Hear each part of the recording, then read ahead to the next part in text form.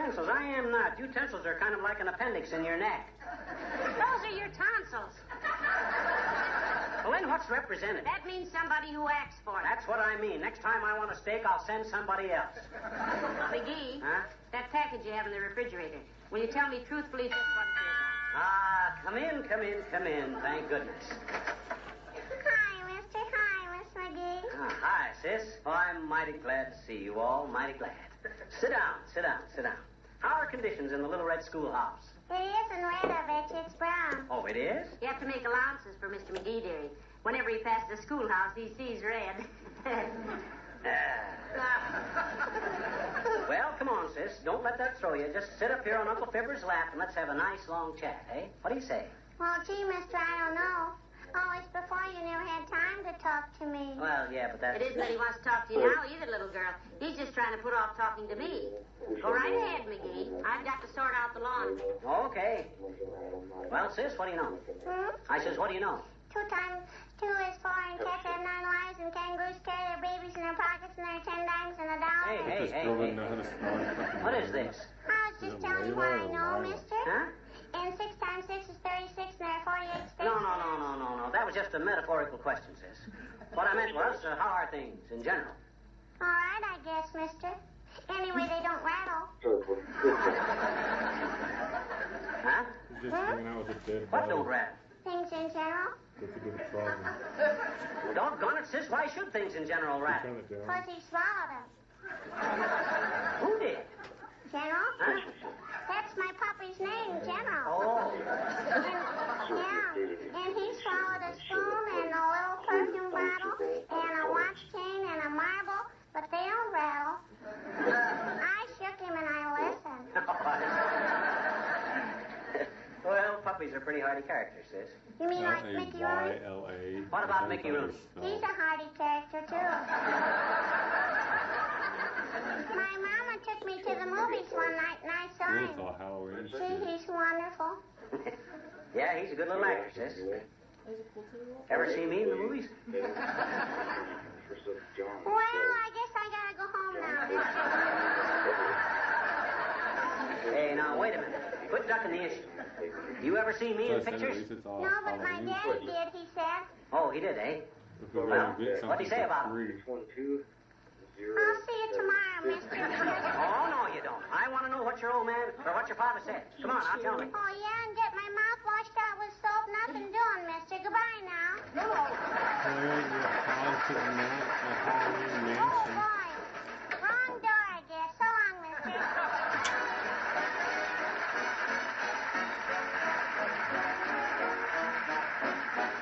The King's Men sing Clementine.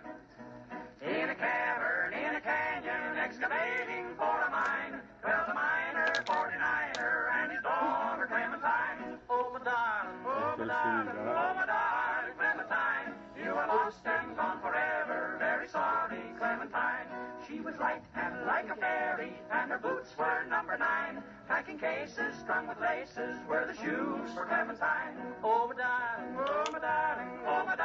Clementine, you are lost and gone forever. Very sorry, Clementine. Oh, she was driving little ducks to water while the steeple clock was striking 9. When she caught her foot and stumbled on a root and tumbled down into the brine. Oh, my darling, oh, my pretty little darling, oh, my darling, Clementine, you are lost and gone forever. Dreadful sorry, Clementine. Her ruby lips above the water flowing bubbles, soft and fine. Alas, I could not swim. The fisher boy say Clementine. Oh, my darling Clementine. And now she's married to the fisher boy. That's how I lost my Clementine. Oh, my darling, oh, my pretty little darling, oh, my darling Clementine. Clementine, you are lost, you're lost to me, and gone forever, dreadful sorry, Clementine, dreadful sorry, Clementine.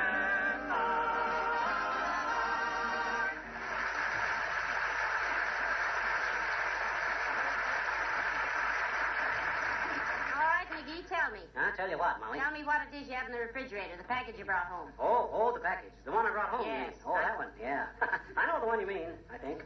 Well, it was like this. I'll tell you later, Molly. Come in. Hello, Mrs. McGee. Hello, Mr. McGee. Hi, Wimp, old man. Hello, Mr. Wimple. Have a nice Easter? Oh, just splendid, Mrs. McGee.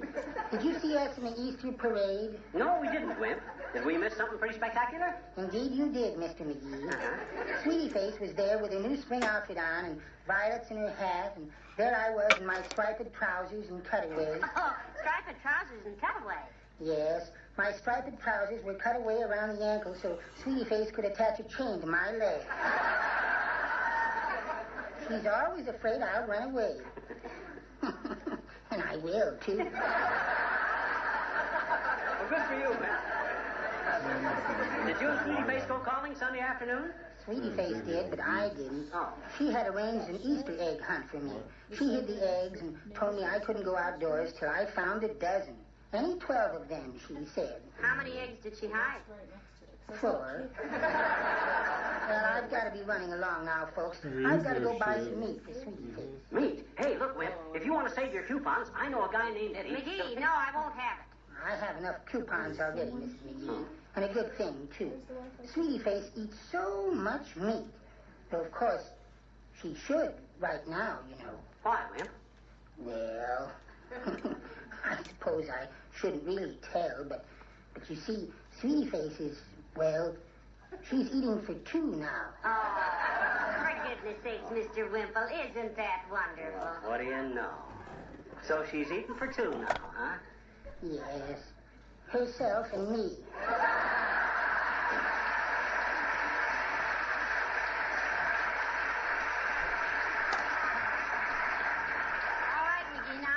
Have what? The story of that package in the refrigerator. Oh, yes, package. Well, sir, it all started way back in Peoria in 1912.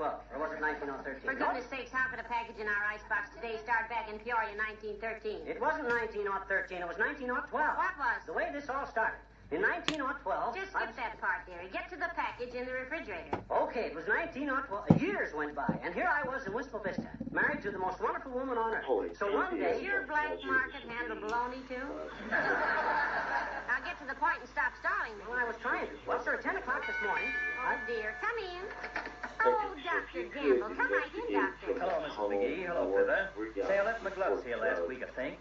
Or did I? You sure did, Doc. Here they are right here. If they'd have fit me, you'd have never got them back too easy, you know that. Oh, sure. Well, thanks very much, folks. Sorry I can't stop to chat, but there's an epidemic of ptomaine in town. I'm pretty rushed. Oh, is it the water, Doctor? No, the city water is perfectly pure, Mrs. McGee. I think it's this black market meat some people are buying. Not that any of them will admit it. You mean the meat ain't very good, Doc? Good. Why don't you grow up, McGee? Why should it be good? Does it go through the hands of government inspectors? Certainly not. Is it properly refrigerated? No. Do black market operators care if it's sanitary or not? No.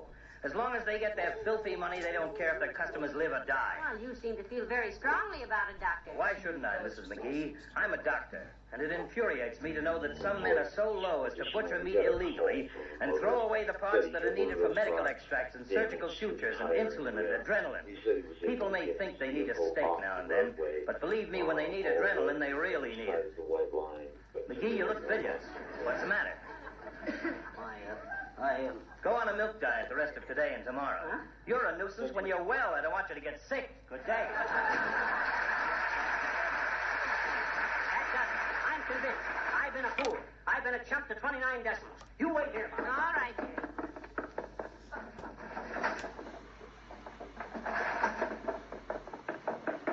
Now, about that package, McGee. There ain't any package in the refrigerator. I threw it out the window. I know. I was watching out this window, and I'm afraid I did you an injustice. Huh? I thought you had some meat in that package. You thought, well, what makes you think I didn't? Well, when you threw it out, Toops' hound dog came by and sniffed at it and walked away. Oh, my God.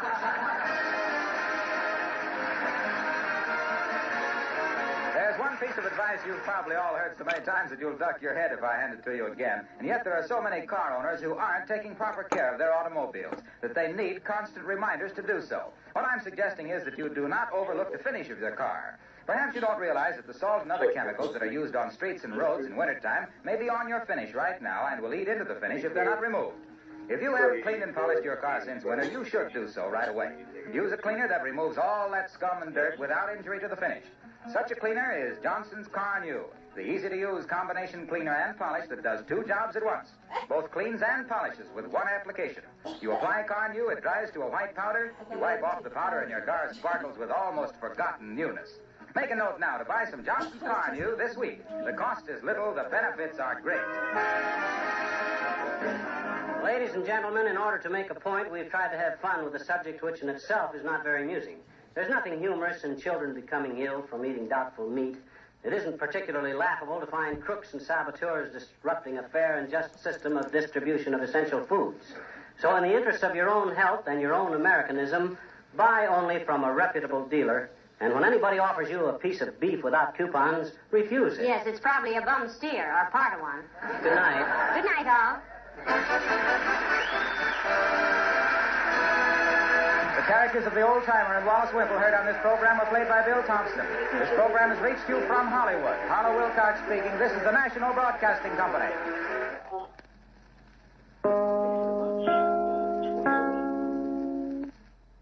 The Johnson Wax program with Fibber McGee and Molly.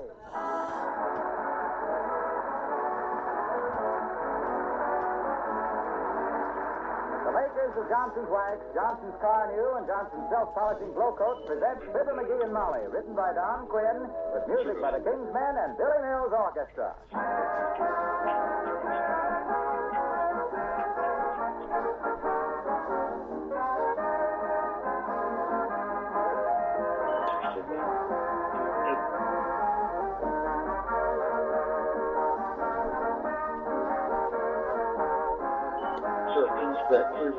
I've mentioned several times before a few of the special protective finishes that the makers of Johnson's Wax have developed and are making for implements of war. I don't believe I included one very important group of these finishes, paints, enamels, and lacquers. When you think of a ship or a tank, you normally think of heavy steel plates. When you think of a large shell, you think of a steel casing. But to get these implements into the war in proper condition and to fight the battle against rust and corrosion requires millions of gallons of protective paints, enamels, and lacquers. Johnson's paint finishes are helping to protect the surfaces of ships, tanks, shells, mortars, hand grenades, life rafts. The list is very long. The finishes are made to meet the rigid specifications of the Army, Navy, Marine Corps, and Maritime Commission. When the war is over, these paints and enamels will be back doing peacetime protective service. In the meantime, any manufacturer having a finishing problem for any piece of war equipment is invited to write S.C. Johnson & Son, Racine, Wisconsin.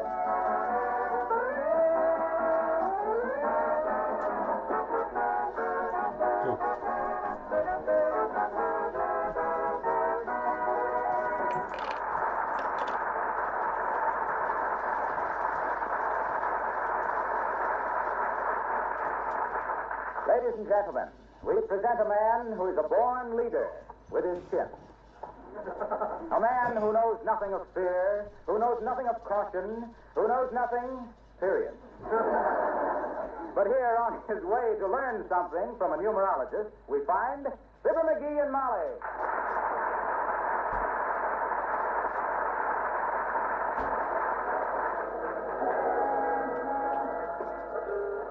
Hey, here's the numerologist place right here, Molly. Must be up over this barber shop. Raggedy-looking place, isn't it? You know, it always amazes me, dearie, that all these people who set themselves up as prophets never look like they made any. Well, why look into the future just to see yourself starving to death? That'd be silly. Come on, it's time for my appointment.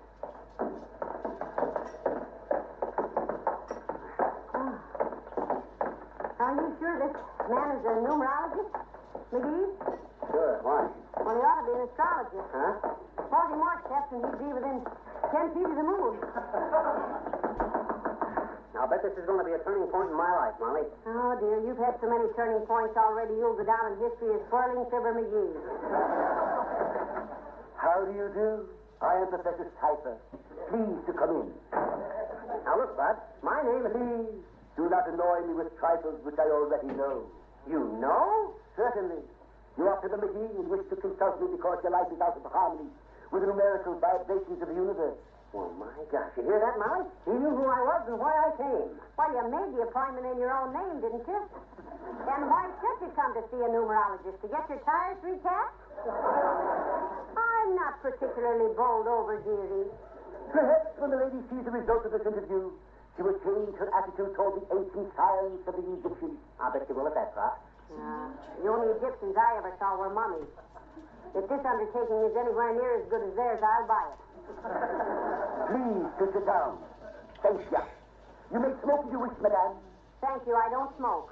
The cheaper vices don't appeal to me, sir. Well, let's get at it, Prof, old top. What have I got to do to vibrate H to the bar? Mr. McGee, in every living person's life force, there is an immutable, unchangeable, unalterable pitch of vibration. That's what I've been telling him, Professor. All he has to do is get in there and pitch. For each person, his fortune depends upon how closely he's attuned to his vibration. If he is in harmony, good luck and health, wealth and happiness will flow about him. I will advise you to change your name. Change my name? That's ridiculous. Why? He changed mine, and what good came of it? Change my name to what, Prof? Now, let me see. Where is my chart? Ah, yes. I would say perhaps 5 letters in the first name, 1 middle initial, and 5 letters in the surname. That would be 11. A prime number with no common divisor, but 1.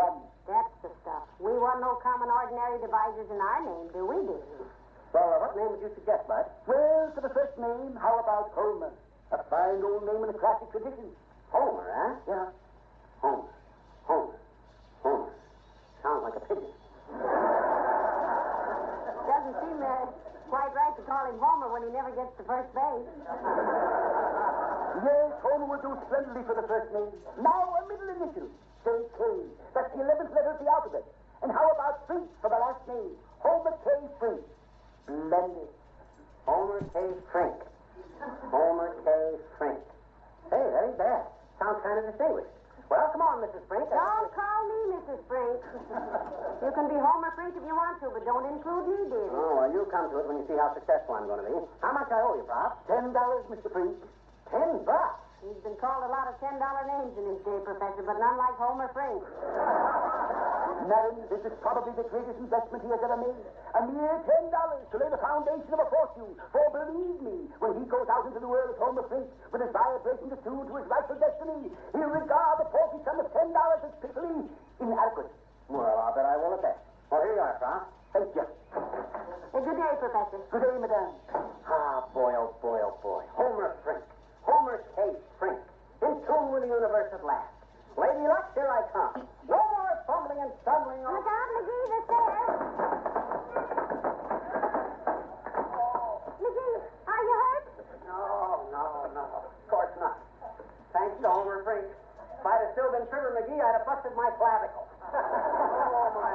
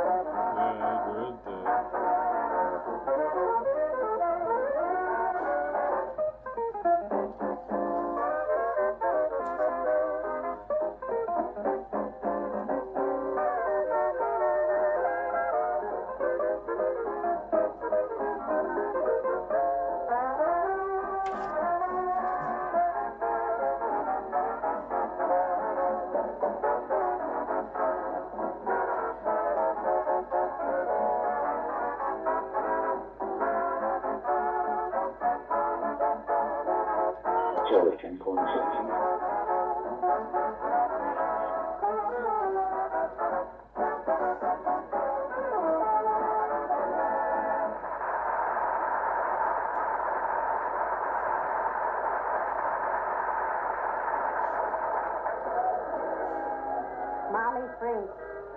Mrs. Homer K. Frink. No, I won't have it. What's the matter, Molly? What you muttering about? McGee, I don't want to be Mrs. Homer Frink. Well, that's a distinguished name. I know a big newspaper woman in Chicago named Frink, and she's one of the I finest... don't care. I'm satisfied just to be Mrs. Fibber McGee. And goodness knows why. You haven't given Homer Frink a chance yet. I guess the professor knew what he was doing when... Well, hello there, Johnny. Hello, daughter. Where are you bound for? Oh, hello, Mr. Oldtimer. And don't call me Johnny, you hear, old-timer? Call me Homer. Or Mr. Frink. Okay, Frank. Not Frank, Frink. It rhymes with...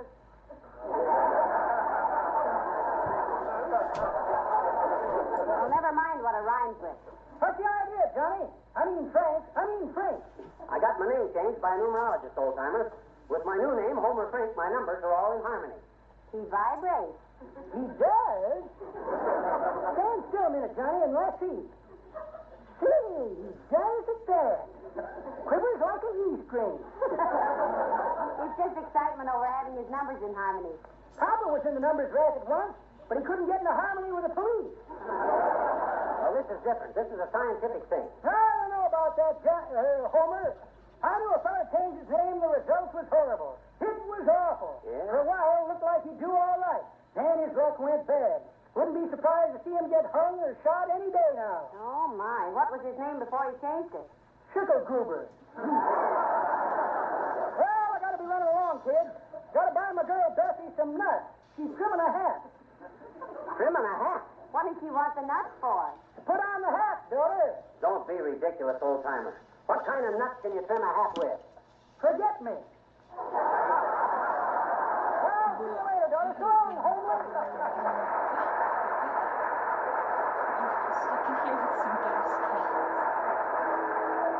Forget me nuts. That old muzzleloader not only don't know what it's all about, he don't even suspect. Come on, Molly. I want to see a couple of guys downtown on a business deal. Going to try my luck at Homer Frink. Oh, McGee, I wish you'd give up this foolishness. I always go along with you up to a point, but this one is too sharp for me. You just keep stringing along with me, baby, and you'll wear diamonds. You've been a good kid. One of these days you'll be proud to be Mrs. Homer Frink. How'd you like to own a big castle in Southern California? Oh, my, that'll be simply ducky, dearie. I can hardly wait to see the happy peasants trampling out the orange fields. Well, don't you be surprised if Oh, something... look, McGee, here comes Mrs. Uppington. Uh-oh. Get a load of that strut. You think she'd get tired of following herself around? Now, behave yourself. Abigail is a fine woman. Oh, hello, Abigail, darling. How nice to see you. Oh, how do you do, Mrs. McGee? And Miss McGee? If you don't mind, Mrs. Uppington, please address me as Mr. Frink. Homer K. Frink. I beg your pardon? Yes, he's had his name changed by a numerologist, Abigail. He now vibrates in walk time, and I'm sitting this one out. I done it for luck, Uppy. Homer K. Frink has got the right number of letters to make me harmonize with the universe. You see, everybody's personality has got what you might call a different wavelength. And the professor says... I see. Is yours a permanent or just a finger wave? Well, either way, it's enough to curl your hair. Okay. Scoff if you want to. Be right. But one of these days, mark my words... Do you mean to say, Mr. McGee... Frink. Do you mean to say, Mr. Frink, that you believe this preposterous nonsense? Are you that superstitious? Oh, indeed he is. He never even lets anyone throw a hat on a bed. My cousin Stetson came to visit us from Peoria once and had to sleep standing up for a week. Okay. Have your fun, girls. Have your fun. But any scientist in the world will tell you that every living thing is regulated by vibrations, by the cosmic rhythm, by the waves. Oh, really, Mr. McGee? I must tell my sister that she'll be so pleased. Is she a scientist, Abigail? Oh, she's a wave.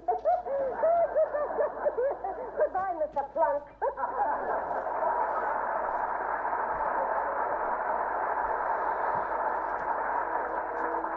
Trouble with Uppington is she won't admit anybody knows anything but her. She's narrow-minded. Well, give her credit, dearie. It's the only place she is narrow. Look at her walking down the street there. Yeah. If she was taller and better looking, she'd be high, wide, and handsome. Well, let's go, Molly. I want to get these guys. Oh, hello, Mr. Wilcox. Hello there, Molly. How are you, Fibber? I'm fine, Junior, but I'm not Fibber. Well, that's... Huh? I says I'm fine, but I'm not Fibber McGee. Like you evidently mistakenly think I am, evidently. Yes. You have the dubious pleasure of speaking to Mr. Homer Frink, Mr. Wilcox. No relation to Benjamin Franklin or Franklin D. Roosevelt. I don't get it. Well, you see, Junior... No, please. Let Molly explain it. I'm confused enough. You were born confused, son. Well, Mr. Wilcox, he went to a numerologist and got his name changed. He is now in tune with the universe, which isn't so hard right now because the universe is slightly off key. I vibrate to the right numbers now, Junior. I got rhythm. Well, for anybody with as big a brass section as you've got, pal, it's a good thing. But I'm glad everybody doesn't believe in that stuff. Why, Mr. Wilcox? Oh, Molly. You shouldn't have ever asked him of that. That's like asking the insurance salesman what he's got in that briefcase. Well, what I mean is, wouldn't it be silly of us to change the name of, say, Johnson's Car and You, for instance? When it's so well known and liked everywhere as the automobile polish that cleans and polishes in one easy application? See what I mean? Why, when a name means as much to car owners as Johnson's Car and You does, why, you'd as soon break a leg as change it. Mm-hmm. You almost broke an arm reaching for that one, Junior. But he's right, dearie. Certainly I'm right. Why, if we changed the name of Car and You, how could motorists know what to ask for when they wanted a product that was so thoroughly time-tested and customer-endorsed? A polish that's so simple and easy to use that a child could do it. That you simply apply, let dry, and wipe off with a soft cloth to get practically a showroom finish on your car. No, sir, we won't change the name of Johnson's Car and You. Well, look, Junior, I wasn't suggesting it. It's no use, Fibber. It's no use. The Johnson people would never hear of it, and I don't blame them. Doggone it, Johnson, I says I was... No, 1,000 times no. Car and You it is, and Car and You it stays. And Racine is going to be pretty sore when I tell him you wanted to change it, too. Of all the ridiculous, stupid, fantastic ideas, to change the name of Car and You, why, that's...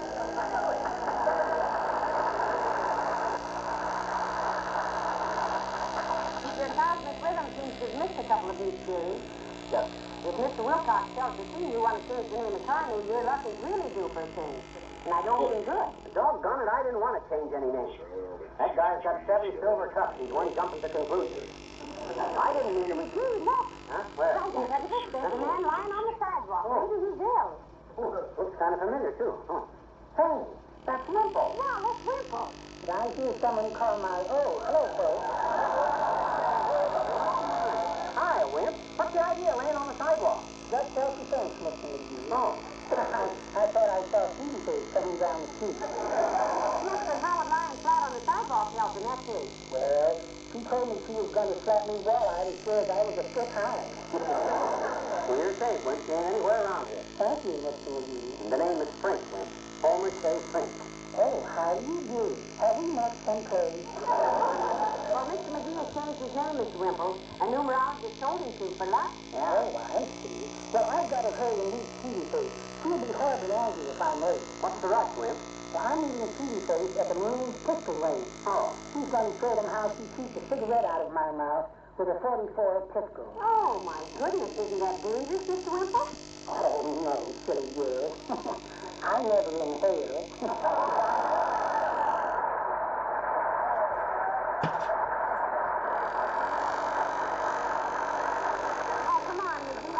Walking the streets. Let's go home. No, well, okay. I'll start out early tomorrow and test out my new name. Let's cross over here. No, McGee. The red light is on. We have to wait for the green. Oh, come on. We're not yokels. There's hardly any traffic. Here, take my arm. All right, and the first truck to come along will take the other. Hey, where do you think you're going? What's the idea of jaywalking? Don't you know it's against the law to cross on the red light? Yeah, but sure, McGee. Where's the officer? Stop arguing. What's your name? My name is Molly McGee. McGee, huh? Yes. And a fine old name it is, too, of course. Yes, indeed. And what's your name? Who, me? Oh, I'm Homer Frink. Homer K. Frink. Well, never let me catch either one of you. What did you say your name was? He said it was Frink. Homer K. Frink. You don't say. Now, don't go away for a minute. Hey, Hennessy! Car the wagon. I got Homer Frink. Wait, wait. I can't take him away in the wagon for crossing against the light. I should say not. That's the least of the things this bird is wanted for, lady. Huh? Homer K. Frink.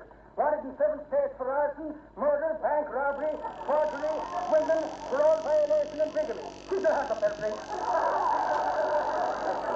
Now, look here, officer. Shut up, you, or I'll take me stick to you. All right, make room there, all of you. This man is dangerous. He is now. I am, too. I mean, I will be if this big baboon don't stop acting silly. Now, you look here, officer. Here comes the wagon. Don't fight smooth now, Frink. Now, look, I didn't. Hey, Molly, get a lawyer. Call the mayor. Get me identified. Don't worry, dearie. I'll straighten it all out. I'll see you later.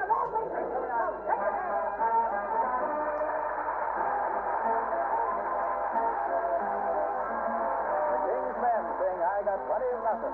Oh, I got plenty of nothing, and nothing's plenty for me. I got no cars, got no mules, got no misery.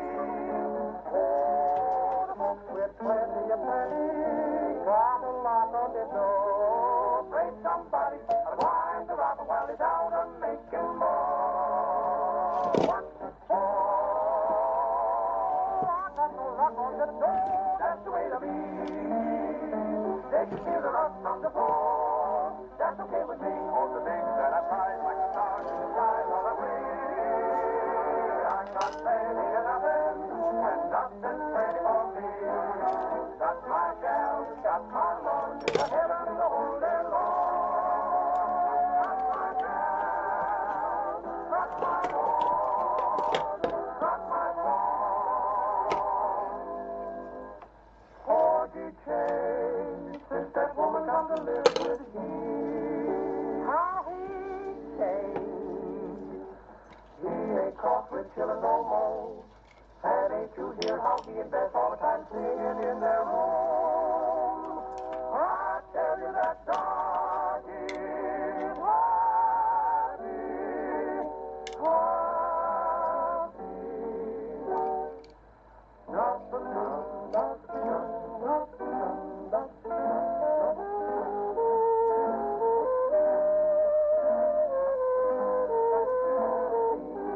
Oh, I got my gal, I got my soul, the heaven to hold their Lord. You complaining? Got my gal, got my Lord, got my soul.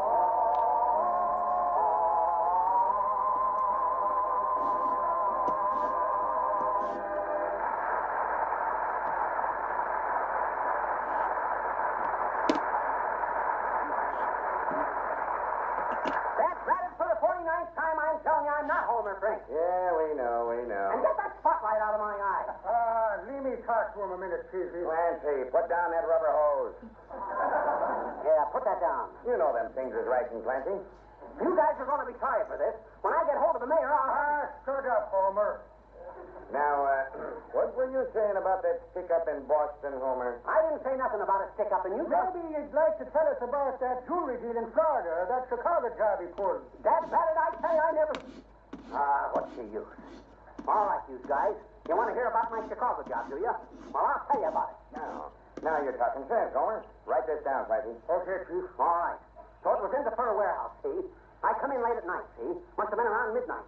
$500,000 worth of furs in there, not a soul around. How'd you get in? Through a skylight? Skylight, he says. What do you think I am, crawling through skylights? I come in the front door. Oh, had a key made, huh? Sure, Chief. Homer's no punk. He knows his stuff. Now, let's see. Entered front door. First thing I done was lock the door behind me, see? Then I took a good look around with my flashlight, see? Make sure there was nobody hiding no place, see? Don't talk so fast, see? Look around. Nobody hiding. I got it. All right.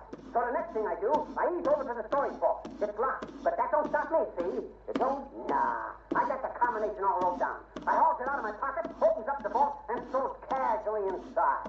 What a nerve. Ah, it was nuts. I picked me out a bale of tables over in the corner. Drags a flock of ermine rats over next to it. Curls up on it and takes me a nice long snooze. You what? You lay down on all those furs and went to sleep? Sure. I had to sleep sometime. I was the only night watchman they had. That was my job in Chicago. For the... Frank, I got a good notion to poke you right on the cell and throw away the key. Oh, yeah? Well, I know my rights, and you can't hold me here incognito like this. You don't mean incognito, Homer. You mean incommunicado. I never know such a thing, neither. Incommunicado is a fruit that grows in California. Them's avocados. I thought an avocado was a kind of a run on the piano. That's obligato. When doggone it, what's incognito? Incognito is when you use a different name. A different name? I could think of a different name for guys like you every 2 seconds for the next 400 years. Can't believe it. Right in here, Doctor. McGee, dearie, are you all right? Oh, sure, I'm fine. Nothing wrong with me, but that a short walk out the front door of this joint won't cure. Yeah. Well, I brought Dr. Gamble to identify you, dearie. Oh. We'll have you out here in no time. Yeah. Hello, Chief. Hello, McGee. Say, you got a mighty high color there, my boy. Been yelling your head off again, have you? Of course I've been yelling. These flatheads are... You know this guy, Doc? Yes, I'm afraid I do, Chief. McGee, I've told you repeatedly about watching your blood pressure, about losing your temper. If you blow up someday like a nickel balloon and pop, don't say I didn't warn you. How much you going to charge me for that?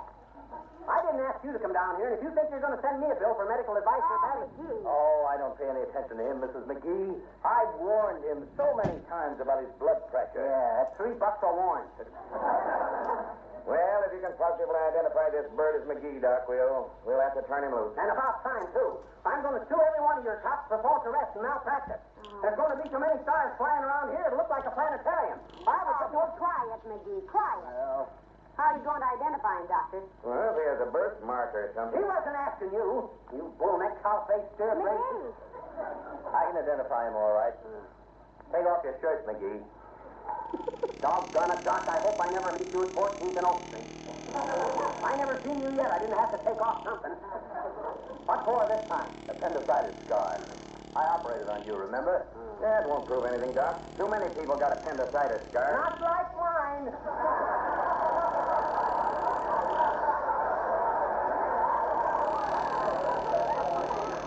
This ham-handed pill roller gave me a scar that if I ever have my face lifted, it'll show over my collar. There, you see? Okay. If you guarantee this guy isn't home free, Doc, we can go. I guarantee it. Come on, McGee. Mind if I put my shirt back on first? That's just a suggestion, of course. I don't know why they ever made such a ridiculous mistake in the first place. He said he was Homer Frink, lady. Look at this circular. Homer Frink is wanted for everything but the shooting of Dan McGrew. How'd you happen to pick that name? He didn't. The numerologist gave it to him. Professor Cipher. Professor Cipher? Yeah, what? He's my brother-in-law. I gave him one of these Frink circulars yesterday. Why, you balls of jerky. You mean he delivered me for... McGee, where are you going? I'm going to go back and see that professor. Print up another circular, Steve. Fibber McGee, wanted for murder.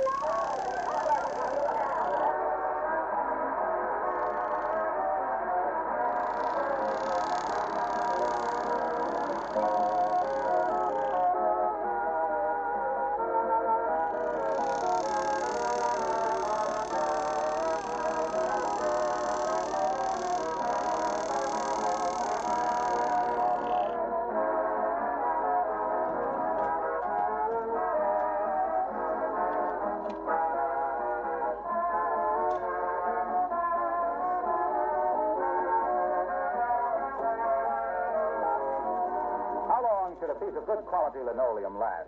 I suppose that's a hard question to answer because for one reason it depends upon how much wear it gets. But it depends upon something else even more, the care that's taken of it. If you protect it regularly with Johnson's self-polishing glow coat, it will actually last 6 to 10 times longer than if it were unprotected. The tough film of glow coat acts as a shield, guarding the linoleum itself from wear. That same film of Johnson's glow coat gives the linoleum great beauty, keeps the colors looking like new. And, of course, Glow Coat is self-polishing. It needs no rubbing or buffing, so it takes practically no work. There are still some women who clean their linoleum by the old-fashioned scrubbing method, which is really harmful. Now, if you're one of these, you'll find Johnson's Glow Coat easier, more economical, and a great help in these days when we all need to make our things wear longer.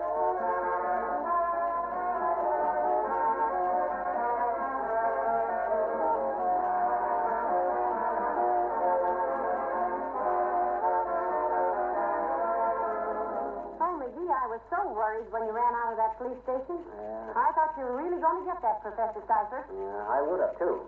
But it took me 40 minutes to cross 14th Street, and by that time I cooled off.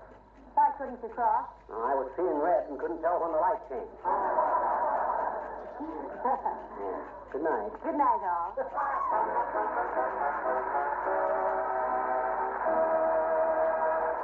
The parts of Wallace Whipple and the old timer were played by Bill Thompson. This is Harlow Wilcox, speaking for the makers of Johnson Wax Finishes for Home and Industry, inviting you all to join us again next Tuesday night. Good night. This program came to you from Hollywood. This is the National Broadcasting Company.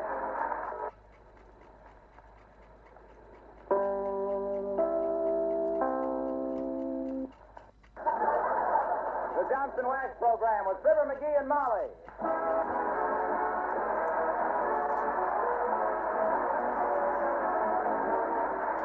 The makers of Johnson's Wax, Johnson's Car New, and Johnson's self-polishing blow coats present Fibber McGee and Molly, written by Don Quinn, with music by the King's Men and Billy Mills Orchestra.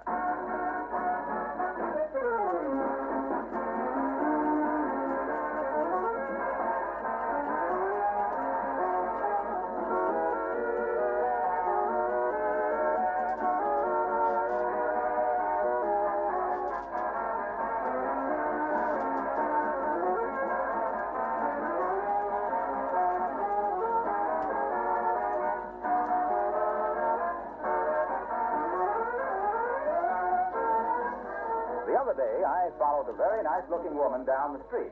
I should add that we just happened to be going the same way. And what made me notice her first was that attractive red, white, and blue shopping cart that she wheeled along beside her. I happened to notice a package of Johnson's Wax among her purchases, and I was reminded again that in these times it's very helpful to have such a product available. In protecting your floors, furniture, and woodwork, Johnson's Wax ties in beautifully with your wartime housekeeping. It saves you work because waxed floors and furniture are easier to clean, require less dusting, and much less work at spring house cleaning.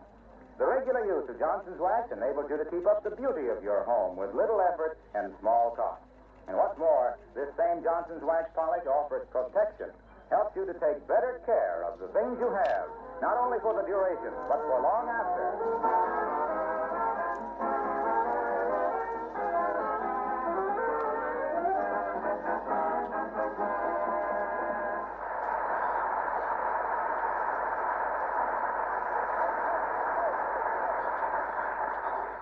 It's a calm and peaceful scene at 79 Wistful Vista tonight. The mistress of the house is in the living room, darning holes out of socks, as little Benny says. And just coming in the front door, as happy as a kid with a new toy, is the kid himself with a new toy, as we meet Fibber McGee and Molly.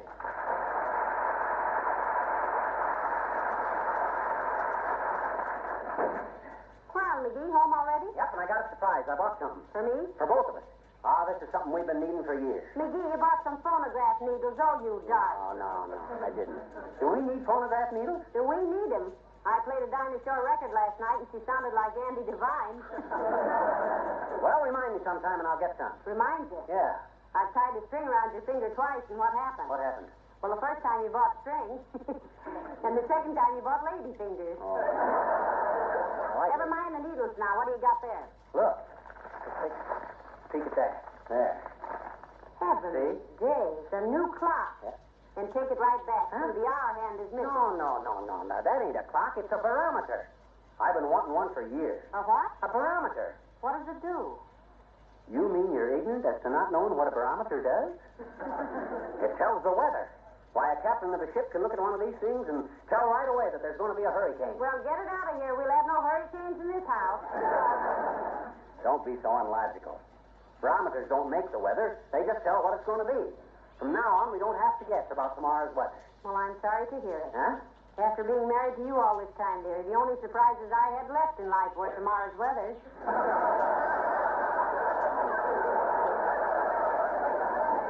Well, be that as it may or may not be or not, just the same, it's a pretty handy gadget. Well, where are you going to hang it? Well, I don't know. I was going to hang it in the dining room so as I could see what the day's weather was when I had breakfast, but I thought better of that. Why? Well, it wouldn't be accurate in there. Temperature's too changeable on account of so much hot toast and coffee and oatmeal in the morning and cold cuts and ice cream at night. No, I think I'll hang it up in the... Come in. Hi, kid. Oh, hi, old-timer. Hello, Mr. Old-Timer. What can we do for you? Oh, I just wanted to ask the kid here if he wanted to go fishing tomorrow. How do you know the weather will be right for fishing? How do you know it won't? Well, he's just got a new weather indicator, Mr. Old-Timer. It prevaricates the weather. Sure it does. Scientific instrument. Very precise. No, give me that scientific ketchup, Johnny. How can a hunk of wire and a piece of glass tell the weather? All you need is a good case of rheumatism, like I got. You know, I've heard of people telling the weather by the twinges in their bones. Ah, that's baloney. I never knew but one guy in my life who could tell the weather by his joints. Who's that? Molly's Uncle Dennis. Every time he starts bending his elbow, we know it's going to be a damp evening. Well, how about tomorrow, Johnny. My bones say the weather is going to be okay for fishing. You better check it with that thermostat of yours, dearie. Okay, I will. Now, let me see. Barometric pressure, low pressure, high pressure, in conflict with cumulus clouds over the... Oh, my gosh. What's it say, Johnny? What's it say? No. No, on the 12th of May, that's ridiculous. It ain't ridiculous if the barometer says so. I'm sorry, old-timer. No fishing for me. Oh, Homer, you're just being silly. Why, it ain't any more going to snow? And don't call me Homer. No, he gave up that Homer K. French business, Mr. O'Connor. I might have knew it. He changes his personality like one of them little lizards. One of them simoleons. No, you don't mean a simoleon. You mean a chameleon. No, he don't, Molly. A chameleon is an actor that does funny stuff.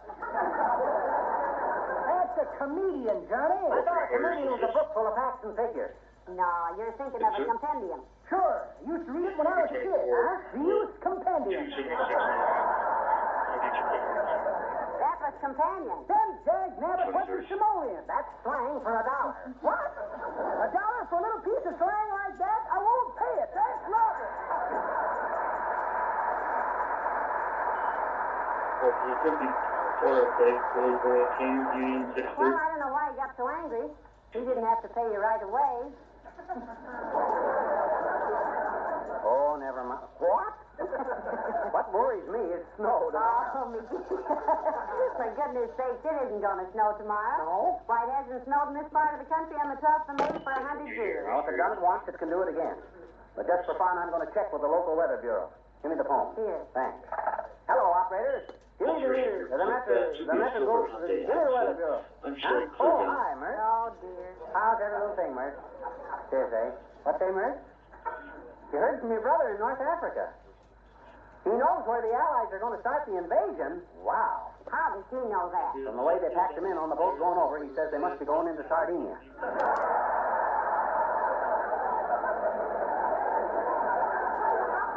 What say, Mert? Yeah, pretty good. Well, I'll call him later. And hey, Mert, you better wear your overshoes tomorrow. It's going to snow.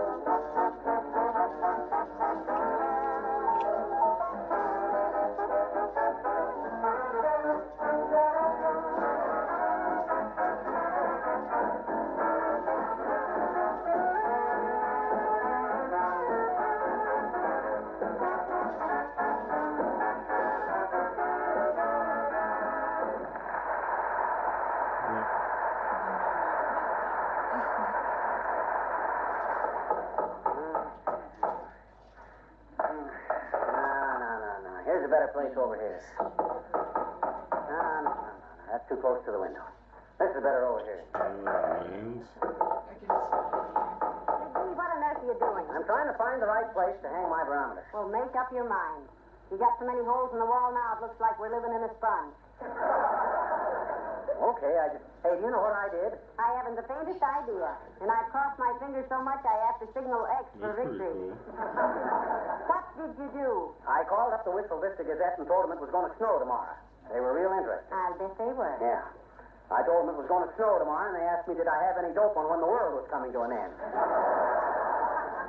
And I says, yes, I did. And they says, when? And I says, when you smart guys learn what's news and what ain't. They realized realized I had them there and hung up on me. Well, they couldn't print that it was going to snow tomorrow, even if it was, which it isn't. That's a military secret. And I always thought that was a lot of malarkey, too. How can you keep the weather a secret? That's about as confidential as fried onions. Hey, how'll the barometer look here? That ought to be... No, McGee, not there. It's right over the radiator. Oh, yes. Always be fair and warmer there. Now, let's see. Come in. Oh, hello, Abigail, darling. How do you do, Mrs. McGee? And Mr. McGee? Hi, Uppity. Throw your coat on the davenport. Take it off first, if you want to. Thank you. I just stopped by, Mrs. McGee, to remind you of my lawn party tomorrow. Oh, you will be there, won't you? Oh, I'll be there, Abigail. I love lawn parties. I have so much fun tripping over croquet arches. Mm-hmm. It'll be even tougher tomorrow, Molly. Won't be able to see the croquet arches. Why not? Snow. No? Snow. According to my husband, dearie, whom I married because he could sing Pretty Red Wing like nobody's business, it's going to snow tomorrow. Snow? How utterly absurd. Well, it's practically the middle of May. Okay. Scoff if you want to. Be right. But when you're at your lawn party tomorrow, when you're scraping them icicles off the Chinese lanterns, remember that Yes, he got himself a barometer, Abigail. Heretofore, he's always forecast the weather by wetting his finger and holding it up. Oh, you're just... And how would that forecast the weather, my dear? Well, if his finger stays wet for 24 hours, it was raining. And if it dried right off, the wind was blowing. And if it got numb, we were having a cold spell. You know very well I've often read of certain primitive types who claim to be able to foretell the weather. Children of nature, as it were. But it's practically a lost art among civilized people. Oh, so I ain't civilized, eh? Well, when my barometer says... I remember when we were just children and we wanted to have a picnic, we always asked McGee if it was going to rain. And if he said yes, we went ahead with the picnic. That's so. As I remember... My great grandfather had a pet chimpanzee he kept in the attic who always knew when it was raining. We discovered later that the roof leaked. Now, wait a minute. Just because the guy reads the scientific instrument... Well, I certainly shan't worry about it snowing on my lawn party tomorrow, my dear. Mr. McGee may consider himself a weather prophet, but I have seen forecasters on an old washing machine that were more efficient and did less squeaking. Oh, yeah? Well, let me tell you something, Mrs. Furthermore, Mr. McGee, if it does snow tomorrow, I shall be here with a shovel and clean off your sidewalks. Goodbye.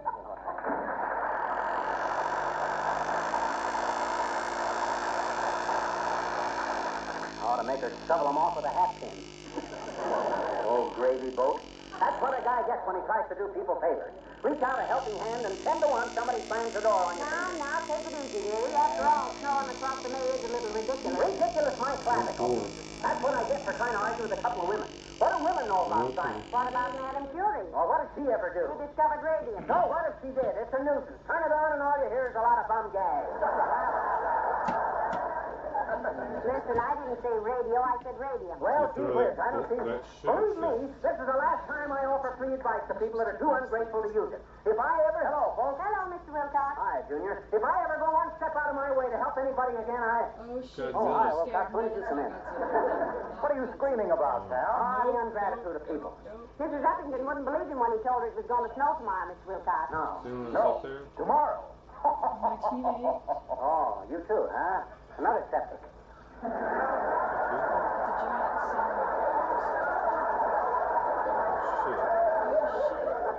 Well, this is what always happens when a guy's a little ahead of his time, that's all. Listen, you're about 6 months ahead of yours, Jerry, with that snow business.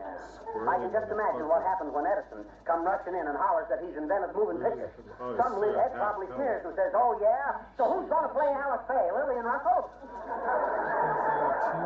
Oh, calm down, Fibber. Take it easy. What makes you think it's going to snow tomorrow? Well, he's got a new barometer, Mr. Wilcox. He says a ship's captain can take one look at it and tell if he's going to get a load of sugar cane. I didn't say sugar cane. I said hurricane. Oh, yeah, that's right. Well, look, I wish you'd take a look at that barometer again, pal. You're making a bum out of lots of smart car owners. Why, said little Fibber, with good humor in his merry blue eyes and all over his vest.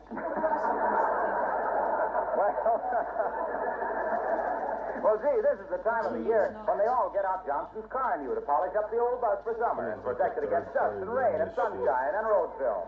Yeah, so take back your weather, man. Listen, Crawford, I didn't make this barometer. I bought it.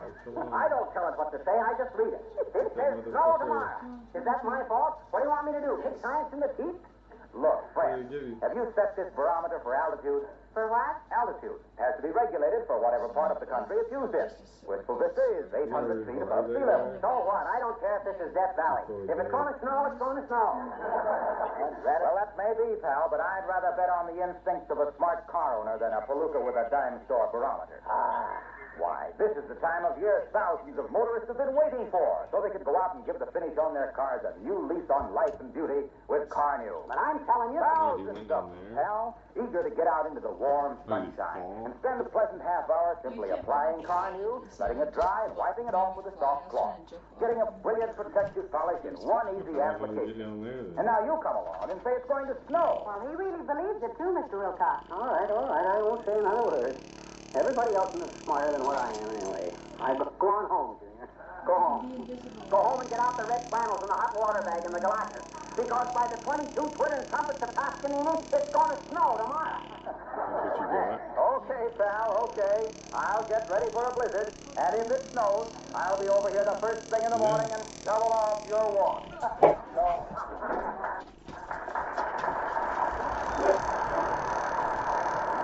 Well, you don't seem to be convincing anybody, dearie. Who cares? But I'm surprised at you, Molly.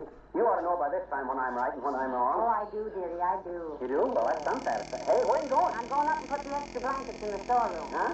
Now that summer's here, we won't need them anymore. I'll be down again in just a minute. Her too. Oh, well, she's been a good kid. Just don't understand scientific stuff. Now, let's see.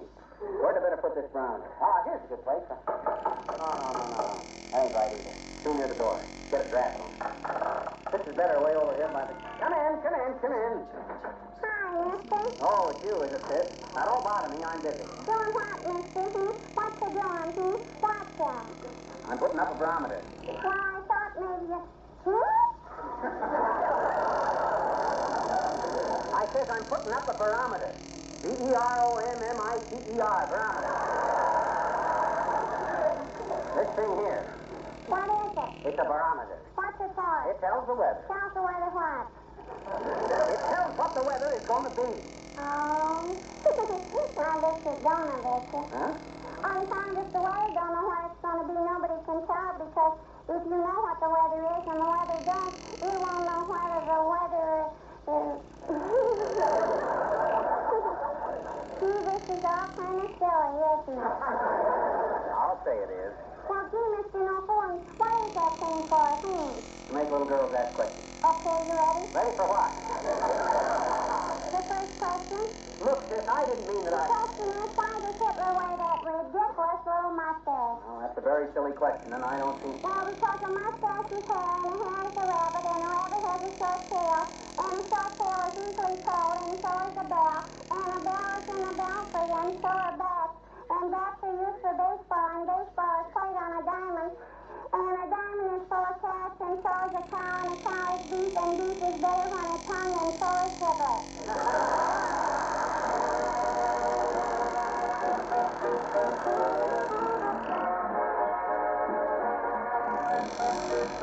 The King's Men sing Steamboat Bill. Down the Mississippi steams the whippoorwill, commanded by the pilot, Mr. Steamboat Bill. He only gave him orders on the string you keep, without to beat the present record of the Robert E. Lee. Just beat up the fire, let the old smoke roll, burn up all the cargo if we run out of coal. If we don't beat that record, Billy told the mate, then my mail and carabiner at the Golden Gate.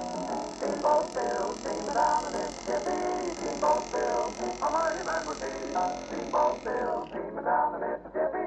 Gonna beat the record of the Robert E. Lee. On board there was a captain man from Louisville, who tried to get a bet against the whippoorwill. Billy Frank rolling really was up there. The boiler in his motor threw them up in the air. The camper said to Billy as they left the wreck, I don't know where we're going, but we're dang and dang. But Billy said to the man, I'll tell you what I'll do. I'll bet another $1,000 I go higher, higher, higher, higher than you. Steamboat Bill tore up the Mississippi. Steamboat Bill, the tide is getting square. Steamboat Bill tore up the Mississippi. When the boiler blew, it got him up in the air. The wife of Mr. William was at home in bed when she received the telegram of Golden set to all the children, but the Johnny Land. The next papa that you have will be a railroad man. Steamboat Bill, missing on the Mississippi. Steamboat Bill, join the Angel Band. Steamboat Bill, missing on the Mississippi. He's a pilot on that ferry to that promised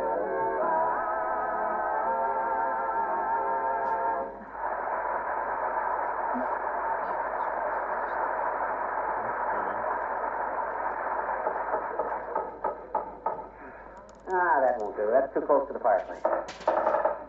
Now, let me see. If I put it on the west wall where it can watch the sun rise, it ought to be all... Yeah, that's it. McGee, haven't you got that barometer hung up yet? No, but this ain't the kind of a thing a guy rushes into, you know. You got to maul it over in your mind. If I put it on this wall here, I think... My, it's getting late for callers. Come in. Oh, hello there, Dr. Gamble. Come right in. Hi, Doc. Well, what's the matter with you, my boy? You don't look sick. Oh, I'm not sick, Doc. The reason I called you, I want to know what's the thing to do when a guy smashes his thumb. Oh, McGee, did you smash your thumb with that hammer? Take off your shirt, McGee. There you go again. Take off your shirt. Take off your coat. Take off your... Where'd you get your degree, Doc? In a burlesque theater? Come on. I'm a busy man, McGee. Which thumb is it? Well, it'll no doubt be this one on my left hand. What do you mean, no doubt? Well, gee whiz, I never pounded a nail yet that I didn't smash my thumb. So I thought it'd be smart to call Doc Gamble so he'd be here when I done it. Oh, dear. Stick around, Doc. Hand me the hammer, Molly. McGee, the best treatment for a smashed nose. I didn't say nose. I said thumb. I said nose. Huh? Because the very next time you call me over here on some silly errand, I'm going to poke you right on the nose so hard you'll breathe down the back of your own neck. Oh, dear. I'm sorry, Doctor. He had no business calling you until he was hurt. Oh, no? Well, in China, you only pay a doctor when you're well, and I think You think? If a thought ever percolates through that crankcase of yours, it'll be dancing in the streets. After this, never pay my bills, McGee. Huh? But when you die, leave me your brain. I want to mount it on the head of a pin and send it to Johns Hopkins. Good night.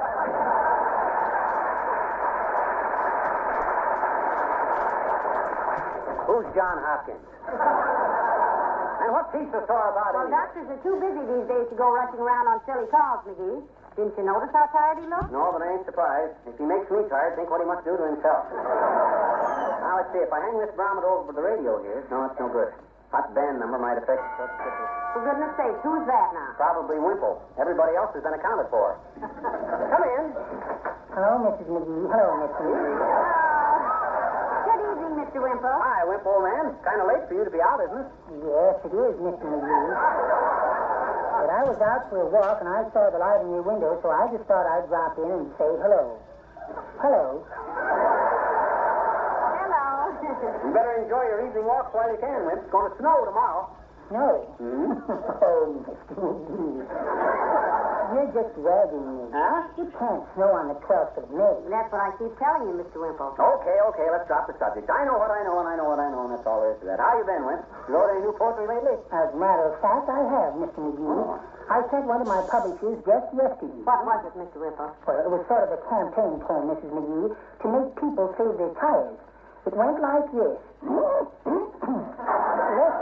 Let's all drive 35 or less and help the world clean up this mess. Because we're short of tires, you know, and they'll last longer driving slow. If you turn so fast your tires squeal, you know you're being a rubber hero. Hey, that's pretty good, Wimp. Fine. But there won't be much driving tomorrow, fast or slow. Be too slippery. Have the snow plows out all day. Plow the snow. Well, if you really think it's going to snow, Mr. McGee, I'd better call Sweetie Face. She was driving to Gunnersville tomorrow, and I'd better tell her to go by way of the River Road. The river road? Oh, no, Wimp. That's too dangerous. Every time it snows, that bridge goes out. Yes. Good night.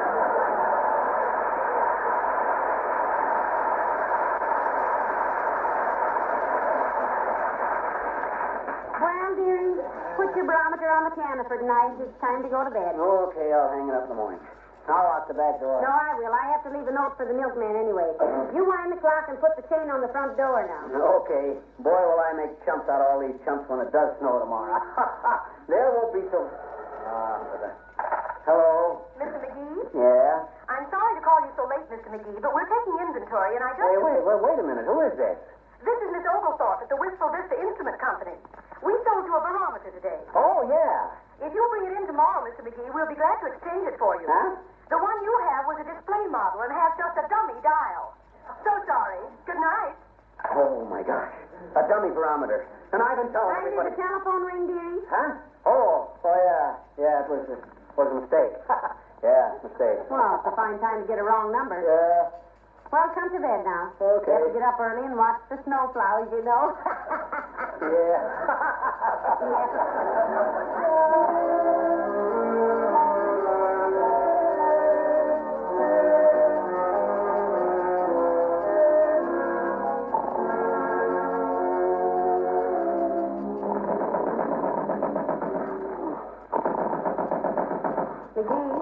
McGee, wake up. There's somebody at the door downstairs. What time is it? I don't know, but it's daylight.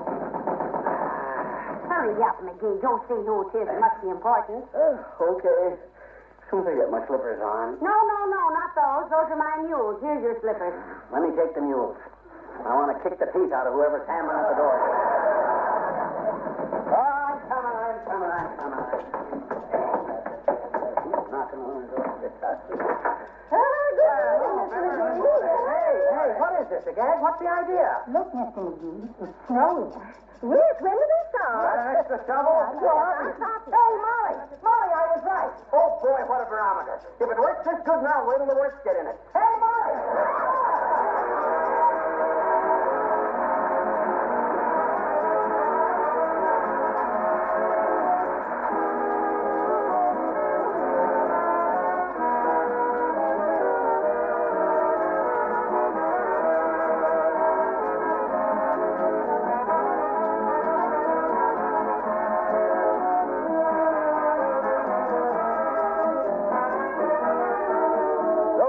Doing your spring house cleaning this week, we'll be glad to hear a letter we just received from a lady in Michigan.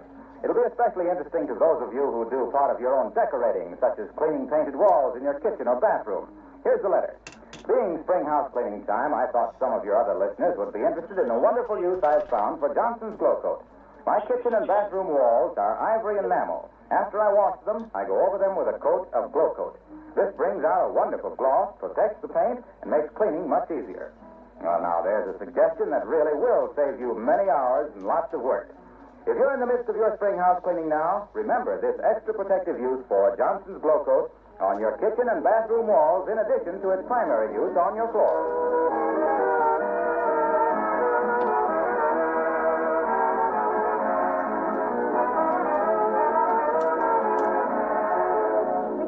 You know you're famous. Everybody's talking about you. The newspaper called and wanted an interview, and one of the airlines wants to hire you as a weather expert. Oh, I'm so proud of you. Oh, it's nothing that any red-blooded American boy couldn't have done. I was just lucky, I guess. Lucky nothing. You're smart, McGee. And you know what? Huh? I just looked at that barometer again, and it still says snow.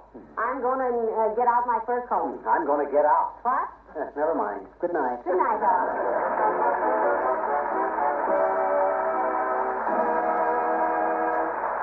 Characters of the old-timer and Wallace Winkle heard on this program were played by Bill Johnson. This is Harlow Wilcox, speaking for the makers of Johnson's Wax Finishes for Home and Industry, inviting you to be with us again next Tuesday night. Good night.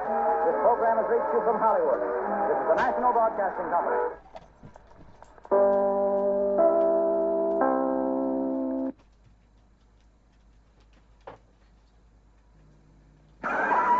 The Johnson Wax Program with Fibber McGee and Molly.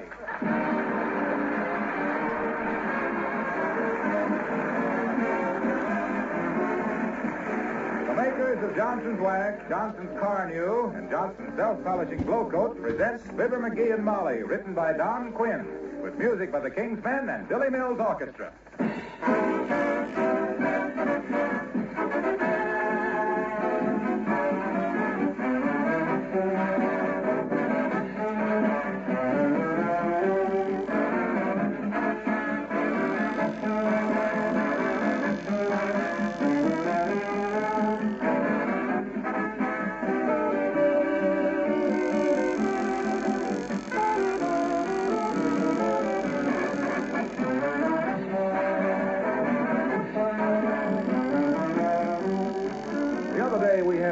interesting letter from a woman who proposed a use for Johnson's wax which she thought might belong in our Department of Unusual Uses. It had to do with protecting and improving the looks of porch floors and woodwork now that spring is here and porches are coming into use again in so many parts of the country. Well, this use for Johnson's wax really isn't unusual, but it's a good idea, especially now that homes throughout the land are getting their spring house cleaning. Clean your porch floors now, and then spread on a coat or two of Johnson's paste or liquid wax. Wax the woodwork, too. You'll be giving the finish, whether paint or varnish, honest-to-goodness protection against dirt and the rains that blow through your porch screens. And you'll make future cleaning easy, because the extra dirt and dust that accumulates on porches is easy to wipe off Johnson wax floors and woodwork.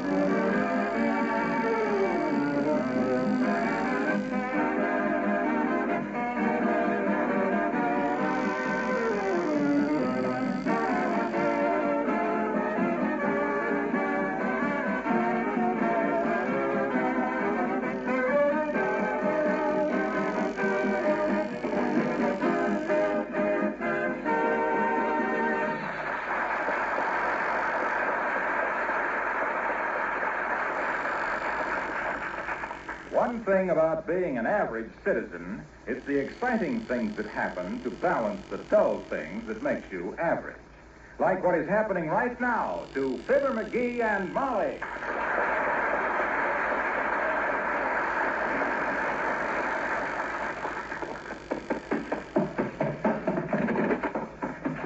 Hey, Molly, something awful has happened. Now, take it easy, McGee. Won't you wish? Whatever it is, in 20 or 30 years, you'll look back at it and laugh. Yeah.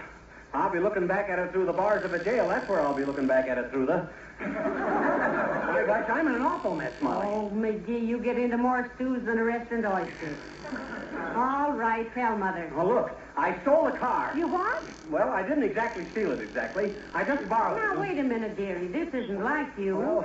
I'd known you to sneak a peek at the discard playing gin rummy and give yourself a slight edge in your income tax, but I'd never known you to steal. Wasn't exactly stealing. You see, I had to get downtown in a hurry, see? What for? Well, they got a new punch board at the cigar store, and the first prize is a swell big ashtray showing Roosevelt and Churchill shaking hands, and it says underneath, put it there.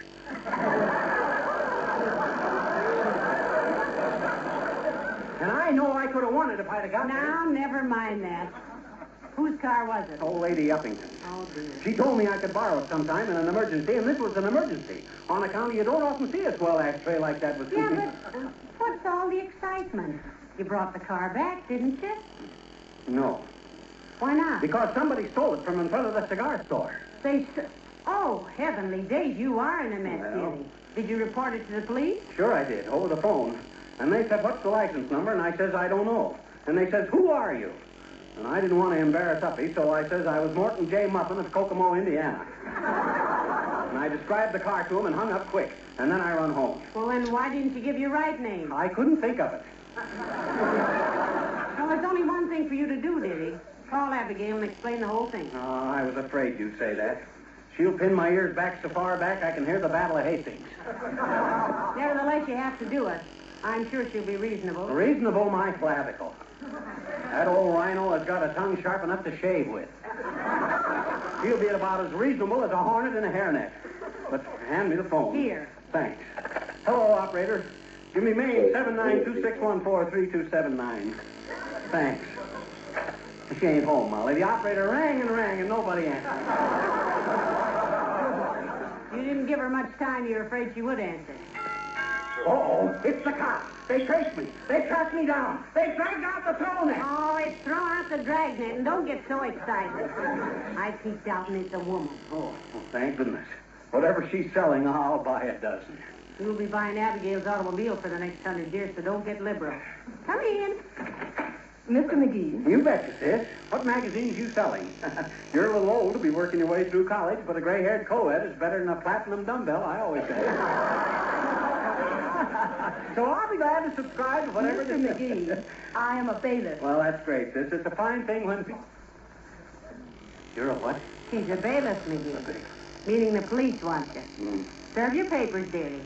This isn't official, Mrs. McGee, but they would like to have Mr. McGee drop in at the police station as soon as convenient. Thank you. Boy, this looks bad.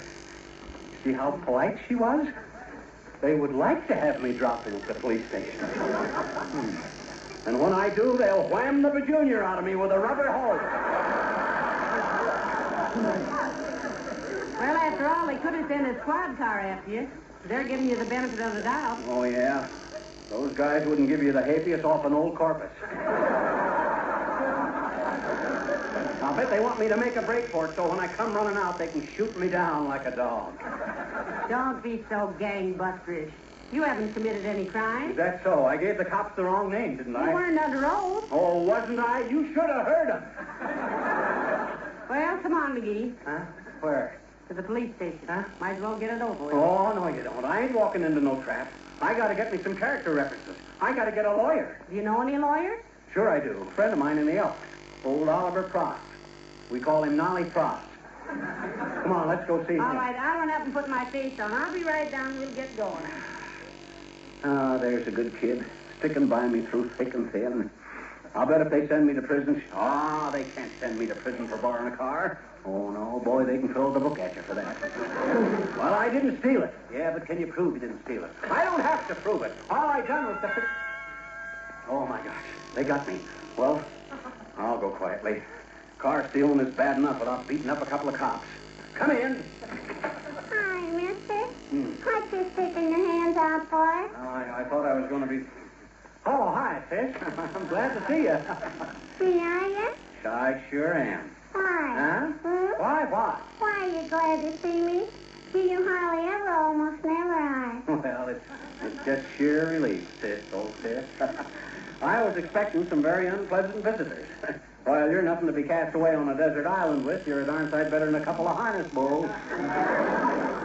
See, are you getting some harness blows, mister? On the contrary, sis. On the contrary. Look, sis, I guess you better run along now. I don't want to be hospital. I don't want to be an old nasty, but, well, I got to be alone. I want to be alone with my thoughts. Oh, look, mister. Yeah? We've been friends a long time, haven't we? Certainly seems like a long time. I'll admit that. You got something on your mind, I know. Huh? Some secret sorrow, gnawing at your heart like an evil serpent. Huh? I know you don't like to burden others with your sorrows. You don't like to lean the weight of your sorrows upon others' shoulders. You're the strong, silent type. Who, me? What good is a friend if not to share your sorrows? To lighten your burden as we struggle down life's road together. Why don't you open your heart and pour out your trouble to a woman? A woman whose understanding heart will help you bear your lonely load. Come on, what's the matter? Well, gee, sis. Well, that's awful nice. Yeah, that's from a radio program I heard last night. It's called A Bleeding Heart. Well, that's a mighty pretty hunk of sentiment, sis. Yeah, but it's a lot of malarkey, huh? Yeah, if anybody gave me that baloney when I was in a jam, I'd slap them silly. Well, that's a fine idea. Oh, no, you don't. I'm getting out of here.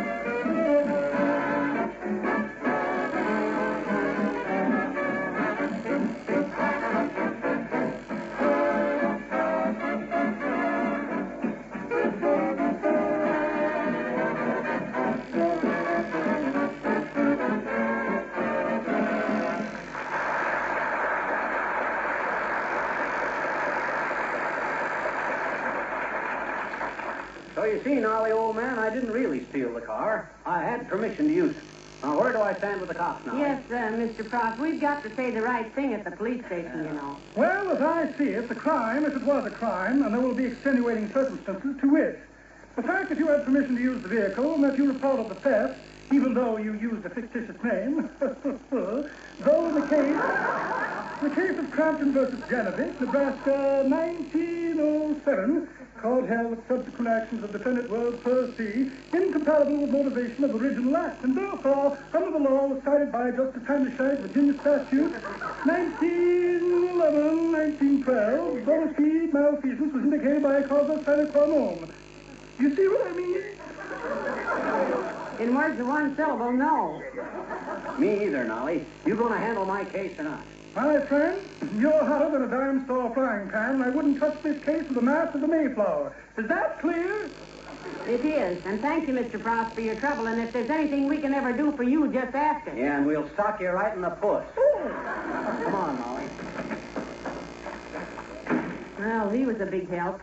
You got any more big-hearted friends that will rush to your defense, dearie? Yeah, I gotta do something quick. What I need is some character witnesses. Might be smart to leave your character out of this, sweetheart. If Mr. Frost was too scared to handle the case, you must be halfway to the hot seat right now. Oh, that's silly. I haven't done anything. Gee whiz, they can't treat me just like... Well, hello there, kids. What you doing in this building? Oh, we had to consult a lawyer, Mr. Oldtimer. Oh, kids. Don't do it. Don't do it. Huh? Patch up your troubles and make the best of it. Look, daughter, maybe Johnny here is kind of impulsive and is always putting his best foot in his mouth. So what? And Johnny... What are you talking about? Oh, you two kids seen a lawyer when you've been so happy together. Why, Jiminy? Don't you know that marriage is a wonderful thing and nobody... Say, who's talking about marriage? We had to see a lawyer about somebody stealing a car. Yeah. Oh, I see. Thought for a minute you and Johnny were... it wouldn't be a bad idea either.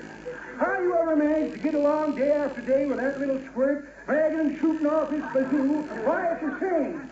You get caught back in there, daughter, and file papers.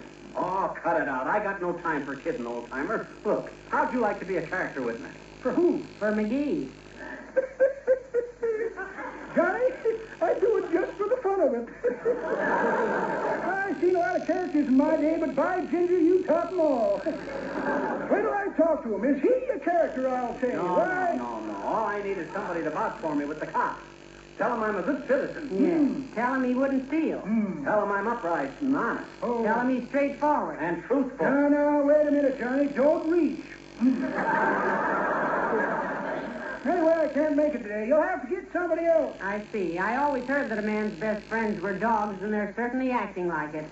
Okay, old-timer, but don't ever ask me any favors. No, now, kids, don't be like that. I'd do it if I could. I'd go with you in a minute, except...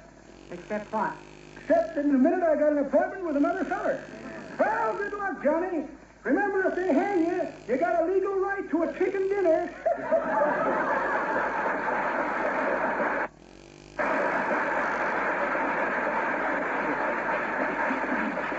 Why, that old vinegar lip. Well, it just goes to show you, dearie. Friendship is just relative. What do you mean? I mean you can only depend on your relatives for friendship.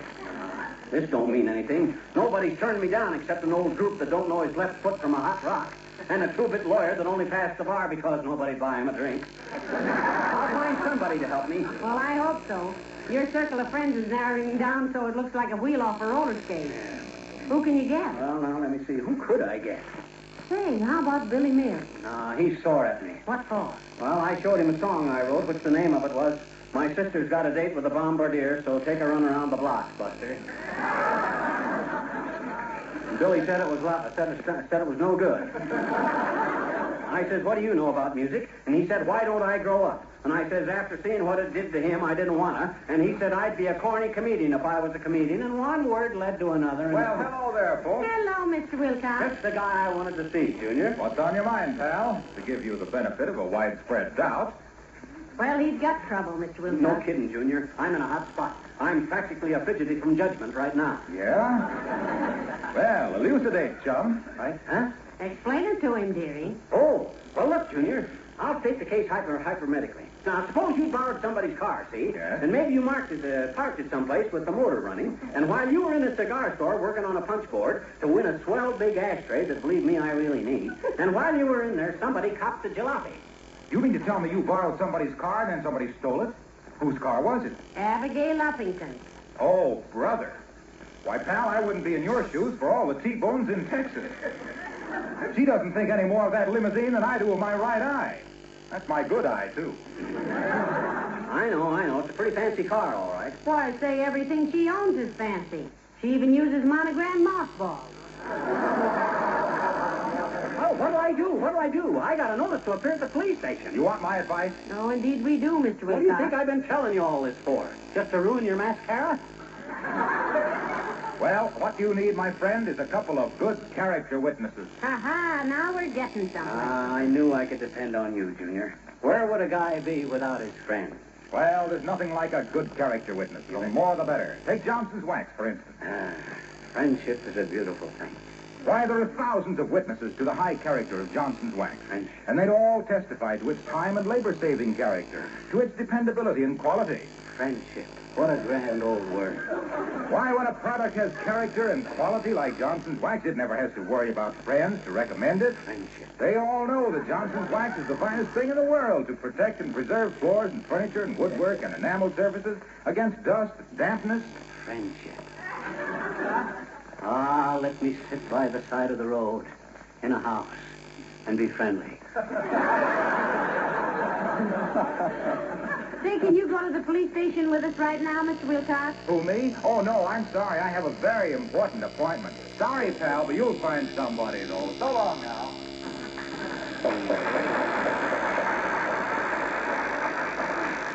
How do you do it, dearie? Do what? Inspire such unselfish devotion and loyalty in your friends. They all leap to your aid like a bunch of cast iron deer. Yeah. Like a fleet of ships deserting a sinking raft. Stop it now.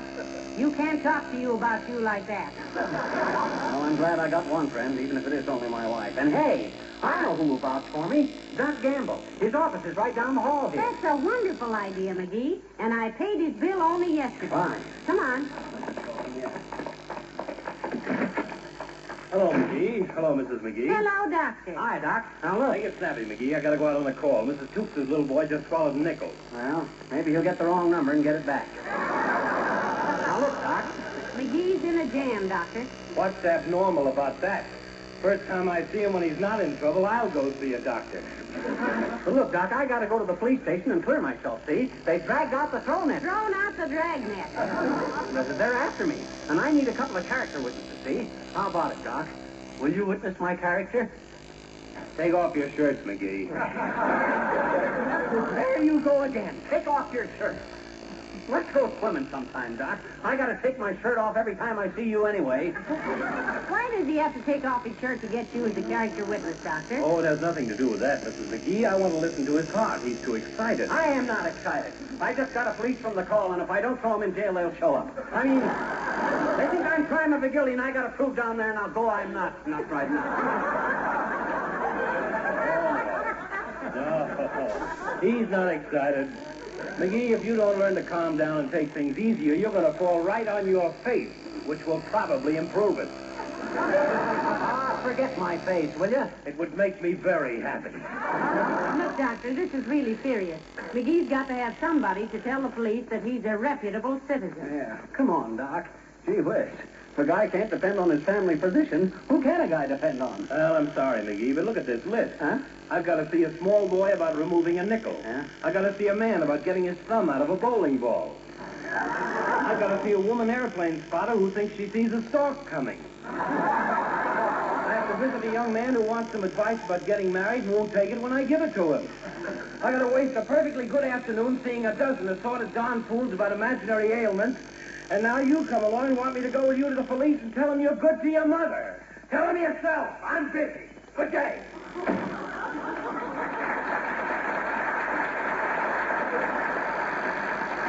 McGee, Huh?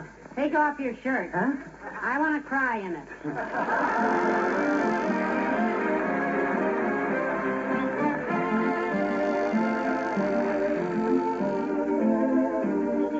King's Men sing Coming In on a Wing and a Prayer. One of our planes was missing, 2 hours overdue. One of our planes was missing with all its gallant crew. The radio sets were humming, we waited for a word. Then a voice broke through the humming, and this is what we heard. Coming in on a wing and a prayer. Coming in on a wing and a prayer. So there's one more gone, we can still carry on. Coming in on a wing and a prayer. What a show, what a fight. Yes, we really hit our target for tonight. How we sing as we limp through the air. Look below, there's a field over there. With our full crew aboard and our trust in the Lord, we're coming in on a wing and a prayer. What a show, what a flight, what a day, what a night. We got through and didn't quit till we got a solid hit on our target for tonight. So we sing as we live through the air. Look below, there's a field over there. With our full crew aboard and our trust in the Lord, we're coming in on a wing and a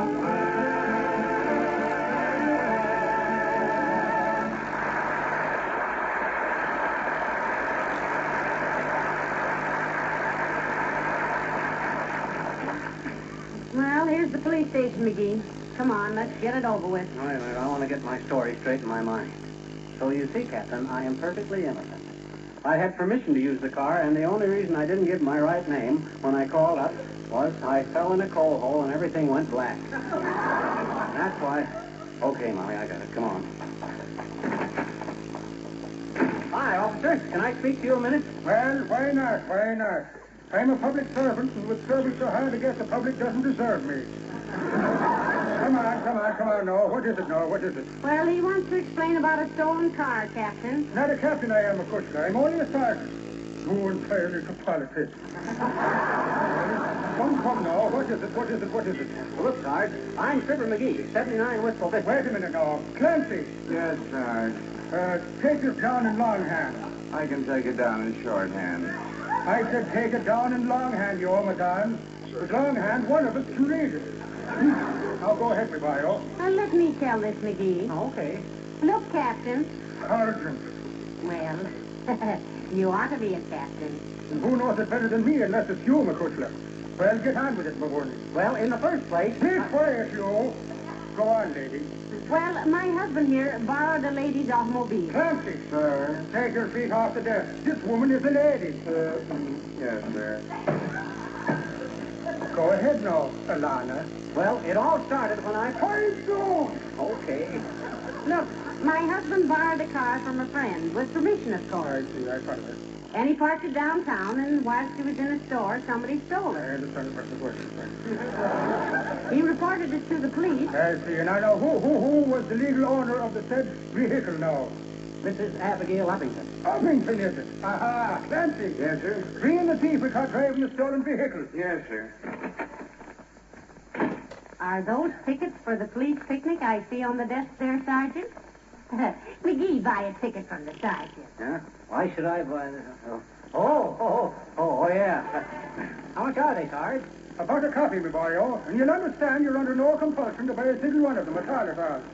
You'll be wanting 10, no doubt. 12. 12? Yes, 12. Well, you better make it 15. Here you are, Sarge, $15. Well, thank you very much. You're a fine public servant citizen, you are. Here she is, Doc. She was driving the stolen car when Fitzpatrick and Goldberg picked her up. Why, this is an outrage. I demand to see a lawyer immediately. Abigail. Uppy. Oh, Mr. McGee, will you tell this public detriment exactly who I am? Well, this is Mrs. Uppington, Captain. The owner of the car my husband borrowed. Your husband borrowed that? Oh, so it was Mr. McGee who took my car and left it outside a cigar store with a motor running. Yeah, but look, Uppy, you told me I could take it sometime in an emergency, and there was a swell big ashtray with Roosevelt and Churchill shaking hands. Let go of the lady's arm. What's the matter with you? Don't you recognize the rights of a citizen in a car sale? No, apologize. The apology of the police department. Thank you. And now, Mr. McGee. Abigail, McGee was nearly only trying to... Be quiet! Quiet, all of you! Quiet! Oh. Driving me out of my mind. Lady, you can go. I'm sorry for the mistake. Thank you. I realize that you were only doing your duty, officer. But when my legal advisors get through with this man here, this Mr. McGee, he will be lucky to own the shoestring he started on.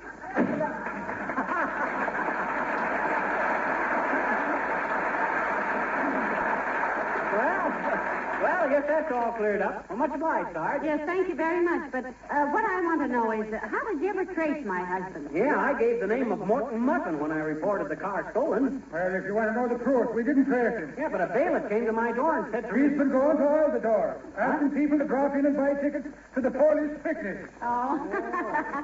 Well, we've done that, too, so everything's taken care of. Come on, McGee. So long, Sarge, and thanks for... Not so fast, Joe, not so fast. Clancy, hold this man for driving without a license, parking in no parking zone, leaving his motor running while parked, and giving a false name to the police. Lock him up!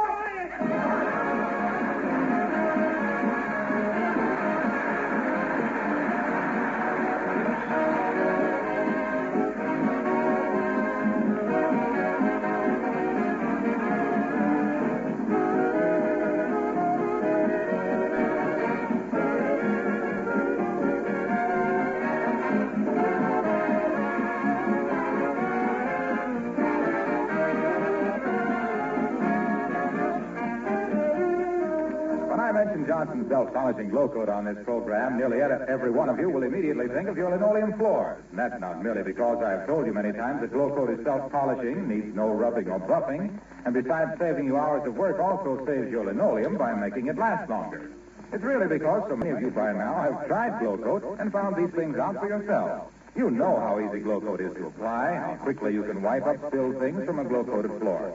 It's a great convenience to have Johnson's self-polishing glow coat on your shelf in times like these, when you want to take extra good care of your floor surfaces and still save time to devote to essential war activities.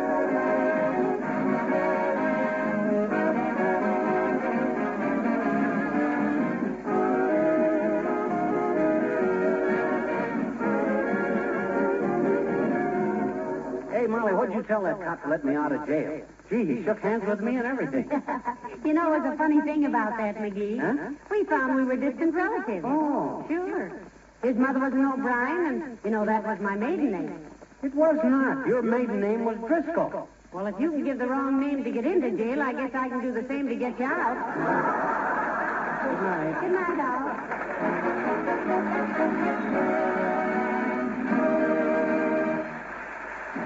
The character of the old-timer heard on this program was played by Bill Thompson.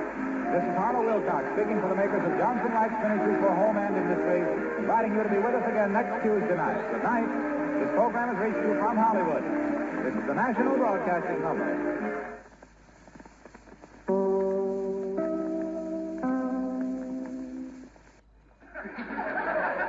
The Johnson Wax Program with Fibber McGee and Molly.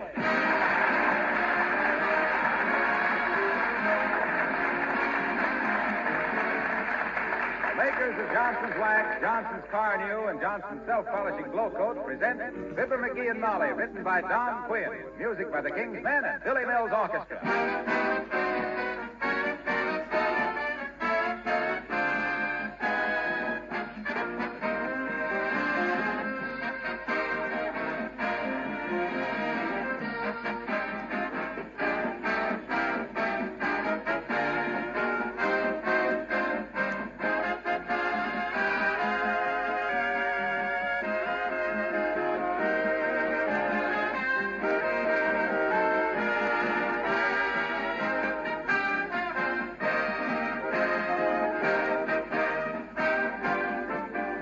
During the past few weeks, I've mentioned quite a few unusual uses for Johnson's Wax. As a Matter of fact, I've been getting some very interesting letters passing along more of these helpful suggestions, and I intend to mention them from time to time.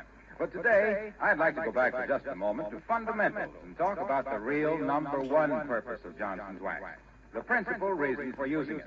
It's protection, of course. Protection for the finish of your floors, your tabletops, windowsills, yes, and your leather goods, refrigerator, and countless other things. The wax itself takes the wear. The finish underneath is safe. That's why in times like these, it's so important to keep your floors, furniture, and woodwork regularly waxed. After all, it does save you hours of work, too. And that's important right now for all of us. And it makes your entire home gleam and glow with protected beauty.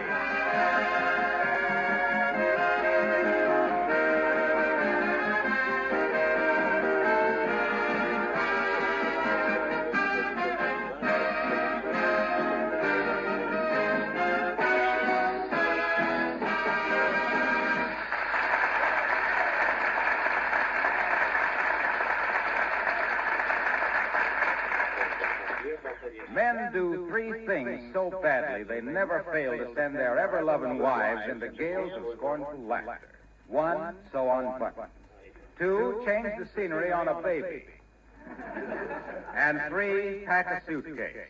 Get a load of number 3 as we meet Fibber McGee and Molly.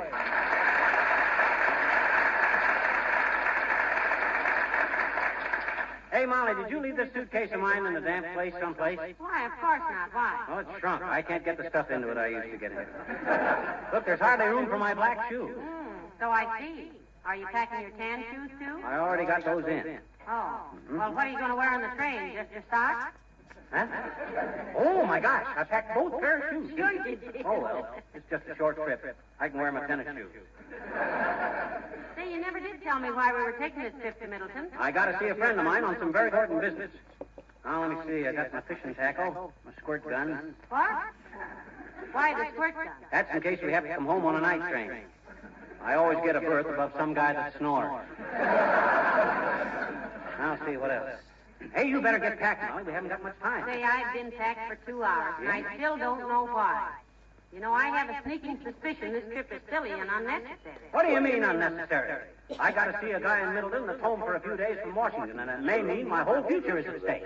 Your future? Yeah. Let's just sit here and live in the past. This is a necessary trip. This will affect the whole post-war travel industry of America. You don't say. I do indeed say. This is the greatest idea I ever had. In the years to come, the name of McGee is going to be anonymous with travel. No. You mean synonymous? I do not. Synonymous means moving pictures. That's cinnamon. Huh? That's cinnamon. Horse feathers. Cinnamon is a spice that they never put enough of in apple pie. No, that's cinnamon. Cinnamon? I don't suppose you'd be thinking of those fish that swim up the Columbia River every year to pawn their young. No, you mean salmon and you mean spawn, and I'm not thinking any such thing. Well, then, doggone it, what's anonymous? Anonymous means without a name. Exactly. Only now it's got a name, and the name is McGee. The McGee system of world travel. Well, by an odd coincidence, my name is McGee, too. So would you mind breaking it to me? Gently, of course. Very simple. Just buy up a couple of old aircraft carriers, get a few planes and some good pilots, and whammo. I can land tourists anywhere in the world without even docking the boat. You get it? Well, heavenly days, you've actually got an idea there. Why, of course I have. It's going to revolutionize travel. That's why this trip is so important. This is government business. Have we got time to have a little lunch? No, we'll eat on the train. They say the dining cars are so crowded and so short of help now, it's hard to get anything to eat, so I'm putting up a little box lunch for us. Oh, that's swell. Just like old times. Sure. You know, I feel guilty about going on this trip, McGee. What do you mean, guilty? Well, we shouldn't travel unnecessarily now. And if I stay home, that's one more seat for soldiers sailing. Oh, what have they got to do that's as important as what I got to do? Oh, just win the war is all. Nothing urgent. Oh. A couple of seats on the train ain't going to lose the war. Come on, get your grip and we'll get over Look, there. McGee, why can't you do your business by mail or even by telegram? Because this is a thing where I got to pound on a guy's desk and shout at him. You can't do that in all that. Oh, for the love. We never started any place yet that we didn't have a few dear, dear friends drop in for a lovely, lovely chat. Yeah. And the way they keep coming back after we brush them off, you'd think they were limped and we were blue serge. Come in. Hello, Miss McGee. Hello, Mr. McGee. Hello, Mr. Wimple. Hi, Wimp, old man. I haven't got much time to bat the fat with you on account of we're grabbing the Iron Horse for Middleton in a few minutes. Little business trip. Really? Well, I may see you at the station then, folks. I'm going to meet a few trains. Sweetie Face has been away on a trip, you know. Oh, what time is she coming in, Mr. Wimple? Friday at 4:30. Well, then what's you meeting today's train for? Oh, I just thought it would be fun to see some trains come in that didn't have Sweetie Face on them. She sent me a postcard and said the trains were so crowded it was no fun traveling now. No, I guess not, Wimp. Between the Army and the Navy and the civilians, the railroads have bitten off about as much as they can chew. If you get what I mean, and you should, because that's one of my simpler jokes. Say, where's your wife been, Mr. Wimple? She went to one of the Eastern Army camps, Mrs. McGee, for a 2-week special commando training course. She's learning 43 new ways to kill a man. New ways? Yeah. She knew 57 before she left and wanted to make it an even 100. She's been gone 10 days now. Heavenly days. Yes, 10 heavenly days. Personally, Wimp, I'd be a touch twitchy about living with a wife that could bump me off in 100 different ways. Oh, I'm not afraid, Mr. McGee. I have a few little tricks of my own. Such as what, Mr. Wimple? Oh, such as hiding a little bottle of nitroglycerin. Hiding it where? In her punching bag. Well, I'll probably see you at the station. Goodbye now. So long, Wimp.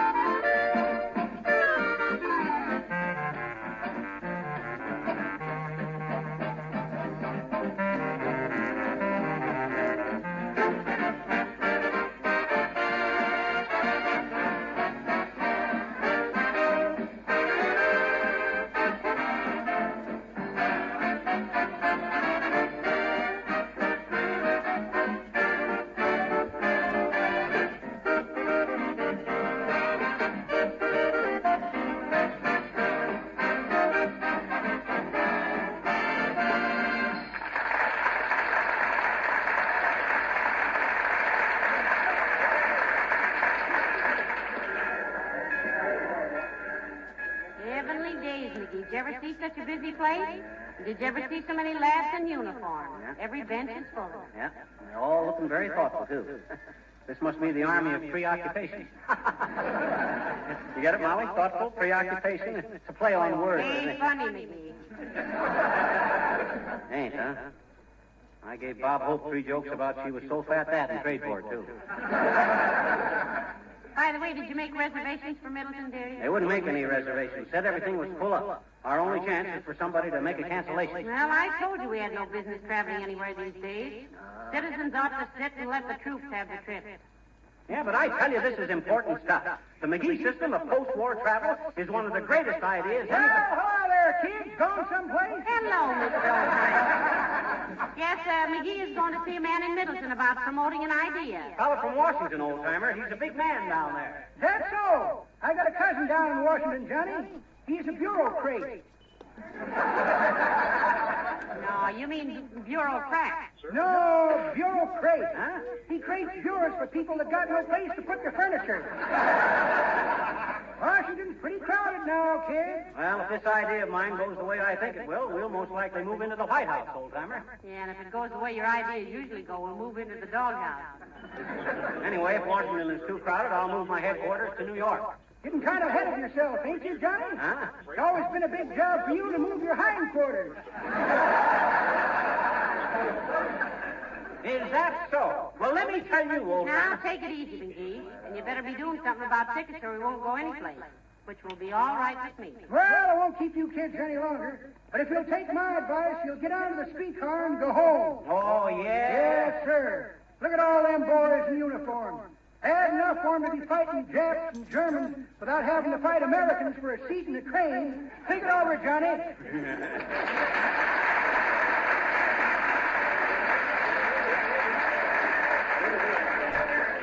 Why, that nosy old grave digger. Here I am with the most important government project of the century. Well, I think he's right, McGee. Your idea may be good, but it's not a government project. Well, neither was the war till it was forced onto us.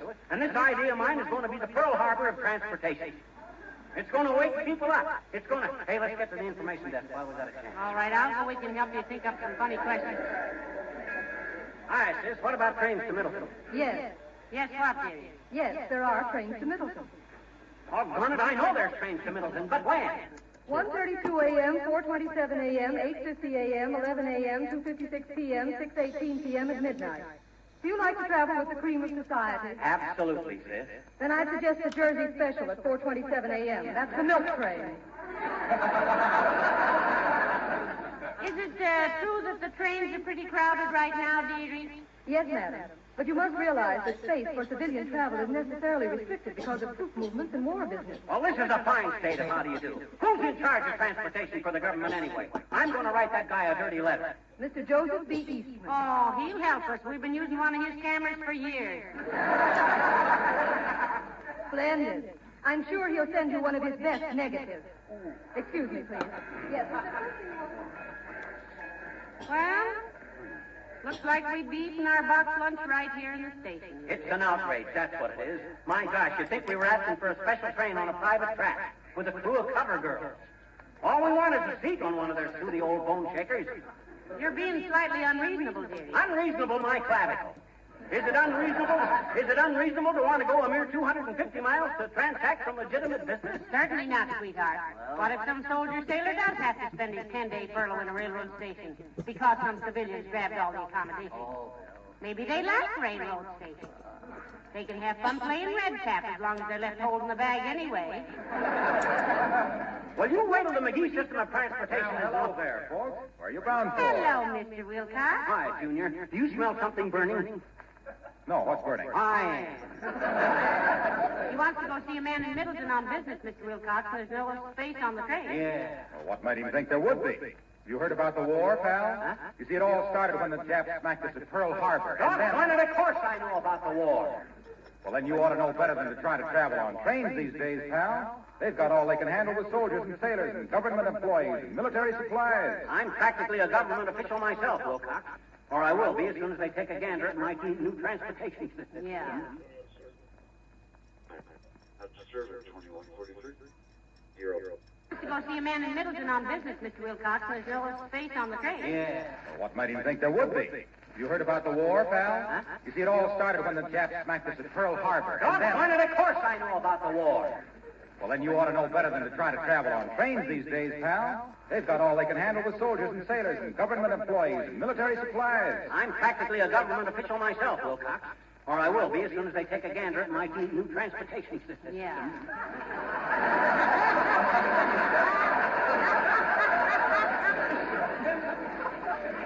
And Mr. Wilcox, he won't be happy till he gets that system out of his briefcase. Or gets that briefcase out of his system, either one. Well, take it easy, friend. These days, railroads are like a kitchen linoleum. Oh, my gosh, there he goes. When they have to handle too much traffic, something has to be done about it. Now, with the railroads, they have to cut down on traveling. With linoleum, the best treatment is Johnson's self-polishing blow coat. You ever have a shoe come off in your hand, dragging them in by the heels like that? Protection, that's the answer. The railroads have to protect themselves against breakdowns and overloading by persuading people not to travel unnecessarily. just like linoleum is protected against wear and dampness and grinding dirt particles by Johnson's Glow Coat. And I'll bet the railroads wish they had some system of protection as easy to use as Glow Coat, that they could just apply and let dry and have the whole job done in 20 minutes or less. Say, what are you doing down here at the railroad station, Mr. Wilcox? Well, I was waiting for somebody. Who? You. What'd you want to see McGee about? I had a message for you. Well, give it to me. What was the message? Oh, the usual one about Johnson's Glow Coat. I just gave it to you. So long now.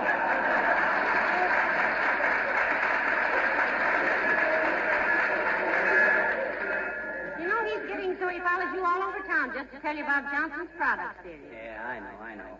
He keeps hoping he'll floor me, and the minute he does, I'll be glow-coated from scalp to scupper.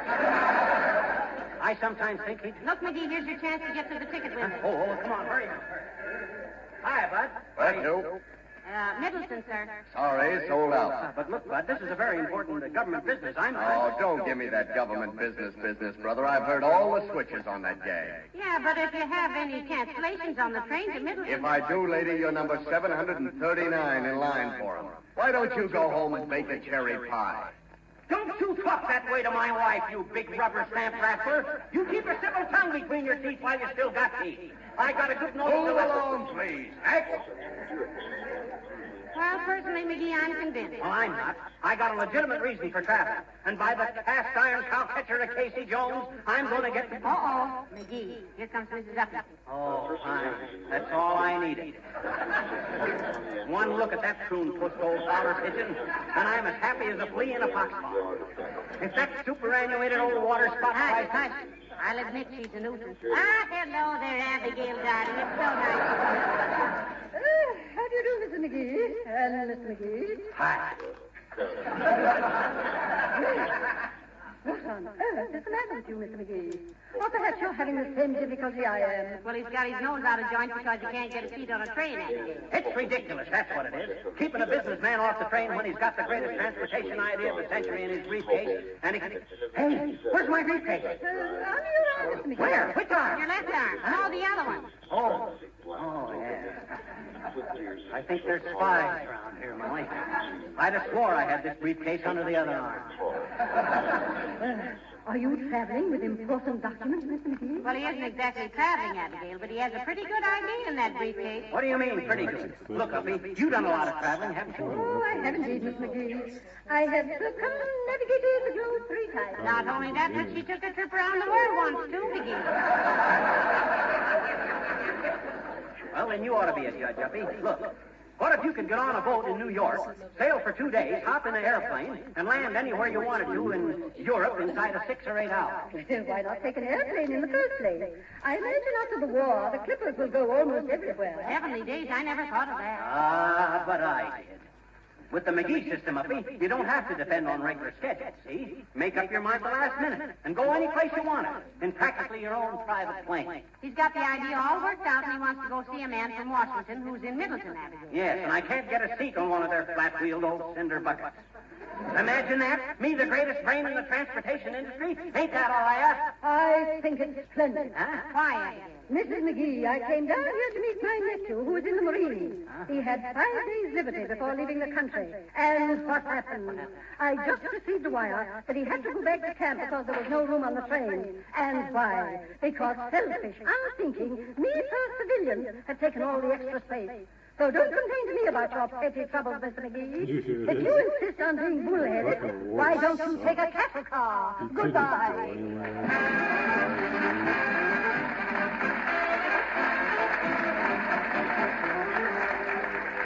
King's Men sing In My Arms. His cousin had sent him a sweater, and his sister wrote a letter. But he wanted something much better. This boy was sailing away, for his buddies were there with their sweethearts, all around him with their sweethearts. Now he never had any sweethearts, and over he'd say, in my arms, ain't I never gonna get a girl in my arms, in my arms, in my arms, ain't I never gonna get a bundle of charms. Come the dawn, I'll be gone, I just gotta have a honey holding me tight. You can't keep me knitting and purling if I'm gonna go to Berlin. Give me a girl in my arms tonight.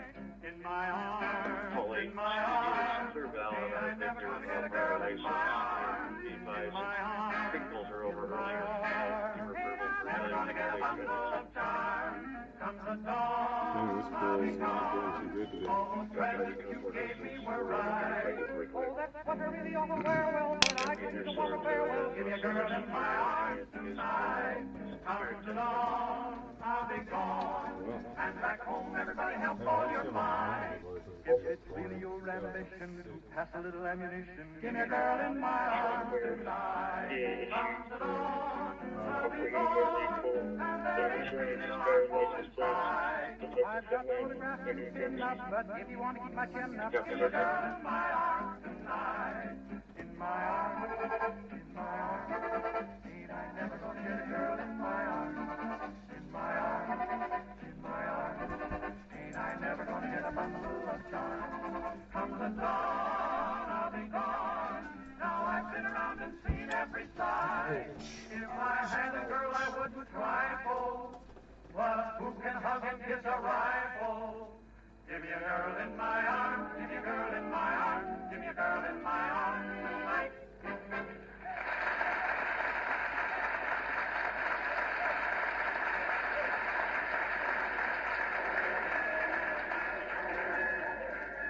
Fine thing. Guy with legitimate business to transact somebody with can't even get a seat on a train. It's a dirty imposition. Pushed around like a hobnailed peasant. It's discriminatory, that's what it is. I'm a patient man, but by Oh, George... stop your grousing, McGee. Well, gee whiz. Anybody think this war was a plot against you personally? Well... The railroads now are for soldiers and sailors who want to go places and do things. Not for people like us who just want to go places. Well, my gosh, I Did you ask don't... the man about the cancellation? Yes, and all I got was an evasive answer. Told me to go stuff an ostrich. I got a good notion. Oh, there's Doc Gamble. Hi, Doc. Hello there, McGee. Hello, Mrs. McGee. Meeting somebody? No, Doctor. We're trying to get a seat on the train to Middleton without any spectacular success so far. Is it a matter of life and death that you go to Middleton? Well, no, but gee... Why don't you stay home? But you see, Doctor... All I can see is a lot of home-hating hobos with more money than sense cluttering up the country's transportation system with their little penny ante projects and their fishing trips. Huh? A lot of short-sighted stoops with ants in their itineraries. Yeah, but look, Doc, I got a very important hunk of business to transact a guy with. It'll mean a great deal to this government after the war. It ain't right that I'm being kept off a train just because a lot of other people haven't got sense enough to stay home. Is it? Take off your shirt, McGee. There you go again. Take off your shirt. Take off. What for? Just for a gag. I want to stuff it in your mouth to keep you from talking about how important you are. Why, when I see self-inflated little big shots keeping servicemen from getting seats on trains, keeping them from seeing their families before they go someplace to save the country for people like you, it gives the Darwinian theory a beautiful new meaning. We've certainly descended from monkeys. Good day.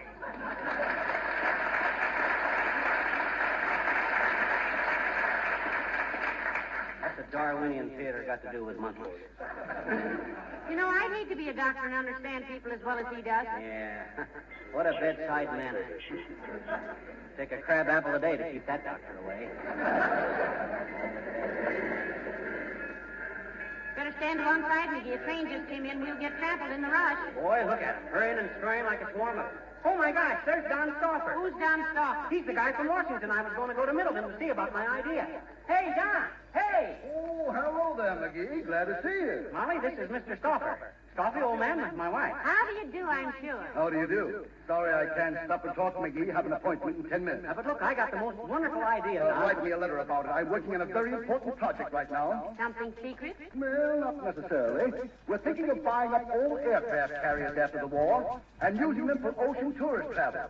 Carry a lot of small planes to land people anywhere in the world in just a few hours. Well, nice to see you, McGee. Hope we'll meet again, Mr. McGee. If you excuse me now, Well, how do you like that? They stole my idea. They picked my brain. Oh, no, they didn't either, dearie. Somebody else was bound to think of it. After all, there are other people in the world that are just as smart as you are.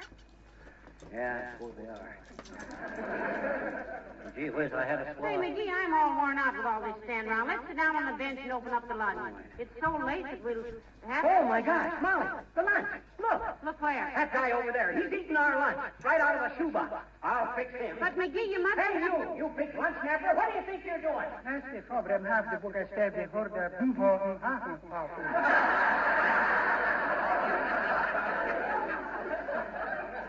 A likely story. You got a lot of nerve grabbing our lunch. Now, McGee, please. Doggone it, if he was that hungry, I'd have bought him a sandwich.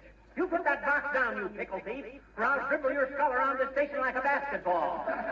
Prazo como tabis basket trap do most of never from the grab digi. Who puts this so much to work get up to get? Yeah.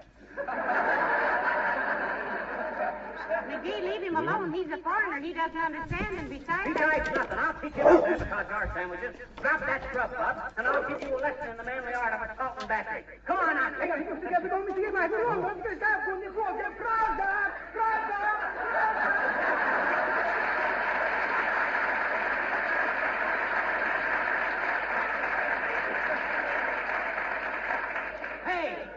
Hey, come back here, you. You just come back here and I'll beat up a junior out of you. Let him go, McGee. He's dropped the lunch. Here. He hardly touched it. Poor fellow was scared to death. Now sit down and calm yourself. Okay. Let me take a sandwich. Help yourself. This looks good. Garlic sausage on rye bread. I'll have one. What? Garlic sausage on rye bread? Yeah. Want a bite? Wonderful. You sure put up a swell lunch, baby. I could eat it sitting here. McGee? Huh? This isn't our lunch. Huh? I just remembered I left ours in the taxi cab. You mean that guy wasn't? He didn't? I shouldn't? You hadn't? Oh, sure.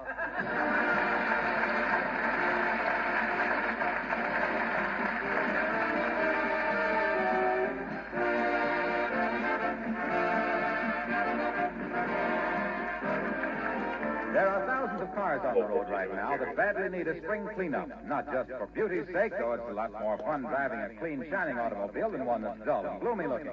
No, for a more important reason. If you don't remove that winter scum, it may damage the finish permanently.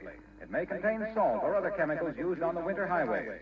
Your only safe procedure is to clean the finish thoroughly, but with a safe cleaner, one that doesn't injure the finish.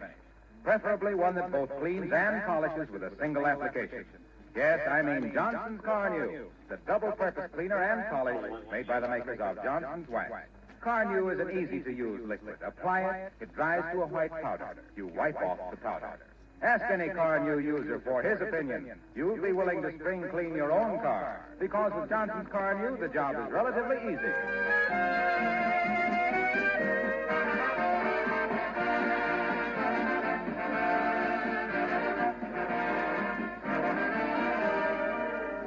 Ladies and gentlemen, when you have sons and brothers, yes, and sisters and daughters in the service, it's nice to have them come home, when and if they can.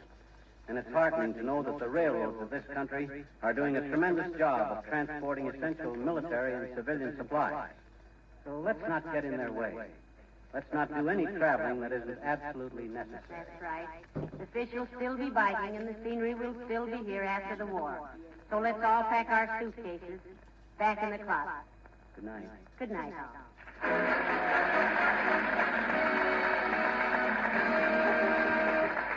The characters of Wallace Wimple and the Old Timer heard on our program were played by Bill Thompson. This is Marla Wilcox speaking for the makers of Johnson Wax Finishes for Home and Industry, inviting you all to join us again next Tuesday night. Good night. This program came to you from Hollywood. This is the National Broadcasting Company. Florida, Adam, Sam, Hedberg, Charles, 13 on the black. SUH, probably a total. Chicago, WMAQ. The Johnson Wax Program with Fibber McGee and Molly.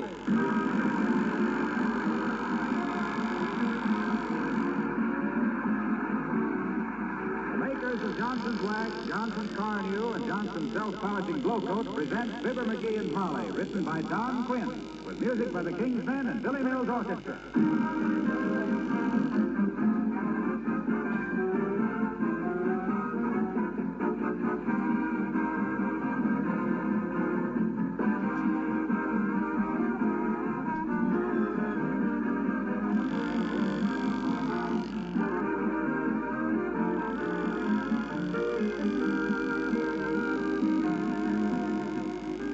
There's one thing we all know without having to be in the Army. A soldier's uniform gets pretty hard wear.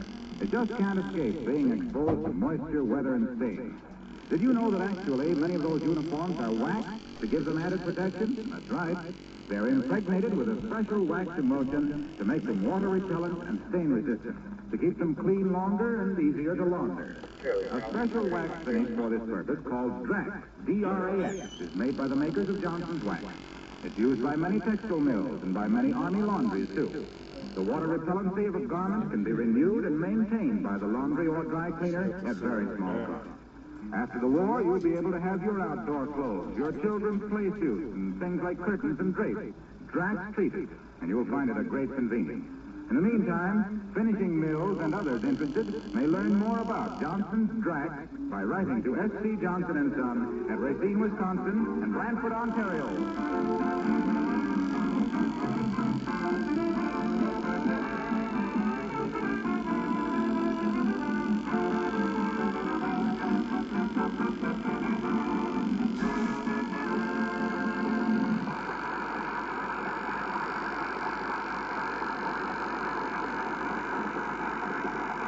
There used to be two places where a man could go to get away from women.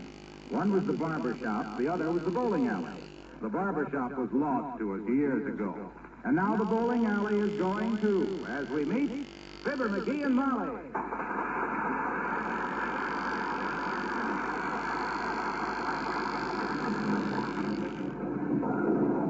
You know, it's awful sweet of you to teach me how to bowl, McGee. They say the game is very helpful. Oh, it is indeed, kid. They say people who bowl never have appendicitis. Well, that's pretty silly. If you've got appendicitis, you can't bowl anyway. That ain't the idea. The idea is that if you bowl, your stomach muscles get so... I mean, you're always so... Yeah? A bowler has to be such a... Well, come on, let's get started. Okay, what do I do first? First, select the ball. What do I know about selecting a ball? They all look alike to me.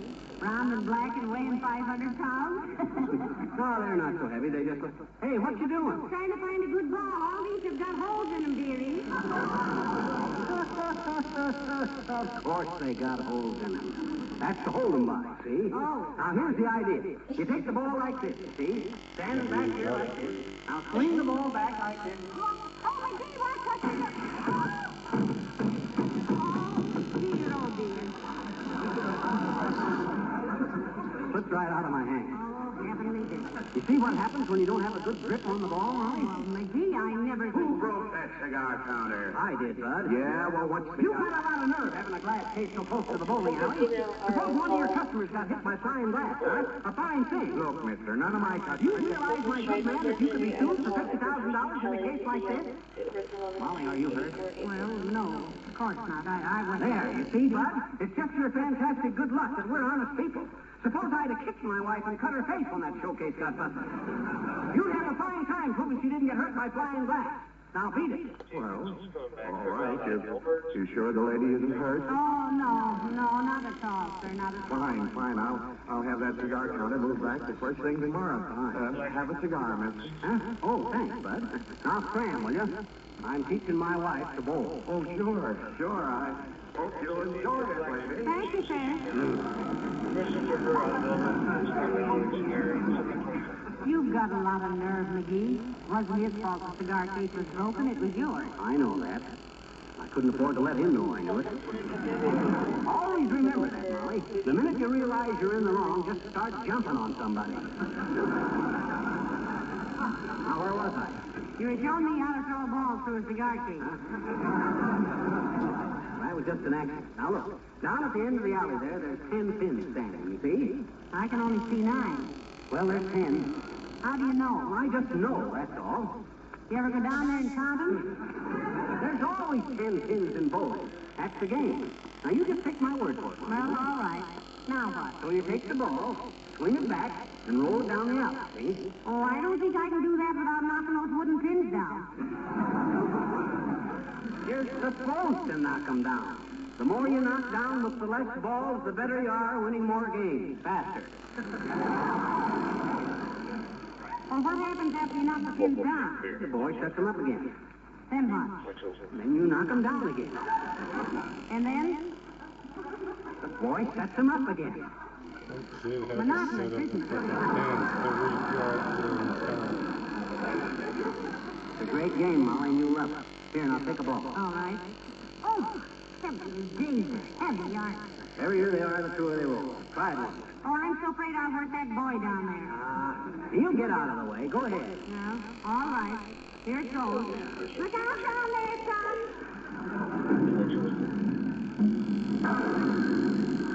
Oh, McGee, I'm so sorry. I knocked them all down and didn't leave a single one for you. Isn't that just like a woman? You just made a strike. I did? Yeah. You mean I get 2 more and I'm out? No, Here, let me show you. Now watch how smooth I bring my arm back. 1, 2... What's the matter? My thumb stuck in the ball. Grab it and yank, will you? All right. Oh, harder. Oh, ow. Oh, my gosh, isn't this silly? I never had this happen before. Don't hold on like that, McGee. If your thumb swells up in there, you'll never get it off. Well, what'll I do? Oh, dear, try standing on the ball and straightening up. What do you think I am, a contortionist? Now, wait a minute, McGee. Don't get excited. I know. Put a little grease on your thumb. Oh, that's it. How do I get my thumb out to put the grease on? Well, there's that, too. Yeah. I think we better get home, McGee. Maybe we can saw it off or something.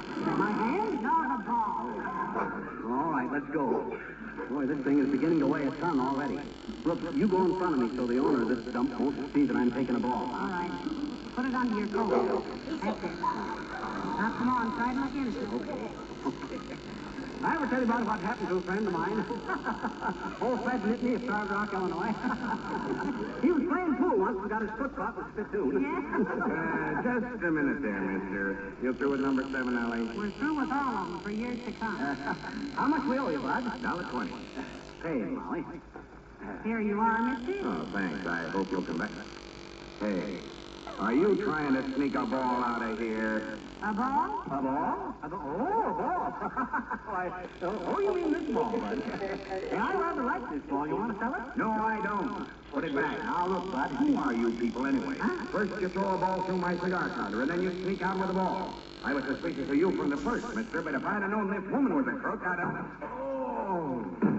Oh, McGee, you may have killed him. He just stopped for a minute. I slapped his face without realizing I had this thing on. Come on.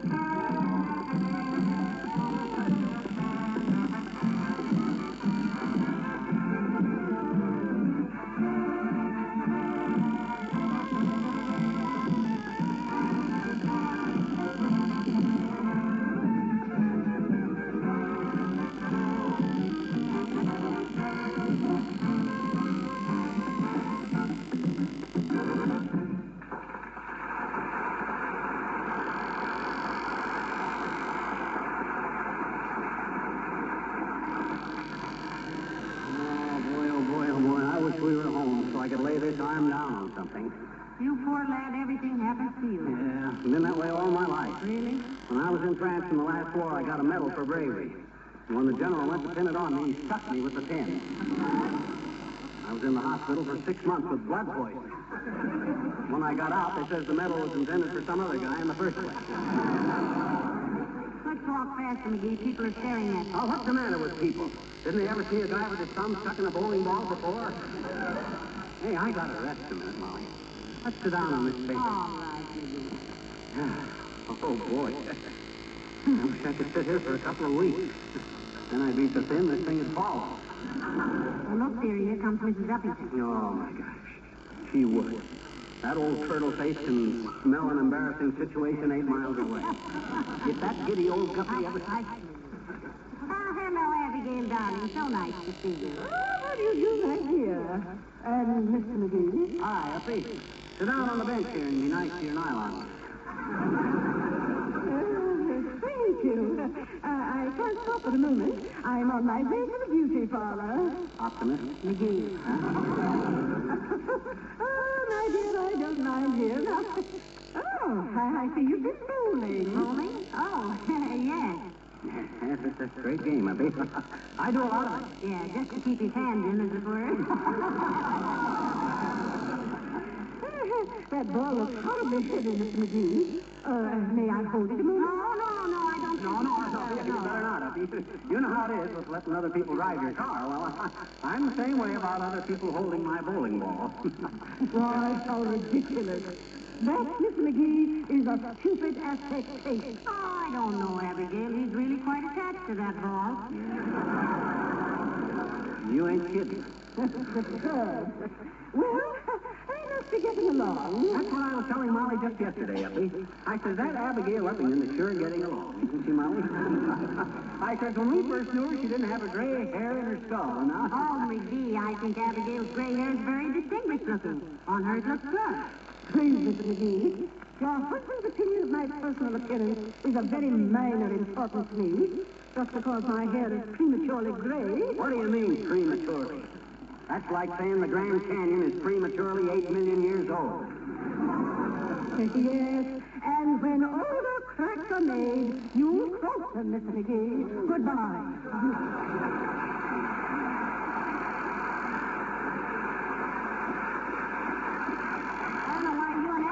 Can't be friends, McGee. Well, you know, you're always at each other's throats like a couple of necktie salesmen. She burns me up. She looks at me like I was a fly on the end of her nose. Well, you antagonize her. I antagonize her. My gosh, I could lay my coat down so she could cross a mud puddle, and she'd bawl me out because the buttons hurt her feet. She thinks she's royalty because she's got a gold crown on her back tooth and wears a princess split. Don't get so excited about it. Come on, we better get home and see about removing that bowling ball. Yeah, let's go. My arm's getting so numb I can't... Well, hello there, folks. Where are you going? Hello, Mr. Wilcox. Well, we're going home. Hi, Junior. Excuse me for not shaking hands, but... But what? Tell him, dearie. He won't tell about it. No. Look, Si, I got my thumb stuck in this bowling ball, and I can't get it out. You'll do anything for a laugh, won't you, pal?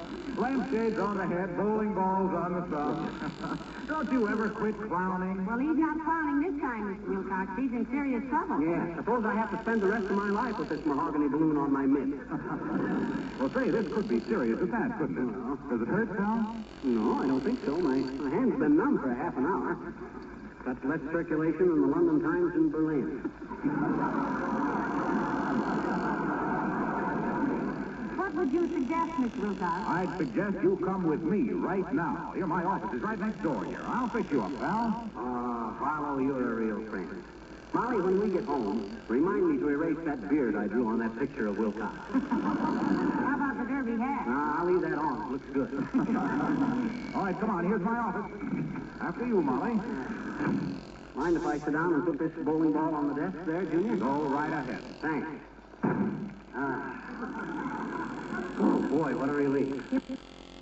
You know, I bet there's one good thing will come out of this, McGee. What's that? When your arm will be so stretched, I'll never have to fasten your best suspender buttons for you again. Well, now, just hold still a few minutes, pal. I'll have you fixed up in a jiffy. Friendship. Hey, what you doing? What is that stuff, Mr. Wilcox? Why, you know what this is. Johnson's wax. Johnson's wax, but what? Surely you're not one of those people who think Johnson's wax is only good for beautifying and preserving floors, furniture, and woodwork and enamel surfaces, Well, pal? of course he is, Mr. Wilcox. Here, turn your hand a little this way. That's it. Hey, it feels looser already, Junior. Hurry up. You know, most people don't realize the 1,001 uses for Johnson's wax. How it protects luggage and windowsills and lampshades. How it seals the surfaces of so many things against dampness and dust. Yeah? Now, turn a little this way, Fibber. Okay. As soon as you think I can slip out of it, I'll give you the answer. You know, with Johnson's wax between your possessions and the elements, you've practically insured their lives for years to come. You know, wax is nature's way to protect things. And when nature is... raise your hand up a little, pal. That's it. My, that bowling ball takes a beautiful polish, doesn't it? Yeah, almost everything does with Johnson's wax. Most everything does except sponge cake and desk blotters. Mr. Wilcox. Now then, Fibber. Here. I'm almost through now. One more little brush on this side. Ah, there you are. What do you think of that?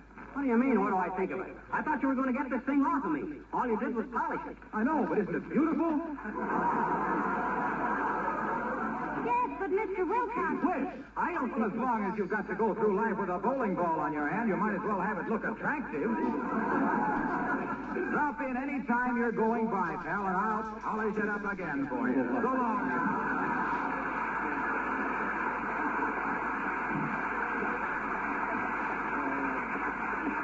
Goodness, he didn't have to push us out the door, did he? Of all the cold-blooded stone-hearted... McGee, you know what I'm going to do? What? I'm going to call Dr. Gamble. Or maybe you better call him. He might want to ask you some questions. How can I call anybody? Did you ever try to dial a number with a bowling ball on your hand? You run in Kramer's drugstore and I'll wait out. All right, dearie. I'll be right out. There goes a good kid. Standing by me through thick and thin. There's nothing thicker than a bowling ball.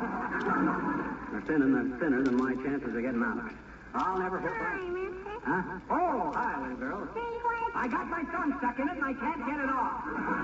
And let's not talk about it. Okay, mister, I just want to... So does everybody else, and I'm sick of discussing it, so let's drop it. And don't I wish I could. Oh, gee, mister, you don't have to holler at me, I betcha. Huh? Oh, well, I'm sorry, sis. I'm just irritated. Oh, that's okay. When most people pull a dumb trick, they can cover it up. But how can you hide a bowling ball? Does it hurt, mister? No, except my arm is going to drop off any minute. Now, let's consider the subject closed. All righty. My gosh, it's bad enough to be hauling this thing around without having to explain it to everybody. Now, quit talking about it, will you?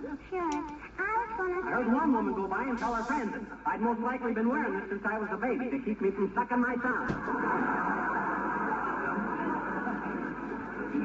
That crack burned me up, sis. Sure I did, mister, but... Well, you see why I don't want to talk about it, don't you?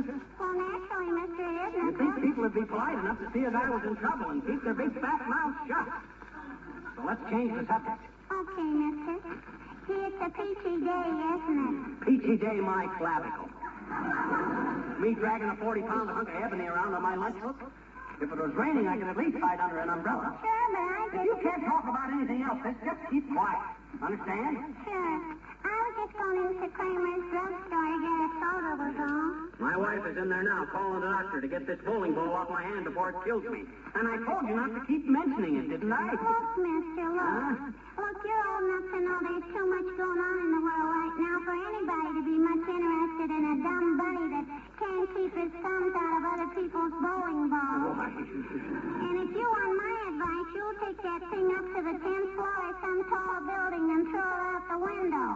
But I can't get it off. I had that in mind, mister.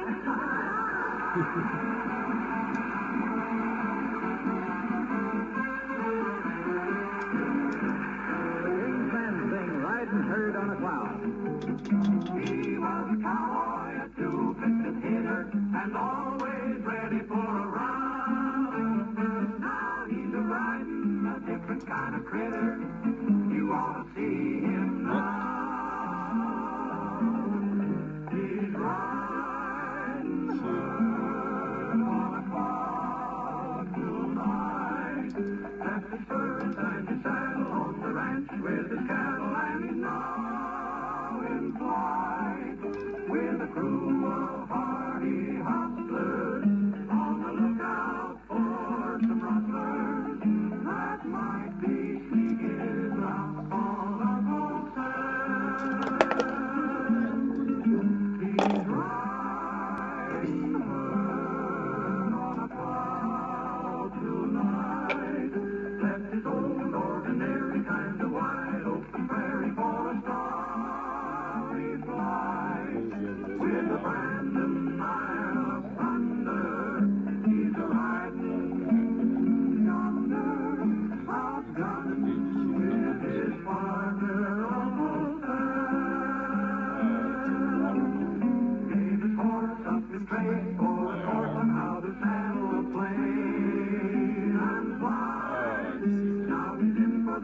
celebration, Ki-yi-yip-in information with the cowboys of the sky.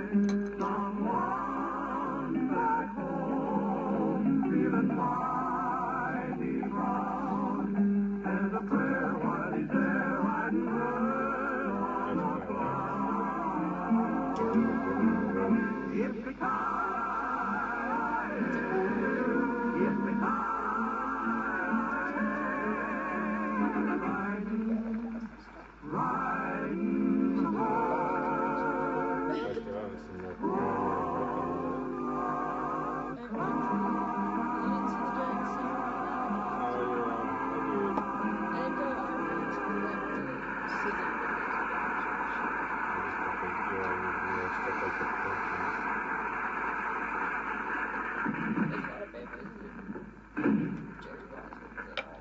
Hi, nurse.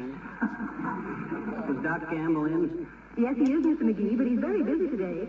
I don't think he can take time to go bowling with you. Well, we didn't want to ask him to go bowling, dearie. I called him a few minutes ago from downtown, and he told us to come right over. I want him to perform a bowling ball ectomy. Please have a seat, Mr. McGee and Mrs. McGee. The doctor will be right with you. Thank you. Any new magazines there, Molly? Well, here's the Collier's from March 1923. A National Geographic from September 1912. And a book. What's the book? Berlin Diary. Berlin Diary, eh? Getting so even a songwriter thinks he has to write his autobiography.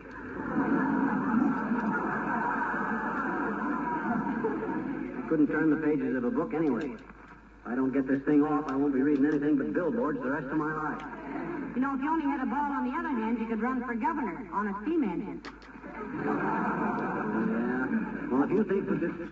Thank you, Doctor. I'll be back tomorrow at 4 o'clock. Well, hello there, Mr. Wimple. Hi, Wimp, old man. Hello, folks. My goodness, Mr. McGee. What makes your hand all swelled up like that? No, it isn't swelled up, Mr. Wimple. This is a bowling ball, Wimp. I got my thumb stuck into it, and I can't get it off. What are you doing here, Mr. Wimple? You're not ill, I hope. Oh, no, Mrs. McGee. I just wanted to ask the doctor what the proper treatment was for a broken neck. For a broken neck? You got a broken neck, Wimp? No, but I will have. As soon as Sweetie Face finds out I've lost our coffee coupons. Dear, how did you happen to lose them, Mr. Wimple? I guess I was just so excited at selling a poem, Mrs. McGee. What poem, Wimp? I call it The Four Freedoms. Well, sounds very patriotic. How does it go? It goes, if your wife will let you dunk your morning donuts, if she doesn't mind your cracker crumbs in bed, if she lets you fumigate the house with stogies, if she lets you have the last word, that is said, you've won for all of the most important freedoms. You're the type of married man I most admire. Please write and tell exactly how you did it. You liar.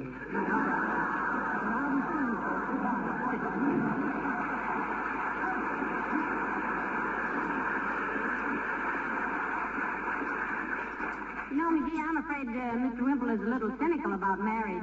So is a rabbit cynical about bulldogs. Personally, I think Wimp is... Oh, the doctor will see you now, Mr. McGee. Go right in. Oh, thanks, Sid. Come on, McGee. Hello, McGee. Hello, Mrs. McGee. Hello, Doctor. Hi, Doc. Had any experience taking bowling balls off of people's thumbs? McGee, after 20 years of practicing medicine, the only thing that keeps me going is curiosity. I can never wait to see just what kind of stupidity the so-called human race is going to exhibit next. Put the ball on the table. There you are, Doc. Sure is going to be a relief to be able to scratch my head again without braining myself. Think you can get it off? Certainly. Thanks to the fact that medical knowledge has almost kept pace with the ability of people to think up silly predicaments. You don't think much of people, do you, Doctor? I admire them tremendously, Mrs. McGee. Some of my best friends are people. The only thing that amazes me is how they can be so horribly alike and so horribly different at the same time. Take off your shirt, McGee. There you go again. Take off. How can I take off my shirt with a bowling ball on my hand? That'll be the neatest trick of the week. Well, anybody that can get a thumb as small as yours stuck in a bowling ball shouldn't worry about minor miracles, McGee. Now, just a minute while I fix this hypodermic. Hypodermic? Hey, no. No, he's going to give you morphine, dearie, and let you sleep it off.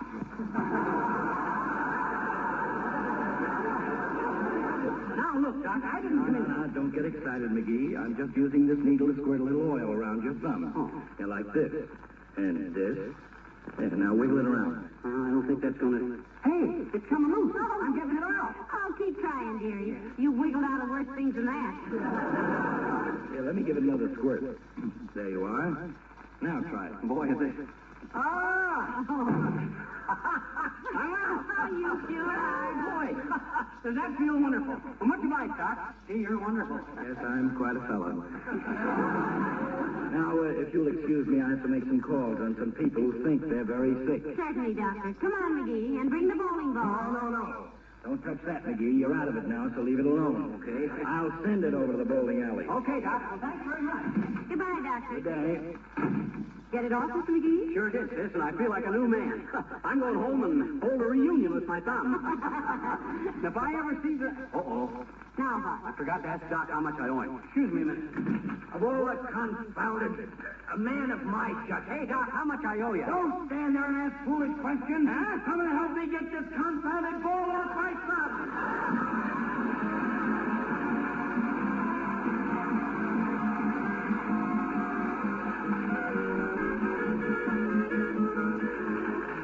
Someone recently called my attention to the fact that I've been overlooking an important piece of information. At least it's important to all those good people who have floors made of asphalt tile. And there are many such floors in kitchens, bathrooms, hallways, or basements.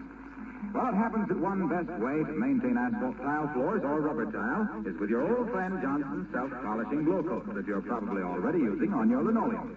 You apply glow coat in the same easy manner. Spread it over the clean floor and let it dry. There's no rubbing or buffing required. In 20 minutes, the floor shines with great beauty, and the surface itself is protected against dirt and wear. Spilled things are quickly wiped up with a damp cloth, and the glow coat may be renewed when necessary. If you have any asphalt tile floors in your home, be sure to protect them with Johnson's self-polishing glow coat. And, of course, use glow coat on all your linoleum surfaces.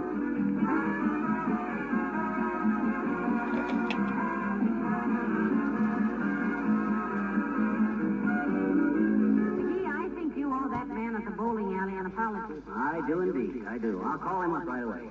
Hand me the phone. Here. Thanks. Hello, operator. Give me the bowling alley behind Mert. How are you, Mert? Oh, dear. How's every little thing, Mert?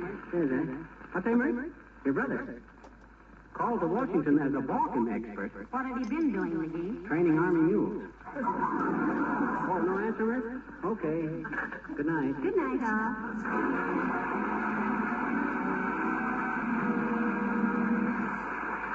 Director of Wallace Whistle heard on this program was played by Bill Thompson. This is Harlow Wilcox speaking for the makers of Johnson Wax Finishes for Home and Industry, inviting you to be with us again next Tuesday night. Good night.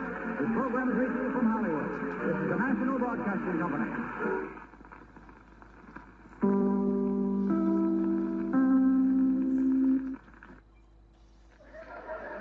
The Johnson Wax program with Fibber McGee and Molly.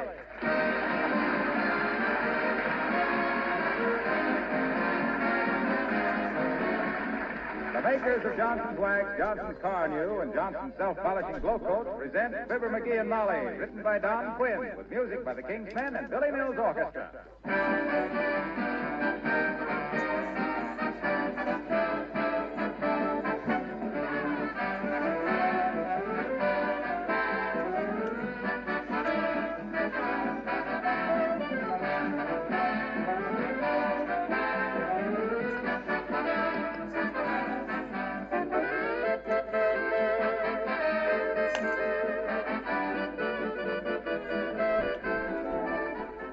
Summer does seem to have arrived, and with it that welcome change of activities and the chance to be more out of doors.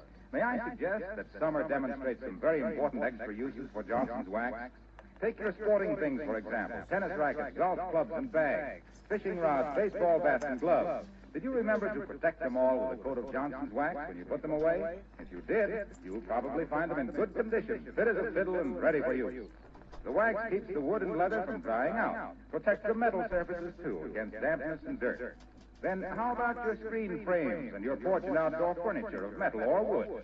If you haven't been waxing these things with genuine Johnson's Wax, you've missed a good bet. As a matter of fact, every one of these extra uses for Johnson's Wax has been suggested by a number of you in recent letters. Many thanks. And Bear them in mind, won't you, next time you Johnson's wax your floors, furniture, and woodwork.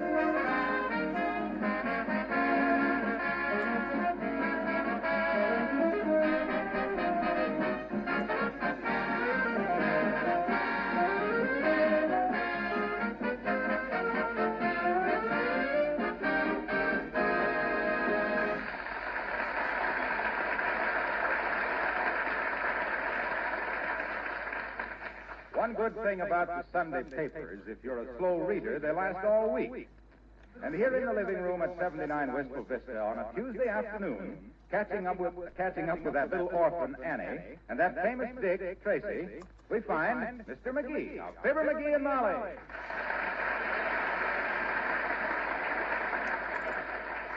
Oh, boy, is this rich. Hey, Molly, you ever read Chief Wahoo? Who? Wahoo. Wahoo. Yeah, Wahoo. Indian character in the funnies. He's got an idea to set aside 1 week a year for the braves to do all the work and give the squaws the rest. See? So old Mooseface, that's Butterball's husband. Don't tell me, McGee. Huh? You know I like to read the funnies myself. Oh, yeah, that's right, you do. Hey, here's an interesting article in the scientific section. Says the way you feel is reflected in the way you look. Well, that's a startling discovery. Anybody who's ever owned a looking glass knows that. Oh, that ain't the point. It goes on to say, and I quote, the reverse is also true. If you look happy and healthy, you'll feel happy and healthy. Your body subconsciously reacts to your facial expression. I must be a pretty pictured womanhood just before I sneeze, then. Oh, the idea is that the way you feel good and be healthy is to act healthy and happy. Oh, yeah. Get your puss all fixed for it and your body reacts, you see? Act happy all the time, you'll be happy all the time. Yeah. That, dear boy, is a lot of mulligatawny. Huh? The human race isn't built for it. Happiness should be taken in small doses. Nobody can be happy all the time, McGee. Huh? That's what makes merry-go-round horses so glassy-eyed. Personally, I think it's worth trying. I think I will try. Oh, dear. By George, from now on, I'm going to smile my way through life. Well, you go right ahead, McGee. Be a happiness boy. At least it'll be easier on my nerves than it will be on your face. Ah, you're a great kid, Molly. Always joshing me. You go ahead and be a pessimist. I got happiness enough for both of us. Yes, sir. Happy-go-lucky McGee, that's me. I'll be the greatest little tonic forever. Now, if that's the man to collect the installment on the piano, just tell him to look happy and he'll be happy. I'm enough to get the iodine. I don't care who it is. I love everybody. Come in, come in, come in. How do you do? Hi, sis. Mighty happy to see you. Yes, sir, mighty happy. Just step in and get a load of the joy of living, sis. Make our house your home. We call it Contentment Cottage. Since when, McGee? Since just now. Sis, you look kind of careworn and worried. Don't feel like that. Be gay. Be cheerful. As you look, so you'll feel. Now you take me, for instance. Yes, take him and don't bring him back till he has a good grouch on. What was it you wanted, dearie? Lady, I'm trying to sell magazines. I haven't sold a single subscription today. I'm tired and hungry and almost broke. That's because you haven't got the right attitude, sis. Things will come your way if you only look cheerful. Yes, sir. Laugh and the world laughs with you, and cry and you'll ruin your beer. That's what I always say. McGee, give the lady $3 and order a magazine. We need some magazines. But, Molly, all her trouble... Don't tell me about her troubles. I've never seen any yet that hard cash wouldn't help more than a lot of soft words. Well, okay. Here's $3. Send us the Reader's Digest. Oh, yes, sir, and thank you very much. I like the Reader's Digest because I can read that in bed, and if I drop off to sleep, I know it ain't going to kill me if it falls on me. That's the way I look at things, sis. The cheerful side. Be cheerful and things will come your way. Oh! Why that? Well, did you see what she did? I did. Slapped me right in with that bunch of magazines. Sure. Well, you're just lucky she wasn't selling the Encyclopedia Britannica. But after we helped her, my gosh, such ungrateful tools. Look, dearie, you can't pour happiness onto people like it was a pitcher of maple syrup. Yeah, but gee whiz. If you want to laugh merrily and dance around on the lawn in your carefree abandon, it's nobody's business. But don't try to sell everybody else on it. Ah, that's where you're wrong, Molly. The idea is to spread happiness, like throwing a rock into a river. The river spread. I'm going to be the rock. Yeah. And somebody's going to throw you in the river. Well, everything happens for the best. That's what I always say. Yes, sir. One minor setback. Turn on the charm, dearie. Here comes another victim. Good. Everybody comes to see old happy-go-lucky McGee. I must do something to people. Yes, but nothing that a little bicarbonate of soda wouldn't settle. Come in. Hello, kids. Mind to sit down a spell? Why, of course not, Mr. Oldtimer. Sit right down here. Don't look so downhearted, old sock. Cheer up. Snap out of it. What if the skies look gray today? The gray skies bring the blue skies bring the sunshine. And sunshine brings flowers, and flowers bring hay fever. So just skip the inspirational lecture, McGee. What's the matter with you, Mr. Oldtimer? It's Bessie, kids. Bessie? Your girl? You mean the one you're engaged to, huh? Yep. Bessie threw me down. I've been jolted. You mean jilted? Yes, but it was a jilt with a jolt, daughter. Here I was, derby over britches in love. Never looked at another woman. Well, maybe I looked now and then, but...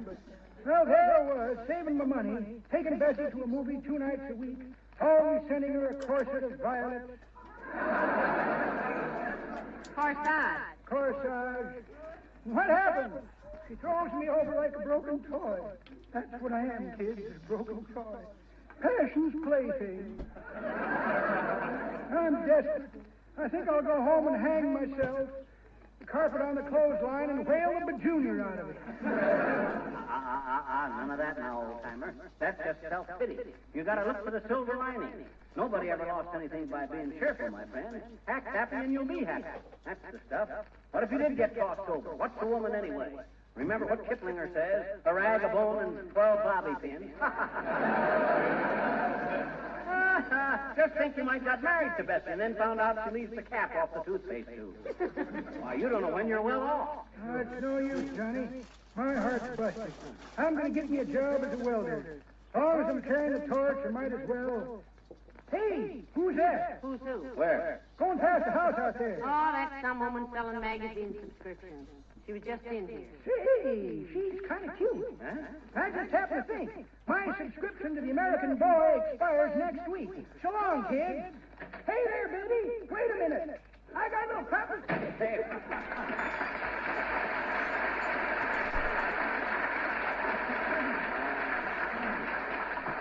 What did I tell you, Molly? My cheerful attitude gave him a new interest in life.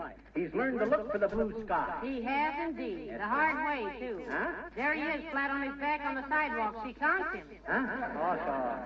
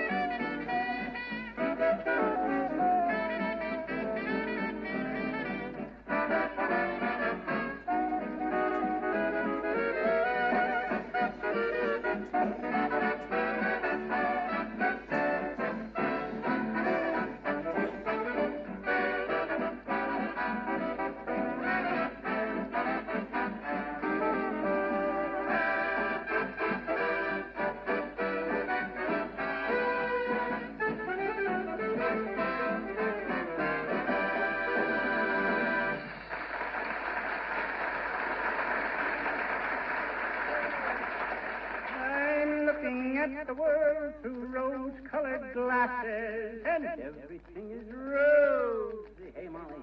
Yes, Pollyanna. We got any aspirin? I think I got a little neuralgia in my face. Oh, you haven't any such thing, dearie. I must have. My face aches all over. Of course it does. You've been smiling that idiotic happy smile so long your face has gone to sleep. And how I envy it. Oh, well, if it's only a smile that causes it, everything's okay. If we never have any pain, we'll never appreciate our happiness, I always say. Yes, sir. Your happiness is going to be a beautiful thing to see when I tell you that Mrs. Uppington is just coming up the steps. Uppington. There's a fine woman. I'm very fond of Mrs. Uppington. You are? Yes, sir. Rich or poor, there's some good in everybody, I always say. Hey, did you get a gander at that hat she's wearing? Where does she buy those monstrosities? We'll never know. It's a millinery secret. Come in. Hello there, Abigail, darling. What a lovely surprise. How do you do, my dear? And Mr. McGee. There, my dear girl. And how are you this lovely, lovely afternoon? This is life at its best, surrounded by one's friends. Let us all join hands and sing something gay. Life is what you make it, I always say. You keep that up and you'll never make it. What do you think of life, Abigail, my dear girl? Do you agree with me that one should face the world with a shout of laughter, with a carefree smile and a merry quip? What do you think of life? Life is a stench. Why, Abigail, what on earth is the matter? Everything is the matter, Mr. McGee. I just had a fire in my kitchen, which burned up all my ration book. I ruined my last pair of nylons putting it out. And now the insurance company tells me my policy expired last week. What, Mr. McGee, are you looking so happy about? At this golden opportunity, dear girl. All these little things are but passing ripples on the stream of life. You must learn to shrug your pretty shoulders at little irritations. Be gay. Never let your face fall, and you'll never have to have it lifted, I always said. Isn't it awful, Abigail? You've just had a few minutes of it. If I hear much more, I'm going to sit down and write a fan letter to Boris Karloff. Let us look upon life as a great adventure, greeting each new experience with a cry of gladness. Let us enrich our souls with each passing moment and string together the days of our years like precious pearls upon the silver strand of existence. What do you say, kid? Mr. McGee, you don't know what this talk has done for me. What do you mean, Abigail? I hadn't realized until now how fortunate I was. After all, my ration books can be replaced. My kitchen can be repaired. I can afford the loss. That's the spirit of the aisle. And furthermore, Mrs. McGee, when I get home, I shall wander about my house with a new appreciation, with tears of gladness in my eyes. But I don't have to live with a husband who dishes out such nauseating gobs of wall motto hokum. Goodbye.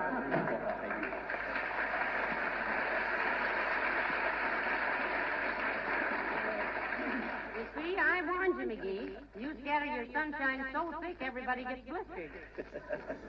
That old pie plate hasn't welcomed a new thought since Scandy started wearing a zoot sheet. Well, maybe that'll teach you a lesson. As you always say, you can treasure this passing moment as one more precious slice of bologna in the lunchbox of life. You know, Molly, I think I'll start writing a diary. From now on, my life is going to be so happy, so rich in value, it'll be an inspiration to everybody. Imagine a big life-size statue of me in the park, dedicated to Happy-Go-Lucky McGee, the man who brought joy and happiness to millions. How can they make a full-size statue when your philosophy is just a bust? That's very good, my dear. Very good indeed. I shall mention in my diary how much your humorous comments have meant to me in the life devoted to bringing cheer. Hiya, folks. Hello, Mr. Wilcox. Hi, Junior. Welcome to our happy little family circle. Sit down, my boy, and tell us in your own simple words just what rich new meaning you've gotten out of life today. Hey, what goes on here? Don't get alarmed, Mr. Wilcox.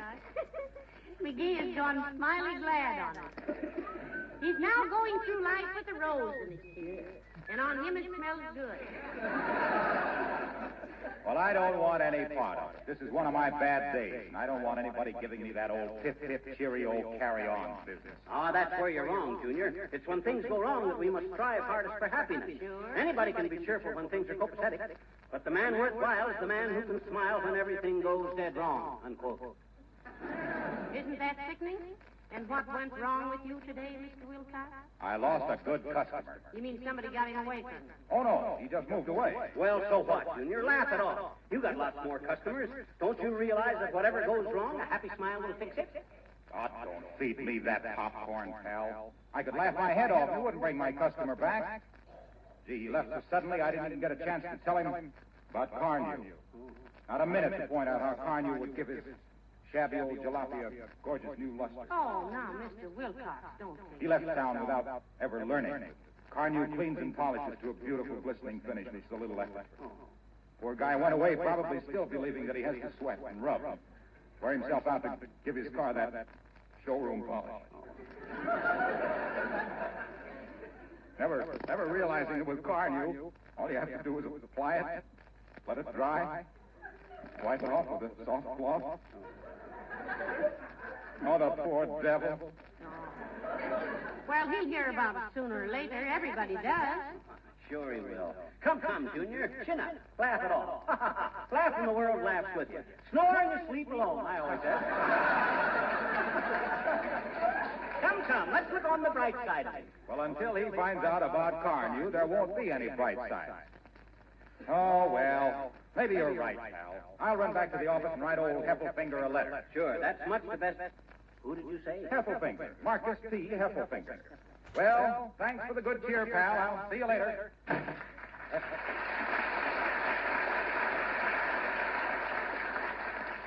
Heffelfinger. That name sounds familiar. Who do I know named Heffelfinger? Search me, dearie. Was he the man who you were going in business with to reclaim wood shavings from pencil sharpeners one time? No. No, that was Fred Nittany from Starved Rock, Illinois. Heffelfinger. Seems to me Oh, well, it ain't important. The only important thing in life is to be happy. Well, personally, I'm getting a little tired of it already. I think I'll go upstairs and lie down a while. Don't you feel good, baby? I feel fine, McGee, but all this happiness of yours has worn me out. Permanent gaiety takes a strong constitution. I'll be down a little while. There goes a good kid. What would life be without a little partner to share your joys and tribulations? What would it be? You're right, Lum and Abner. It's a wonderful world. I never thought... Come in, neighbor. Come in. Welcome to a house full of high hearts, high spirits. Hi, mister. Hi, sis. Mighty glad to see you. Well, I just... I says, I'm very happy to see you, sis. You don't know what it means to Uncle Fibber to see your little face peeping up at me like a shy little woodland flower yearning for a glimpse of the morning sunlight. Are you kidding? Certainly I'm not kidding. I've discovered the way to be healthy and contented, that's all. I read it in the Sunday paper. You see, sis, science has discovered that if your face smiles, your body smiles, you see? If you got a pain in your sawdust and your face wants to look nasty about it, don't let it. Put a grin on your puss and the pain goes away. You'll be happy. Ain't that wonderful? Who'd you say discovered that, mister? Science. What's so funny? Oh, you're so naive, mister. Huh? Well, don't you realize a lot of that stuff is pure malarkey? Huh? Don't you know the editor says to somebody, give me 1,500 words of horse service on how to be cheerful? Why, sis, I never... Surely you're intelligent enough to know that there is no definite scientific evidence linking facial animation with the organic processes. Well, gee whiz, sis. Look, mister, you got it all backwards. Huh? A dog isn't happy because his tail is wagging. His tail is wagging because he's happy. Sure. According to your logic, salt and pepper taste good because you put a fried egg on them. Get wise to yourself, Bob.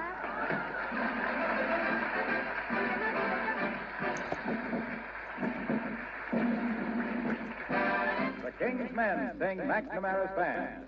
Oh, we work for McNamara, he's the leader of the band.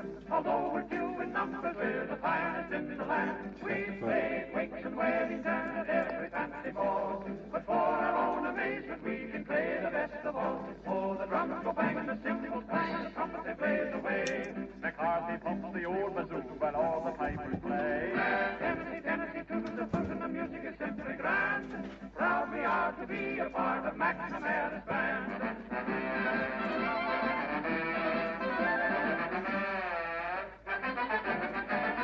Oh, Elsie, Claire, and Finny, and Flanagan play the saxophone.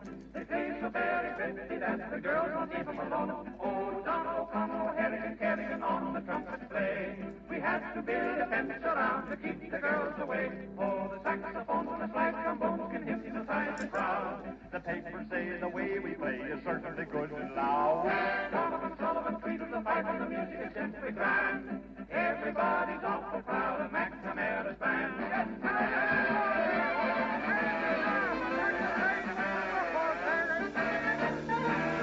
Billions, Bonds, Corgans, and Yorkers come from all the way to play with McNamara's band. We travel all the day. When Bentley marches streets along, he gives a yawly hand.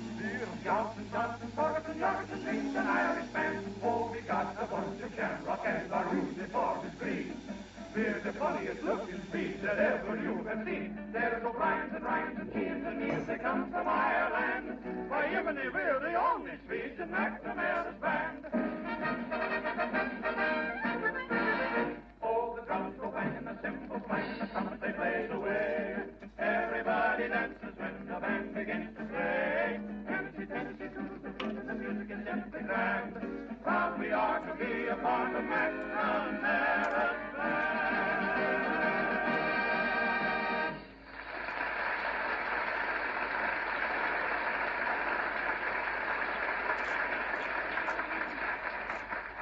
When you're smiling and the whole world smiles with Heffelfinger. Where did I ever know a guy named Heffelfinger? Oh, shut it. What are you muttering about, McGee? Heffelfinger. Do you ever hear me mention a guy named Heffelfinger? No, I don't think so. I'll bet the reason I can't remember it is because there was something unpleasant about it. That's how my new philosophy works. You only remember the happy things. You keep that up and you'll have a wonderful old age, dear. Huh? You'll be scooting around in a combination wheelchair and good humor wagon. Well, it's wonderful to be free of worry and care. To think that just by putting on an expression of good cheer, the whole world looks brighter. Heavenly day. Wasn't it Confucius who says a man with a happy map will get somewhere? Well, it was either Confucius or the Hardware Journal. I don't quite remember. Ah, another visitor. Another chance for me to spread a little happiness in this gloomy old world. It'd be easier to swallow if you didn't spread it on quite so thick, though. Come in. Oh, for goodness sakes, Dr. Gamble. Come in, Doctor. Well, hi, Doc. Sit down and take a load off your metatarsals. Thanks, I will. How are you, Mrs. McGee? Oh, I'm just fine, Doctor. And you? I'm all right, much to my own surprise. I've spent such a nerve-wracking day with my prize collection of hypochondriacs, nature fakers, and capsule clutchers, I thought I'd stop in for a visit with a couple of comparatively healthy people. What do you mean, comparatively? I'm the healthiest man in this town, Doc. And why? Because I've learned the secret of happiness. That's why. Well, now, isn't that just dandy? You ought to be in a glass case at the Smithsonian, McGee. You're a rare object. Say, are all doctors as cynical as you are, Doctor? I'm not cynical, Mrs. McGee. I'm a bright-eyed optimist. I still have a childish faith in sometime meeting a human being who doesn't think his own hangnails are the medical sensation of the century. Well, you don't have to look any further, Doc. You've met him, and I mean it. I haven't got a pain or an ache or a complex. I'm healthy and happy, and I can lick my weight in wildflowers, or wildcats. What are you grinning about? You look like a baby with the colic. Take off your shirt, McGee. Oh, dear. No, you can't make me mad, Doctor. Nothing makes me mad. For the first time in my life, I'm under strict control.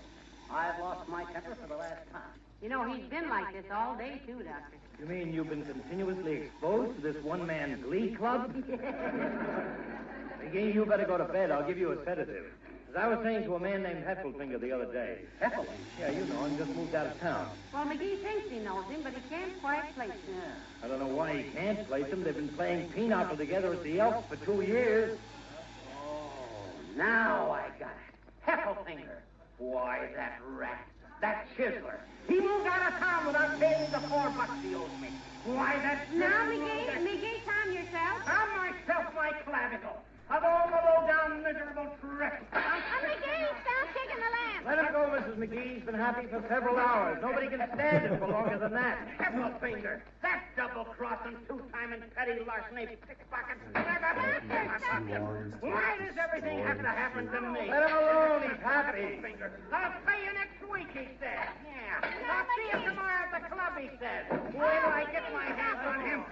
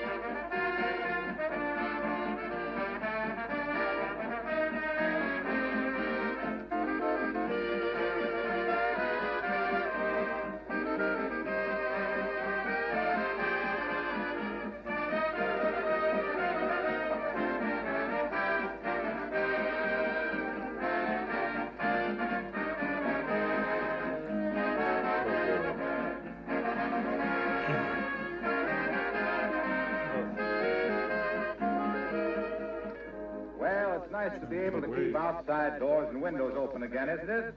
But it brings a special problem of its own, because dust and dampness do come in as uninvited guests. This is especially true in the kitchen end of the house. And it's an extra reason for keeping your linoleum floors protected regularly with Johnson's self-polishing glow coat. Then, when dust and moisture do come in, they're very quickly removed with a broom, mop, or cloth, and the linoleum itself is not touched. It's the film of glow coat that takes all the wear. The surface underneath is safe. Now, you know, of course, that glow coat is self-polishing. It shines as it dries without any rubbing or buffing. And it's so easy to use. Saves you so much time and work. Keeps linoleum beautiful and new-looking almost indefinitely. Now, I could go on, but I'm sure you know the story of easy-to-use Johnson's self-polishing glow coat.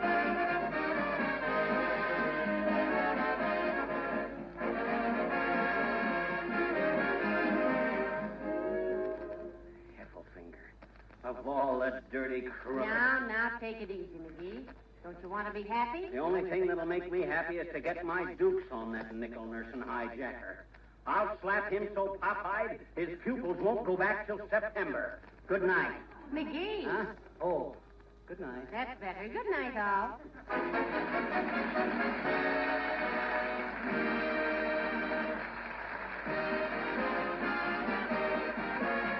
The character of the old-timer was played by Bill Thompson. This is Harlow Wilcox, speaking for the makers of Johnson Wax Finishes for Home and Industry, inviting you all to join us again next Tuesday night. Good night. This program came to you from Hollywood. This is the National Broadcasting Company.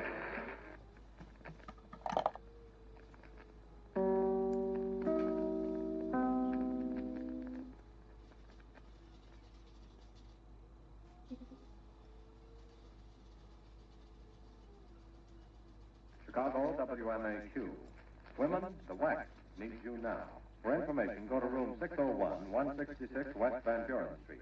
Don't delay. Do your share for victory. Don't travel in class. I got plenty of gas. Man, you might as well stop, because you're blowing your top. Yeah, it's nothing but propaganda. If you hear that I'm tough, and I'm stealing your stuff, like those jokes off the cuff, propaganda. If I tell a few gags about Uncle being nagged, and the program still drags. I think they went into the wrong show.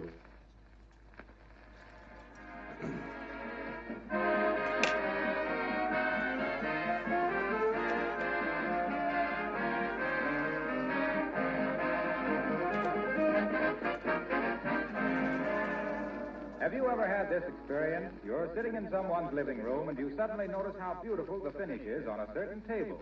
It has a soft, satiny luster, free from dust and fingerprints, and the grain of the wood itself is clear and lovely. You ask your hostess the reason for this beautiful finish, and she tells you that for years that table has been waxed regularly with Johnson's wax. It has had no other treatment, no other care. It might have been Johnson's paste or liquid wax or the cream wax, especially developed for furniture and woodwork. The point is, regular waxing and polishing has made that piece of furniture more beautiful with the years. It has guarded its finish against stains and minor scratches, made dusting and cleaning very easy. When you apply a coat of Johnson's wax to floors, furniture, and woodwork, you're giving them a shield of protection. The wax takes the wear. The finish underneath is guarded. It's a good idea to have Johnson's wax on hand to help take care of the things you can't replace.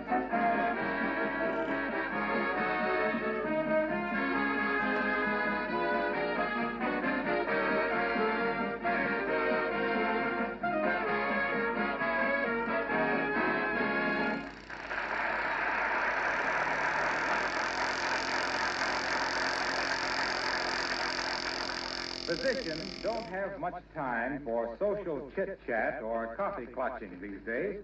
So as Dr. Gamble parks his car in the driveway and approaches the door at 79 Wistful Vista, there is considerable speculation between Fibber McGee and Molly.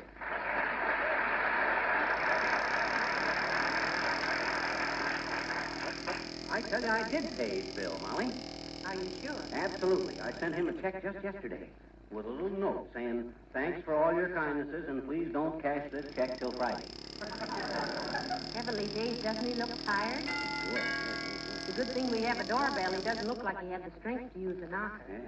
I'll take him upstairs to the full-length mirror. That guy needs to consult himself. Come in. Hello, Mrs. McGee. Hello, McGee. Hello, Doctor. Hi, Doc, old man. Park your pink pills on the piano and plunk the pelvis into a pile of pillows. Well, I'd love to, McGee, but I can't stay. Just stopped in to ask you folks a favor. Well, ask us anything, Doctor. Heavenly days, you look all worn out. Oh, I am worn out. I feel like something a not very discriminating cat had dragged in. No. Last night I found myself looking at a patient's watch and taking my own pulse. When I delivered a baby this morning, I told the infant to stay on duty all day and spanked my intern. I gotta take a day off or I'll fall apart like a wet donut. Well, that's the old spirit, Doc. Get away from it all. Take a day or two and go fishing. I'll go with you. Oh, no, you won't, dearie. The doctor needs to get away by himself. Can I brew you a slug of tea, Doctor? Well, no, thank you, my dear. I just wanted to ask you if you mind my leaving my car in your garage for a day. Haven't enough gas for a trip, and if I leave it in my own garage, people will think I'm at home and keep ringing my bell. Why, sure, Doc. Leave it here. I'll run it into the garage and shut the door. Hey, I got some swell trout flies you can have. I'm not going to fish, McGee. Fish remind me too much of people. Cold-blooded, expressionless, horrible appetites, and think they're big stuff when they wave a fin in your face. Thanks very much, folks. He proves what I always said, Molly. The higher the education, the lower opinion you have of people. Oh, no, he just talks like that. You know, he does more charity work than any doctor in town. Trouble with him is he graduated from Rush and hasn't slowed down since. Hey, you know what I'm going to do? I'm going to wash his car for him. Where's the big sponge? Why, don't you remember? You cut it all to pieces when you were inventing that new life preserver. You stuffed it full of sponges. Oh, yeah. Didn't work out so good for some reason. The doctor's car doesn't need washing anyway. It looks nice. Well, I got to do something for the poor guy. I may tune up the motor. Oh, hey, I know. I'm going to switch his tires. Well, all right, if it'll make me feel any better. I'll go out and cut a switch, You don't understand, Molly. I'm going to crisscross him. Change him around from one wheel to another. Oh, I see. You change them around so they'll all wear out at the same time. That's it. Instead of needing one new tire, you'll be flat on your rim. Well, that ain't exactly... Hello there, kids. Got company? No, Mr. Oldtimer, that's Dr. Gamble's car in the driveway. He left it here for a day or so. He's going away for a rest, old-timer. Sure needs it, too. Looks like he's been drugged through an auto. I know exactly how it is, kids. As one cannibal says to another cannibal, you can sure get fed up with people.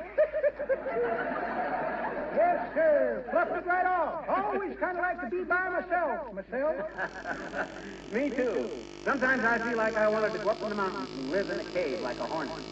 No, you mean hermit. I do not. A hermit is an iron hat. That's a derby. No, that's a helmet. Go on. A helmet is a swing that will break your neck if you swat a fly while you're in it. You're thinking of a hummock, Johnny. No, he isn't. He means hammock. A hummock is a little mound of earth. That's what I says. I want to go up in the mountains and live in a little mound of earth. Don't blame me, Johnny. Too many people in the world. I used to have a little ranch in Wyoming, but I gave it up. Folks pestered me too much. All day long, you mean? Well, not exactly, daughter, but it was more than I could stand. Had the ranch from 1901 till 1914. It was very peaceable. Then in the summer of 1915, a fellow wandered in, lost his way, stayed 2 days. Then in 1916, a couple of cowboys rode within half a mile of my ranch house and waved to me. That settled it for me. I got out of there. No elbow room. I hate crowds.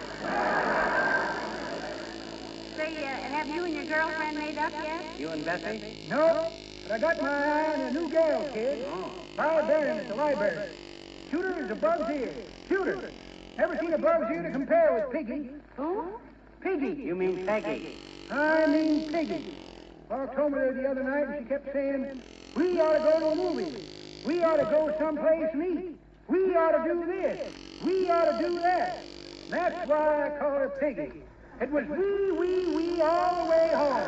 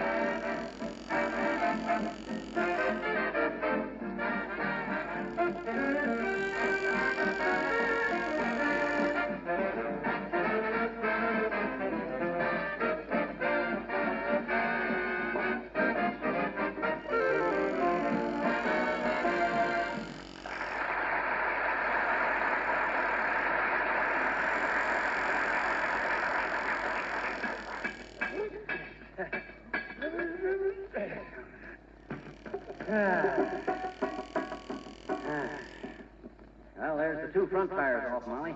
Good thing I'm changing them, too. Look at that tread. They're thinner than Hitler's chances of a ripe old age. They do look a little weary, don't they? That's it. What do you do now? I'll put these on the back wheels and take the ones off the back wheels and put them on the front wheels. Very simple. How do you get the back end raised up? Take the jack out from under the front end and... Oh, I need another jack, don't I? You know, it's times like this that I'm proudest of you, McGee. Huh? The way your flashing intelligence leaps to a brilliant conclusion rocks me right back on my house track. Well, gee whiz, Oh, I got it. Look, all I got to do is let the front end down, take the jack out, and... Oh, that won't work. You held out a jack when you turned our car in. Why didn't you use that? Damn. Isn't that to hold the cellar window open? Well, you can close the cellar window a few minutes. We're not fumigating. There must be a simpler way than that. Oh, I know. I'll just slip a box under the front end and let the car down on that. Here's one right here.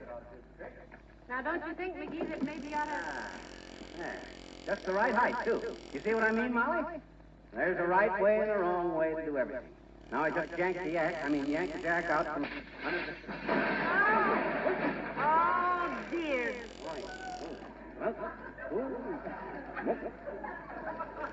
Now show me the right way. Oh, my gosh, I thought those corrugated cardboard boxes were stronger than that. Any damage on your side? Not a bit, except the front axle is bent a little. That do any harm? Nah, it might make it steer a little crooked is all. Doc don't drive fast anyway. Where's all that oil coming from? There's a big crack in the crankcase, McGee. Crack in the crankcase? Boy, it's a good thing we discovered that. Probably saved Doc a big repair bill. Well, what do we do now, Mr. Chrysler?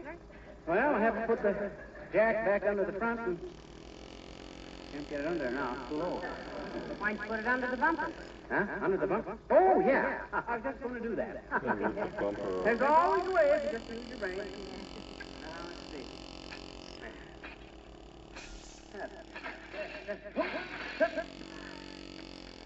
Bumper broke off. You know, it's a good thing Dr. Gamble is an obstetrician. I never could say that. Just think of those lucky bouncing babies having a bouncing doctor coming to see them on a pogo stick. There's nothing wrong with this car that can't be fixed. Now, let's see. How can I raise the front end again? Well, take out one of the inner tubes and let the air out and slide it under the axle and pump it up again. Oh, wonderful. Now, let me see. If I use it... Hey, you got a new car? Hello, Mr. Wilcox. No, this is Dr. Gamble's car. We're taking care of it for him.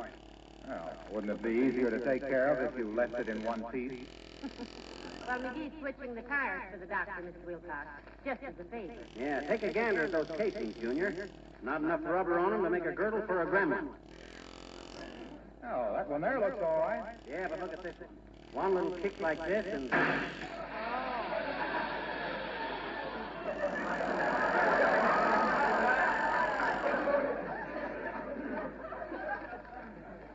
Dear Mr. Jeffers,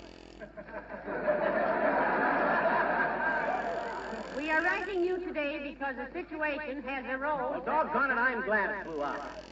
Might have saved Doc a nasty accident.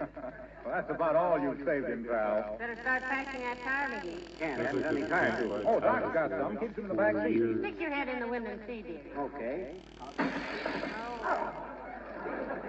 That ratter. Nobody's got any right to have their car windows as clean as that.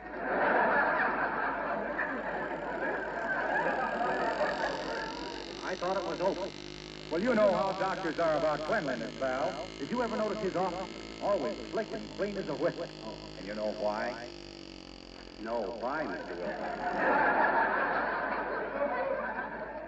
Why, inquired the handsome little chap in the gray suit with eagerness in his face and murder in his heart. Well, because he uses Johnson's wax on everything, that's why. He knows that when his floors, furniture, and windowsills and lampshades are wax protected against dust and dampness, it saves his office girl hours of cleaning time. To say nothing of the good impression it makes on his patients to have everything so shining, so gleaming with cleanliness. Oh, his office does look nice, Mr. Wilcox. Oh, what if it does? You don't have to go to college 8 years to learn about Johnson's wax. Any dumbbell knows it's the best there is. Even I know that. Well, there's another thing, too. It costs a lot of dough to equip a doctor's office. Oh. So the smart ones, like Doc Gamble, protect and preserve their equipment with Johnson's wax. Why, whenever I... Well, what's the joke, Mr. Wilcox? Joke? Yeah. What's so funny? Oh, nothing. I'm spoiled, I guess.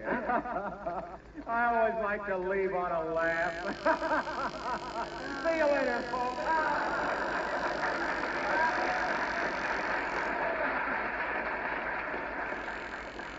Dear, dear, what a ham. You know, McGee, I think that's why Mr. Wilcox is such a successful salesman. He laughs at everything. Yeah. You know what his slogan is? Prosperity is just around the corner. Look who's talking. Well, I gotta get busy here. Wish I had the jack out of that cellar window. You know, something tells me that what we're really going to need is pure present strength. You better get some help. Well, who'd I get? Just grab some pacifier. Hey, there's a sailor going past. Maybe he'd help. Hey, sailor! Oh, McGee, now you shouldn't do it. Well, heavenly days, McGee, look who it is. Well, I'll be ya. Latrivia! Hello, McGee. Hello, Mrs. McGee. Nice to see you.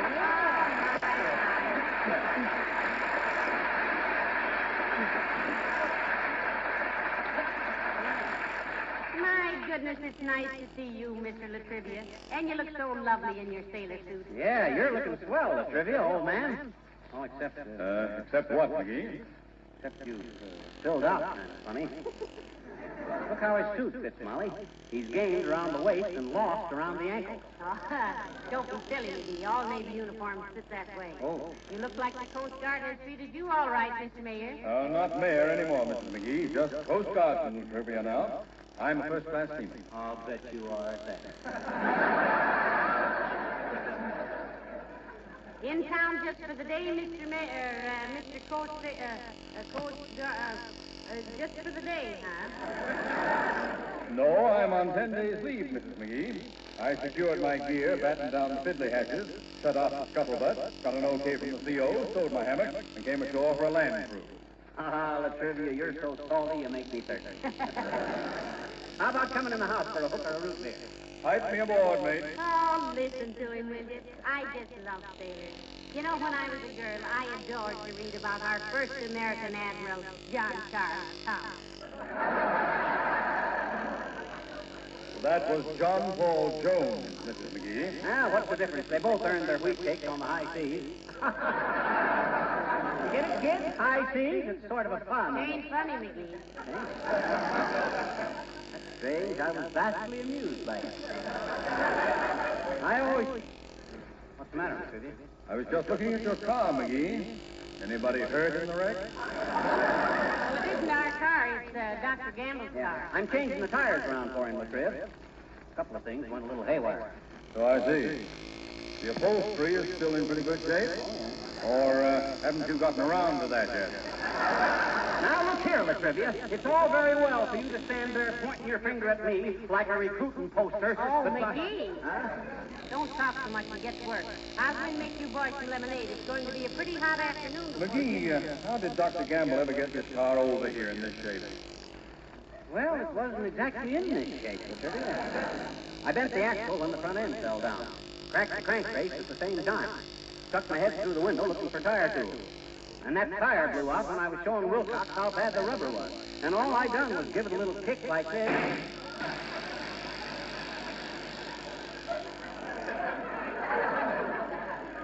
Tire blew out. Yes, I see. That's what always happens when you try to do somebody a good turn, Latrivia. I swear if I ever... Hi, mister. Oh, hi, sis. No, I haven't got time to talk to you now. Go away and come back some other time. Say about September 1954. Hello, little girl. Remember me? No, but you and me, I'd like to. Oh, you remember this man, Sid. Used to be mayor of Wistful Vista. Mayor Latrivia. Gee, he's beautiful. Are you an admiral, mister? Are you? No, honey, I'm a Coast Guardsman. Just a sailor. What do you mean, just a sailor? I think sailors are wonderful. You know any girls in town, Mr. Smith? Well, On town, if you don't know any girls here, sailor, well, gee, maybe you and me could. Now look, sis, now look. We're pretty busy here, so you just... It just happens, mister, that I was on my way to the drugstore to get a soda. Anyway, I would have been if I'd had a dime from me. well, come to think of it, I wanted to go to myself. Would you give me the pleasure of your company to the drugstore, madam? Give you the pleasure. Oh, brother. Well, I guess I'll go along, too. Soda was just... No, you stay here, Mr. McGee. Gee, don't you know when people want to be alone together, don't you, Come on, sailor, let's shove off. Aye, ma'am. I'll be back in a little while, McGee. Hey, mister, let's get going quick now. Here comes Willie, too. There's a hole in my arm. Come on. Oh, the boy. Come on. So long, McGee. Hey, doggone it, don't I even get... Sailing over the bonding me. Hey, Willie, look, the police, Sam.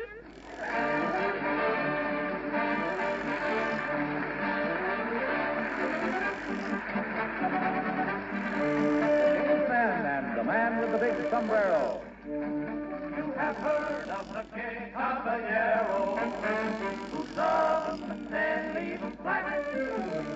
But I know a gay caballero whose technique is smoother than that. The man with the big sombrero lives down in Mexico. He's got a hand and he is there a wonderful chapeau. The man with the big sombrero is strictly on the beat. And every pair of chocolate there is crazy after him. For when it rains, when it pours, Take it on emergency, wonderful sombrero. When it's hot, out of doors, every lady loves the shady caballero. They all come around the market to gather around his car. They push and shove for making love with teeny touch and heart. These man with a big sombrero, no bigger than his heart. 30 days, hacienda, April, June, and sombrero. And my brother, he's just 32. So into jail he goes for punching in the nose. The man with a big sombrero who lives in Mexico, he got a nose just like a rose. We need a big chapeau. The man with a big sombrero, he's not so very smart. He stole the stage of his trouble and stole my brother's heart. But when it rains, when it pours, they give honor his big wonderful sombrero. When it's hot, out of doors, every lady loves the shady caballero. They all come around the market in all their pretty clothes. They're always there, most everywhere this caballero goes. This man with a big sombrero, no bigger than his great big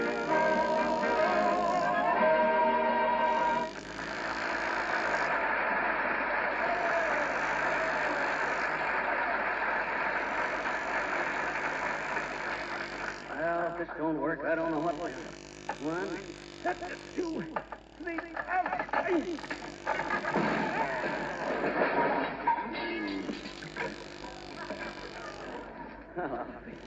If I don't have the dirtiest luck of anybody. Oh, hi, Latrivia. You back already? Yes, the excitement of 3 sodas in succession was a little too much. Well, what's been going on here? Ain't it a mess? I rigged up a block and tackle to the limb of the tree there and fastened a rope to one of the headlights and tried to raise the front of the car. And what happened? The tree breaks. The rope busts, the headlight comes off, and I fall smack on my clavicle. You ought to have a job in the Navy Yard at Wilhelmshaven. Huh? You'd have the German fleet wrecked in 24 hours. Doggone it, if I had realized Doc's car was put together with thumbtacks and tomato juice, I'd have... Oh, here comes Wimple. Oh, hi, Wally, old man. Hello there, Wimple. Nice to see you again. How's Mrs. Wimple? Oh, Sweetie Face is just fine, Mr. Latrivia. Did you know, Mr. McGee, we're having a blessed event at our house next week? No. Really, Wimple? Yes, indeed. Sweetie Face made the reservation yesterday. Oh, at the hospital? Oh, no, silly. On the railroad. She's going to Texas for 2 weeks. Isn't that the most blessed event you could think of? So you're going to be a bachelor for a couple of weeks, Wimple, eh? Yes. And you know what? No. I want all you fellows to come over to my house Thursday night for a game of dominoes. Strictly fair, of course. I sneaked out this afternoon and ordered a case of orange crush. Well, I hope we don't get raided. How about you, Latrivia? Oh, I'm just in the mood for a wild time. I'll bring the Q-bed. Yes, we'll make it an all-night affair. Till 11 or 11:30. What do we care? We only live once. Remember, fellows, Thursday night. See you then.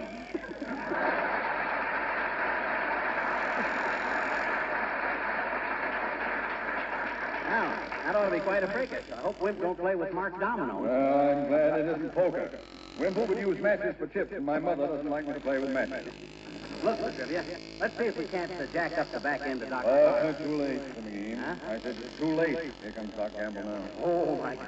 What'll he do when he sees what I've done to him? Oh, Mama, he'll kill me. Remember, Latrivia, he hit me first. Oh, now, take it easy, take it easy. Nobody's hit anybody yet. Maybe he was... Oh, hello there, Doc. Well, Latrivia, nice to see you, my boy. You don't know what it means to me to see a completely healthy human being. I'm so used to seeing pasty faces, flabby muscles, and nerves that jingle, jangle, jingle, that a normal body looks like a biological freak. Take off your shirt. There you go again. Take off your shirt. I absolutely I agree. wasn't talking to you, McGee. I meant Latrivia. Well, why, Doc? Well, I'd like to listen to one heart that doesn't sound like a Spike Jones jam session. I'd like to reassure myself that there's one human ventricle left in the world that doesn't open and shut like a miser's purse. Boy, Hey, Doc. Yeah? You notice anything? Yes, you wrecked my car. Now, I tell you the trivia, my boy. The trivia, you're a sight for sore eyes. I was getting to the point where the only place I could see a sound physique was reading Tarzan and Flash Gordon. Feeling fine, are you? Splendid, Doctor. Never felt better. A great life. I'm as hard as a fried biscuit. Well, that's great. That's great. If everybody would only... Hey, Doc. Will you stop tugging at my sleeves, McGee? What do you want?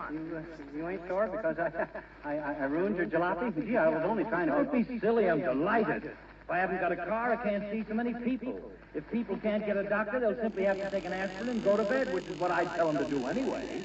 I don't think the car's complete wreck, Doctor. You can probably save the radio. That's a dubious blessing.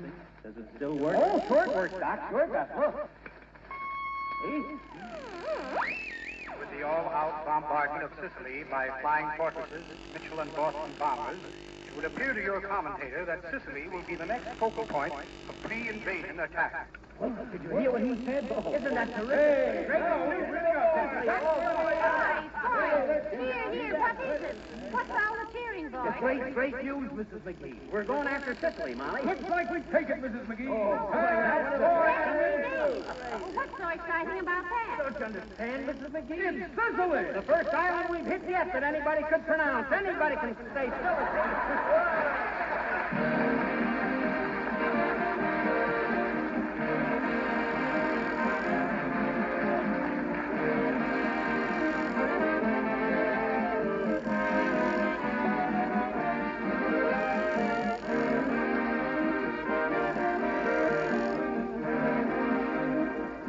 You'll pardon me, I'm sure, if I paraphrase an old saying. Dirt may come and dirt may go, but a glow-coated floor goes on forever. At least practically forever if you use Johnson's Glow Coat regularly on your linoleum surface.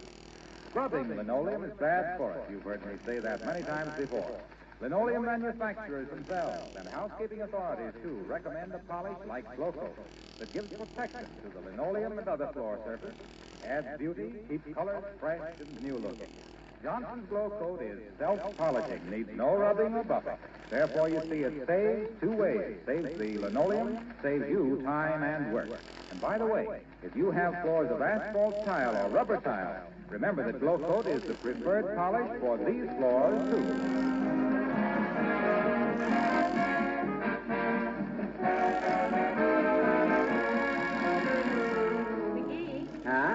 Do you realize that next week is our last broadcast for the summer? My gosh, it is.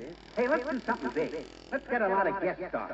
Let's get Clark Gable. Clark Gable is in the Air Force. Well, let's get Henry Fonda. Fonda's in the Navy. Well, let's get Jerome Powers. Powers in the Marine. Well, then we'll do it the hard way. We'll do it ourselves. Good night. Good night, all.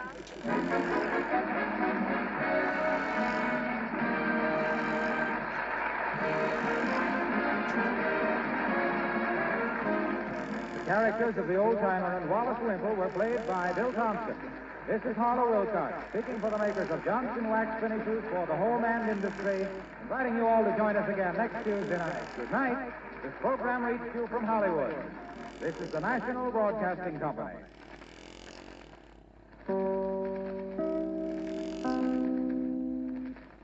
Chicago.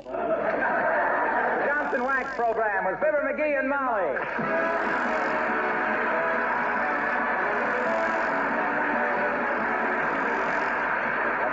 Johnson's Wax, Johnson's Carnew, and Johnson's Self-Polishing Glow Coat present Fibber McGee and Molly, written by Don Quinn, with music by the King's Men and Billy Mills Orchestra.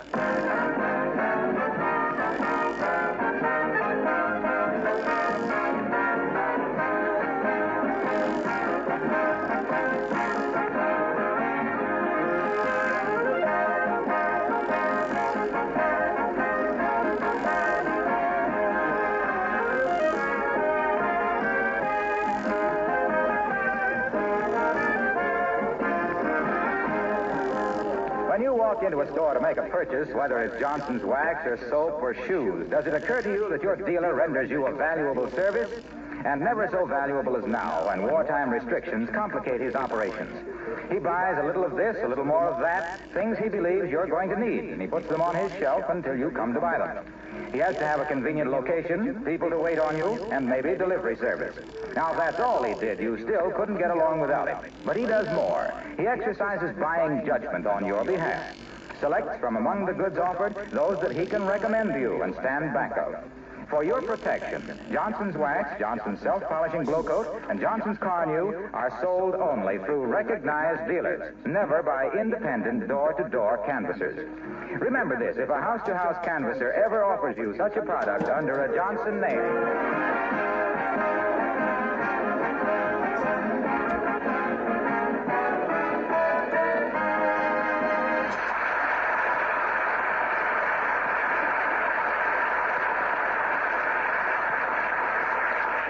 What is so rare as this time of year, when city dwellers full of cheer start making for the lakes and woods with tons and tons of sporting goods. With suntan lotion, bathing suits, fly rods, rifles, wading boots, camp stoves, tents, and hunting knives, dark glasses, beer, and weary wives. Full of fun and fancy follies and plans like Fibber McGee and Molly.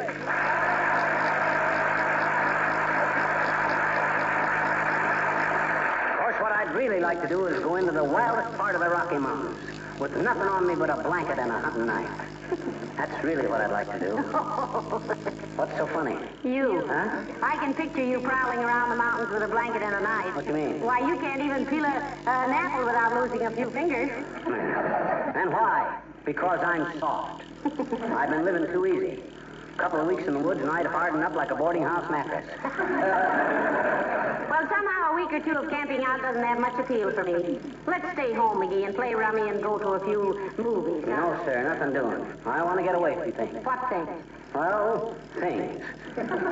People, telephones, and mail, and newspapers. Well, where are we going? Have you decided? Oh, I think so. Of course, we can't take the train anyplace, and we haven't got a car, so I had to pick a place nearby. Lake Dugan. Lake Dugan? Yep. Why, that's right on the edge of town. Sure. Take all our stuff out there right on the streetcar. I can run in every morning and get the mail and the newspapers and see if there was any phone calls. Swell swimming there, too. Yeah, if you can find a place between the rowboats. That's a fine place to get away from people. Huh? Why, you can't roast a marshmallow out there without burning a hole in somebody's bathing trunks. That reminds me, where's my Boy Scout hat? Well, you threw it away. I did? Sure, because it cut your wrist when you tried to open a can of tomatoes with it. Huh? Remember? I washed your wrist off with boric acid and your mouth out with soap. Where's my rifle? Well, it's practically all rusted to pieces. Rusted? How did it get rusted? Well, you said it was almost impossible to get cartridges for it now, so I had to have something to stir the washing with.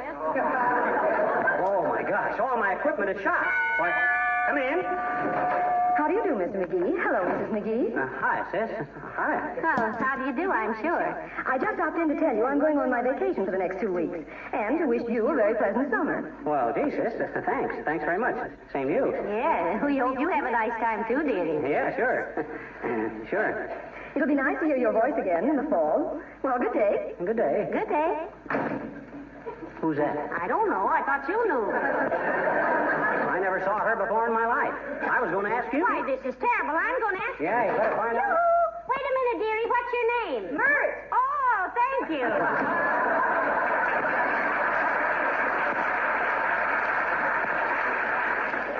Mert. Yeah, my gosh. I knew I'd heard that voice someplace. Whom now? Abigail Uppington, and be nice, McGee. We won't be seeing her all summer. I wish somebody'd write music to that. Those are the prettiest lyrics. She doesn't mean to be so uptown. She just got an inferiority complex. Inferiority complex, my clavicle. That's the excuse everybody gives for somebody being bad-mannered, high-hat, and generally disagreeable. Why, that old whippet never had a... Hush. She'll hear you. Come in. For goodness sakes, if it isn't Abigail Uppington. Oh, how do you do, my dear? And Mr. McGee. Hi, Uppity. Fling the frame on a chair, and I'll tell you how we celebrated Father's Day. And how did we, Mr. McGee? It was pop, pop, pop. pop all day long. You get it, girls? Father, pop? It's kind of a subtle play on words. It ain't funny, McGee. Personally, I thought it rather provocative of mirth. Well, Uppy, what are your plans for the summer? Just start the conversation because I don't really give a hoot. McGee. Mind your manners. Oh, not at all, Mrs. McGee, please. After all, one expects a certain natural rudeness in the virile, masculine, rough diamond outdoor type of man. Well, gee, thanks, Uppy. You don't just say Although in the anemic, undersized pool room type like you, Mr. McGee, it's just nearly irritating. Oh, yeah? Why, you triple-chinned, non-flying portrait? McGee! Stop it this minute. My goodness, you ought to be ashamed. Now, apologize to Abigail. Okay. I apologize, Uppy. It's my inferiority complex.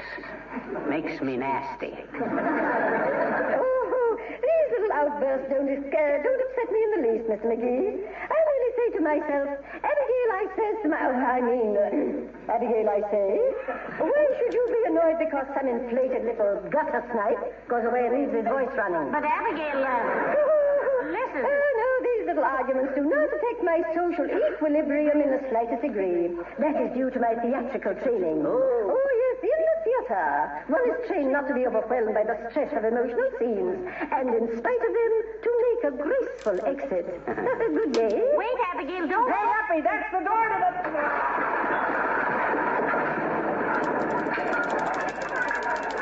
Oh, wrong exit. Goodbye.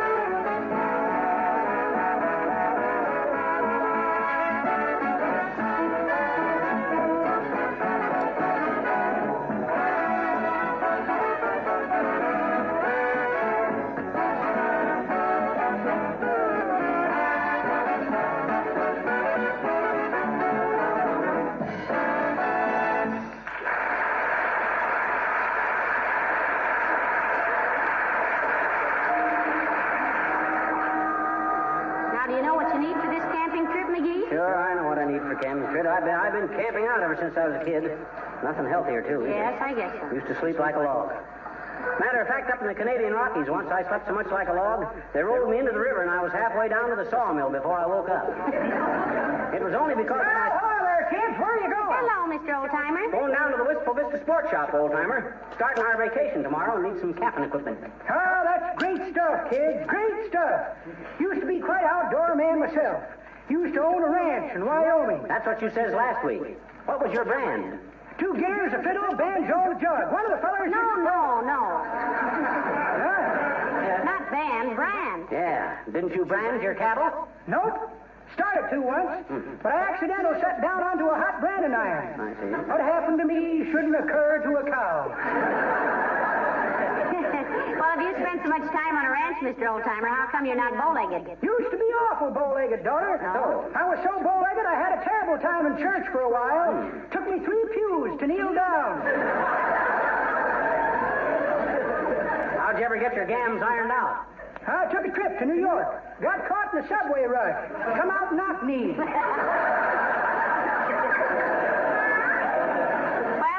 Knew you were a Westerner, Mr. Oldtimer. You know, you got that squinty look around the eyes that comes from gazing across the sunlit desert. Or trying to find the pork in a can of pork and beans. That's pretty good, daughter. That ain't the way I heard it.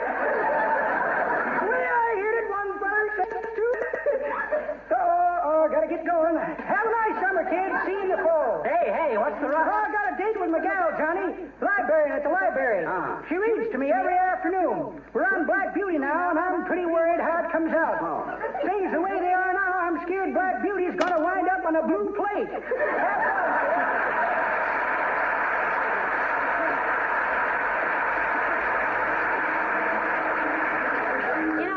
As young as he is when you're as old as he is, McGee. I hope I never look that old. His face looks like it had wore out 3 bodies. Well, here's the sport shop, Molly. Come on. Good day, sir. What can I do for you? We're having special today on moose calls. Genuine Brazilian birch bark. They come in 3 tones, plaintive, urgent, and imperative. No thanks, Bud. I don't want one. But, sir, why, on our last order, we asked for 6 gross. And do you know how many we got? Half a dozen, of which this is the last one. There won't be any more, for the duration. Oh, how terrible. Gee, maybe I better take one. No. We don't want it, McGee. We need a moose call like you need a hole in the head. In his case, that might be exactly Pipe down, Bud. If my wife says I don't need a moose call, by George, I don't need a moose call, see? I would like to try it once. I never blew a moose call. Certainly, sir. Go right ahead. Well, that didn't seem to arouse any particular... Oh, look, McGee, here comes Mr. Wilcox.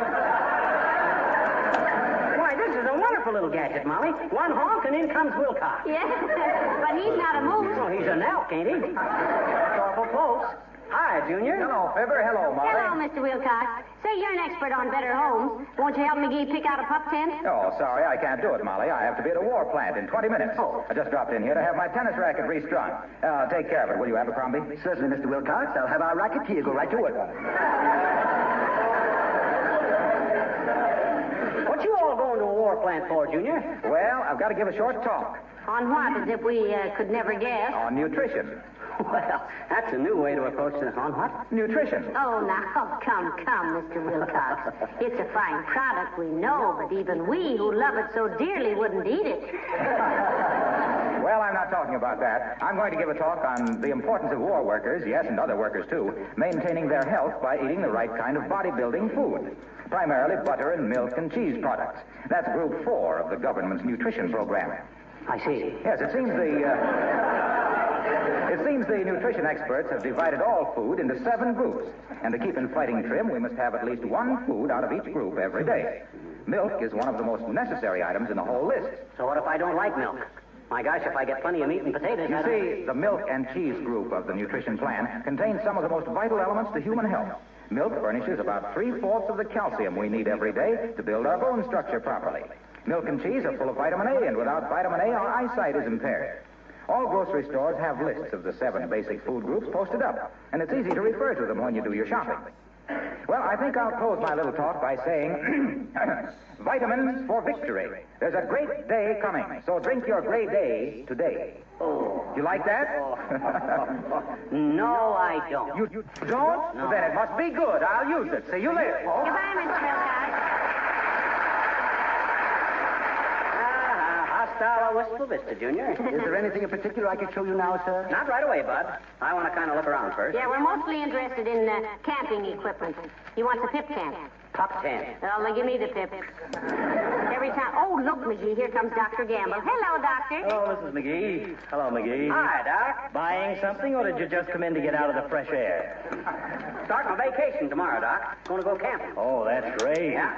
I can hardly wait to treat you for sunstroke, poison oak, chiggers, water in the ear, spider bites, and fish hooks in the gluteus maximus. You know, I'm going to make him be more careful this year, Doctor. Oh, it's no use, my dear. He's the kind who needs a lifeguard when he washes his hair. I think there ought to be a law against vacations. Here we build a man up and keep him in shape to do his daily work for 50 weeks out of the year, and what happens? He takes a vacation. He sleeps outdoors on a damp cot, exercises like a commando when his greatest effort for the past year has been tearing the band off a cigar. Swallows gallons of muddied lake water. You're just an old sourpuss, Doc. You think everybody ought to go through life chewing on a thermometer and walking on their hands so they won't get their feet wet? Well, the doctor just doesn't like to see people make fools of themselves, dearie. You're quite right, Mrs. McGee. But it's like trying to keep an apple seed from making an apple of itself. Well, I hope you folks enjoy yourselves this summer. Take a good rest, my boy. Thanks, Doc. But boy, don't be like most men on a vacation. Huh? Remember, this little woman is your wife. Not a red cap, a washing machine, or a nursemaid. Let her have some fun, too. I'm glad you're getting out of town for a while, McGee. You think it'll do him good, Doctor? I doubt it, but it'll give me a new lease on life. Goodbye now.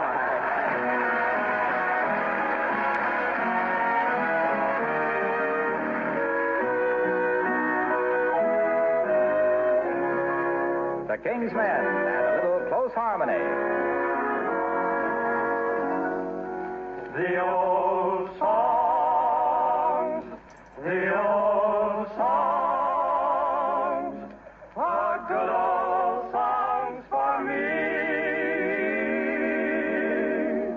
I love to hear those minor chords and good close harmony. Down in the cornfield, hear that mournful song.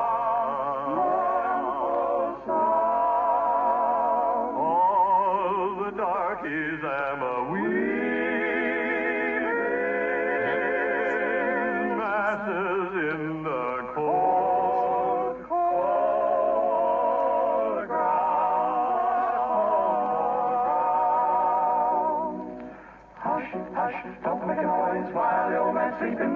Run in the barn, get out the boys, and we'll have a little banjo meeting. Down in the cornfield, hear that mournful sound. All the darkies am a weaving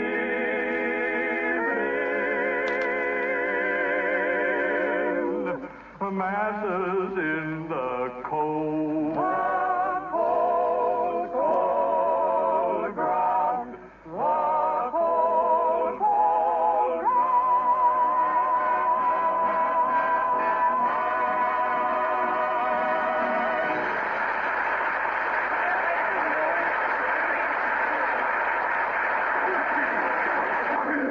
Now, this is a very humane rabbit trap, Mr. McGee. Here's how it works. We put a piece of lettuce on the trigger here, cock the spring, then Mr. Rabbit comes along. See? He snips the lettuce, takes a bite, and that blank cartridge explodes.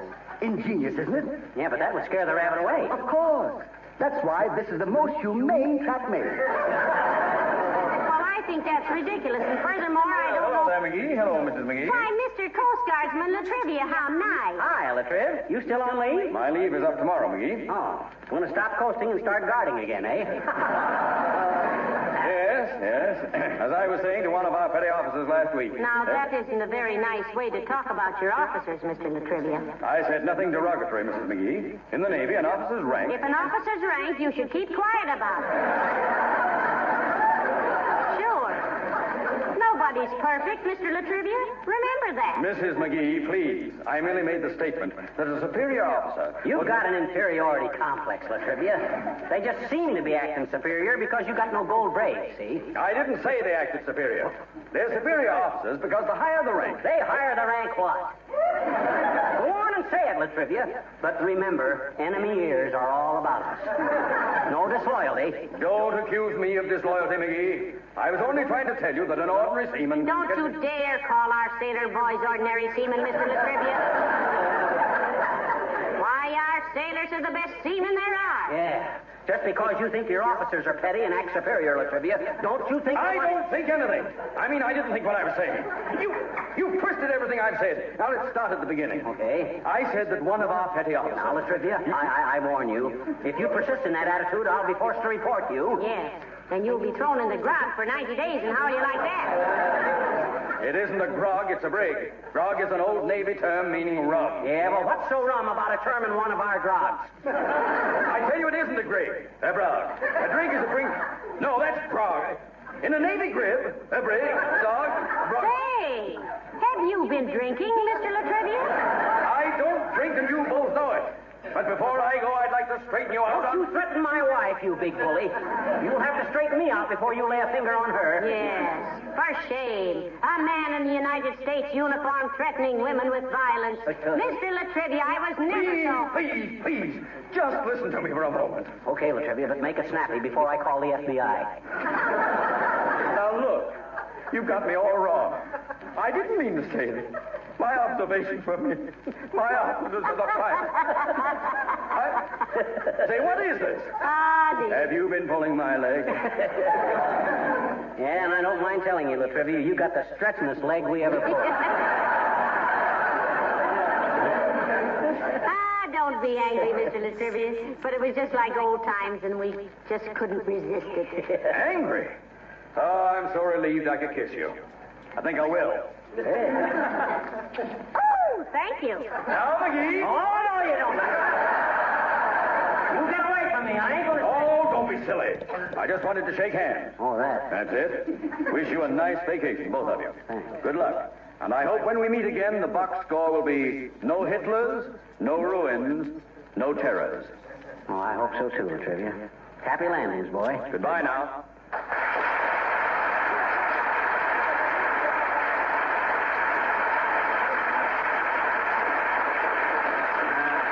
Great little guy, Latrivia. Little? Yeah. Did you see his chest? I was scared to death he'd take a deep breath and push us right through a showcase. Yeah, he's a pretty husky little... Oh, you got that sleeping bag I asked for, Bud? Yes, sir. A genuine snug bug sleeping bag. We have 2 of these, though the other one is damaged, which makes this one the last one we have in stock. For the duration? Yes. Hey, that's pretty good. A sleeping bag. Just crawl in and zip it up, eh, Bud? That's all. Waterproof, sun-fast, and guaranteed as long as it lasts. Now, listen, McGee, I don't think you want to... Oh, hello there, Mr. Wimple. Hello, Mrs. McGee. Hello, Mr. McGee. Hi, Wimple, man. You like the sleeping bag? I'm thinking about buying it for a little camping trip Molly and me are going on. Oh, I don't care much for them, Mr. McGee. Let sleeping bags lie is my motto. Mr. Wimple, were you buying some vacation things? No, Mrs. McGee. Sweetie Face sent me down to pick up a couple of dumbbells. Oh. My goodness, I never expected to find you here. Is that a crack, Wallace? Oh, of course not, Mr. McGee. I never make cracks. Oh. I learned my lesson last week when I flew off the handle with Sweetie Face. You did what, Mr. Wimple? I flew off the handle. You finally did it. Yes, I was out in the kitchen frying some eggs, and Sweetie Face came in. Yeah? She grabbed the frying pan, but I hung onto it, so she started whirling me around her head. Oh. Finally, I flew off the handle and crashed into the china cabinet. I bet she was sorry she did that. No, that made her more angry than ever. She said, aha, in your cups again, and sloughed me with a refrigerator. Very violent woman, I'd say. Yes. You going to buy this sleeping bag, Mr. McGee? Well, I don't know, Wimp. Mind if I try this one on for size, Bud? Very happy to have you, Mr. McGee. We don't close till 5:30 if you'd care to take a little nap in it. Oh, no, McGee. Oh, I ain't sleepy anyway, Molly. Here, hold the top open while I wiggle into it. That's it. A little wider. That's it. Fits nicely around the hips, doesn't it? My goodness. He looks like a little caboose in there, doesn't he, Mrs. McGee? You mean papoose, Mr. Wimple. A caboose is the rear end of a freight train. Yes, I know. Okay, zip it up, Bud. Hey, this is wonderful. I'll buy this, Bud. You better let me out now. It's too hot. Oh, dear me. What's the matter? The little piece that unzips it is broken off. So careless of me. Well, get it out. Cut me out of this. I'm slipping. Cut it. Good heavens, man. It's the $32 sleeping bag. Well, he's worth more than that to me alive. Rip it open. Hurry up, Bud. Hurry up. Get it out of here. Just be patient, sir. I have no authority to enter the property of the store. Well, of all the dad rat dirty luck, why does everything have to happen to me? What do you find so amusing, Mr. Wimple? Just struck me funny, Mrs. McGee, to have you end the season on this note. On what note, Mr. Wimple? Well, for once, the bag is holding McGee. Oh, dear.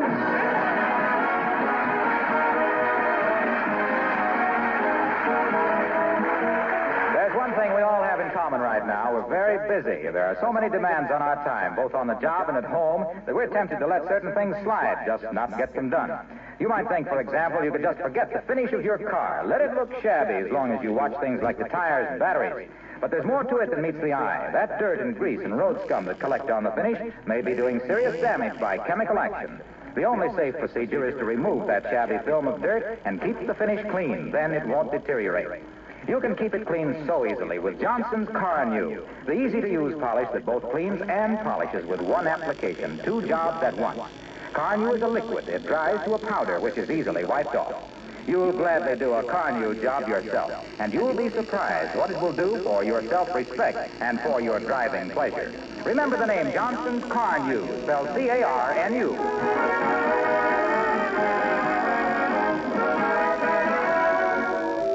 Ladies and gentlemen, on behalf of our sponsors and all of us connected with this show, we want to thank you once more for your wonderful support and loyalty. This last season, as you know, the makers of Johnson's Wax dedicated every 4th program to the presentation of some government message, some phase of the war effort which we thought we might make a little clearer to you in our own peculiar way. We want to thank Mr. Elmer Davis, his Office of War Information, for the highly efficient cooperation we've had in getting our facts straight and eliminating conflict with other programs. Yes, and keep tuning in this summer at the same hour. Because you know Johnson's Wax is again presenting MGM's outstanding teller of amazing tales, John Nesbitt, in his dramatic passing parade. Now, if you remember his famous letter to Hitler last summer, which was so widely reprinted, you'll be interested to know that in his first show next week, he gives you a new letter to Hitler. It'll be a wonderful series, and we know you'll enjoy it. So until McGee and I see you nice people again. Good night. Good night, all.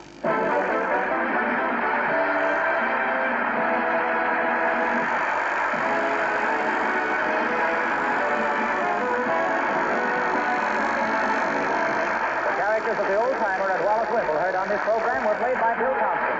This is Harlow Wilcox, speaking for the makers of Johnson Wax finishes for home and industry, inviting you to be with us again next Tuesday night when we bring you that outstanding teller of amazing tales, John Nesbitt, in his passing parade. This program has reached you from Hollywood. This is the National Broadcasting Company.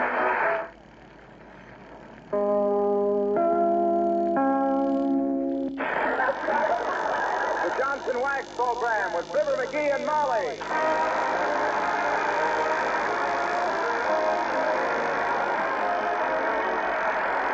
The makers of Johnson's Wax, Johnson's Car New, and Johnson's Self-Polishing Glow Coat present Fibber McGee and Molly, written by Don Quinn, with music by the King's Men and Billy Mills Orchestra.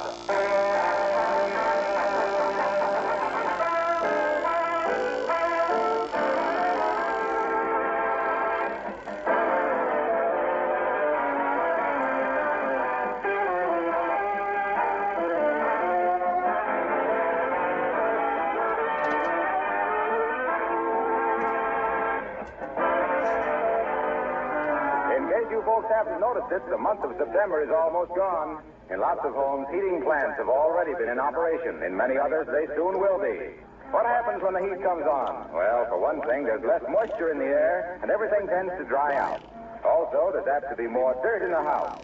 And those are 2 important reasons why good housekeepers make sure every fall that their floors, furniture, woodwork, and leather goods are all protected with a coat of Johnson's Wax. The wax helps to keep wood and leather surfaces from drying out. In this way, it acts as a preservative, a protection for so many things around the house. Your floors, your tabletops, windowsills, Venetian blinds, and your luggage and other leather articles. It makes your daily and weekly house cleaning so much easier because dirt just doesn't cling readily to a Johnson Wax dirt. Today, it pays to protect your things with genuine Johnson's Wax. Entirely aside from the fact that a regular use of this wax polish adds great beauty to every room in your home.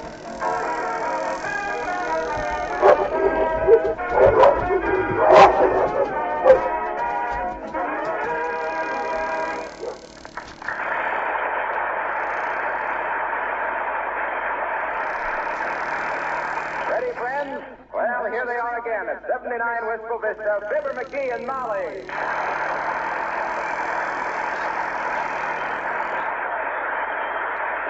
Heavenly days, McGee. Sit down and relax. Oh, dear. Stop your pacing. If you can't consider my nerves, think of the choo-choo problem. I can't help it, Molly. I'm just full of spent-up energy. I'm restless as a kitten. Well, how a man who gets as much rest as you do can be restless is beyond me, dear. What do you want to do? I don't know. I just want to...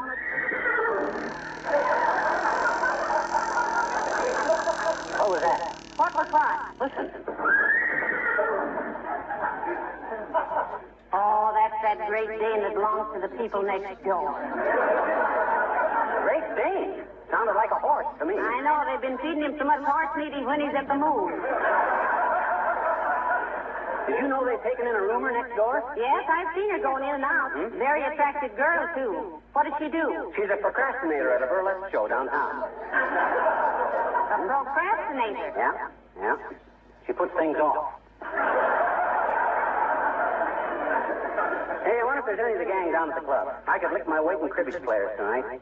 McGee, Huh? we have an extra room. Good for us. I guess I'll call the club and see who's hanging around. Maybe we could rent it to some war worker or somebody. You know, rooms are awful scarce in town now. On the other hand, if I could just find one pigeon to play gin rummy with, Rent what? The back room. Wouldn't be any trouble and might bring in $8 or $10 a week. We can't rent that back room. I got my moose head in there. Put the moose head in Uncle Dennis's room. He won't mind. Why should he? He's even glassier-eyed than the moose. Now, you stop picking on Uncle Dennis. He only uses it for medicinal purposes. Yeah, I know. I saw him sitting in the medicine cabinet on Oak Street last night.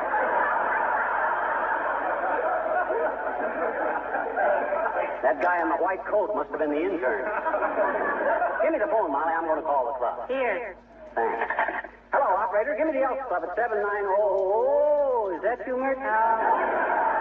How's every little thing, Mert? Tuesday. What's that, Mert? You did? Had a nice saddle of mutton and somebody swiped it.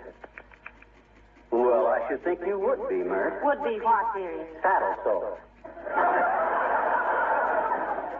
What's that, Mert? They don't? No, they didn't hear either. Oh, well, probably got a big game going on down at the club and took the receiver off the hook. Well, thanks anyway, Mert. No answer. You know, if there was somebody in that back room, there'd always be somebody here if we wanted to go out at night. Go out where? Oh, to a dinner or movie or something. Oh, let's go to the movies.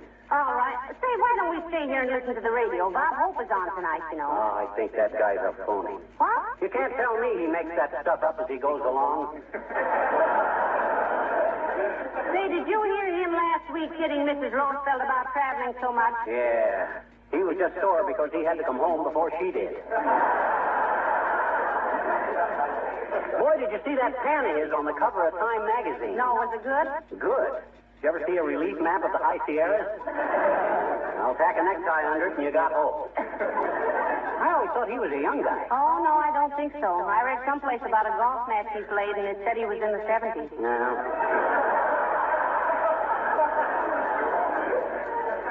It's pretty gutsy of an old guy like that to go booming around in a bomber. What movie do you want to see? You select one. Okay, let's go to the Palace. What do they got? They got the best candy of any theater lobby in town.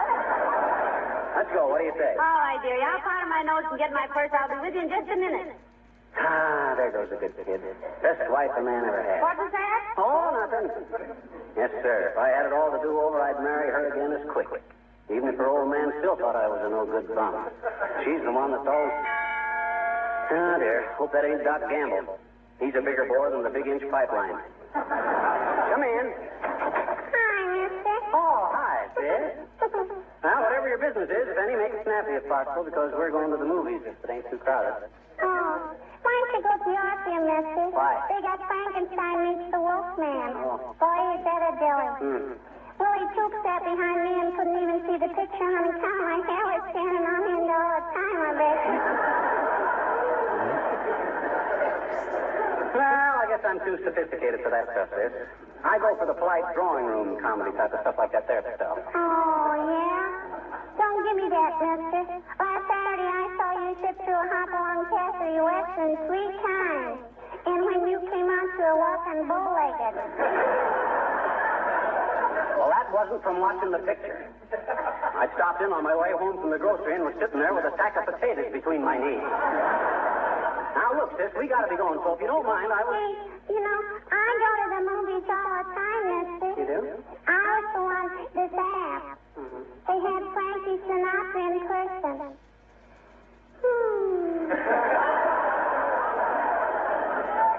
Thrilled you right down to your bobby sock, eh? Oh, brother.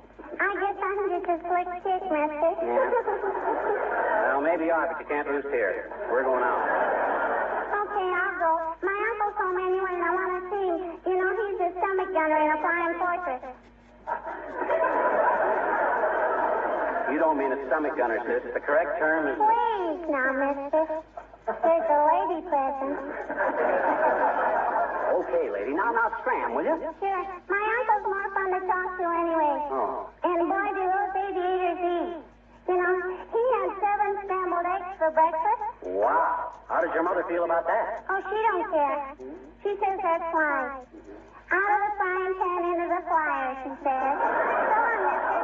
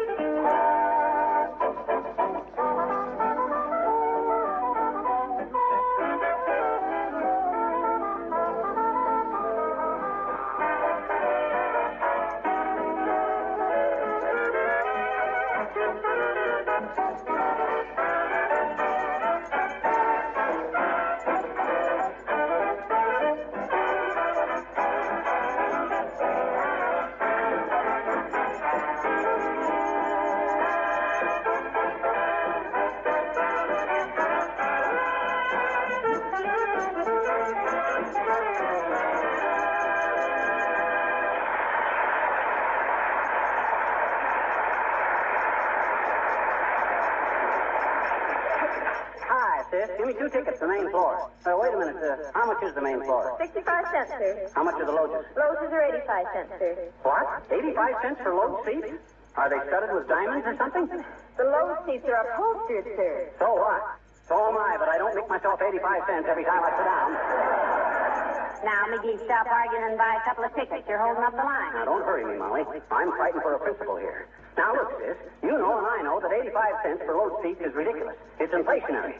Let's see your ceiling prices. There are no seats on the ceiling, sir. The second balcony is as close as you can get. Oh, a smarty skirt, eh? Well, how much are balcony seats? 50 cents, sir. 50 cents for balcony seats? Why, how you can see better from up there than you can from the main floor. And you charge less. Now, that don't make sense, sis. Now, look at here.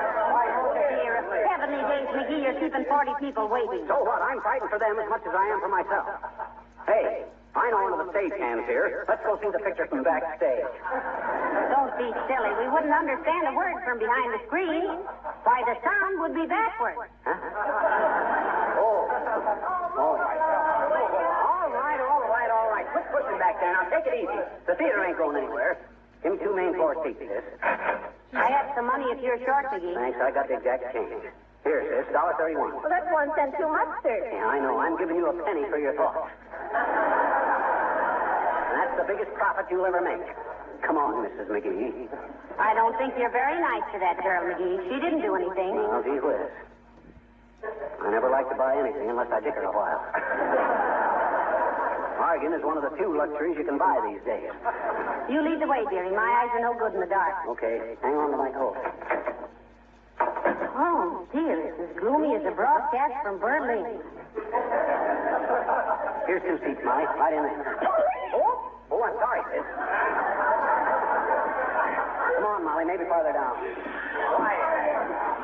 In here, McGee. That's it. Nice timing. The feature's just over. I hope there's a newsreel tonight. Yes? I always like to see the new battleships sliding down into the water. Always reminds me of my fat Uncle Herman getting into the bathtub. He was one of those guys that... Quiet, dearie. You're disturbing people. Oh, let him go.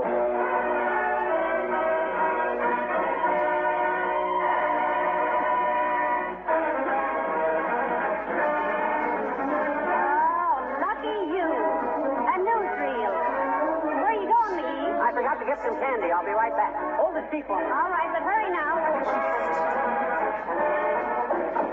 Hey, Usher, where's the candy display? Never mind. Oh, I see it. Well, hello, pal. Wilcox. Well. As the fellow says to the racing board when they gave him another A card, long time no see. Well, Fibber, where's Molly? Inside. I just come out to get a hunk of candy. What are you doing loafing around this theater? I'm waiting to talk to the manager. You know Sigmund Wellington? Piggy? Oh, sure. He's secretary of the Chamber of Commerce. Kind of a dope. Well, I don't agree with you, as usual. Huh? I think Wellington's a pretty bright guy. Been around, too. Managed theaters all over the state of Texas. Yeah, well, that's what he says. Sue will get you 10 that he thinks the panhandle is a facial massage. What you want to see him about, anyway? Well, it's confidential. Oh, come on, you can tell me. You know how I am, Junior. Telling me a secret is just like whispering it to your little pillow on your little trundle bed. I know. There'll always be a slip on it. Oh, come on. What you want to see Wellington about? You won't say anything? Cross my heart. Okay. Look, it's about the other theaters in town. Yeah? Yeah. They can't understand how he manages to keep all his woodwork and these paneled walls and the doors and everything so gleaming and shiny when help is so hard to get. They think he's holding out on them. Well, what's the secret, Junior? Well, it really isn't any secret, pal. Yeah? Anybody can buy Johnson's wax. And there's nothing like it to protect and beautify all wood and enamel surfaces. Yeah? And particularly in a theater with thousands of people passing through every day, smudging everything with fingerprints. Oh. Why, Johnson's wax is the answer to a theater manager's prayers. You're not just saying that to try and sell more Johnson's wax.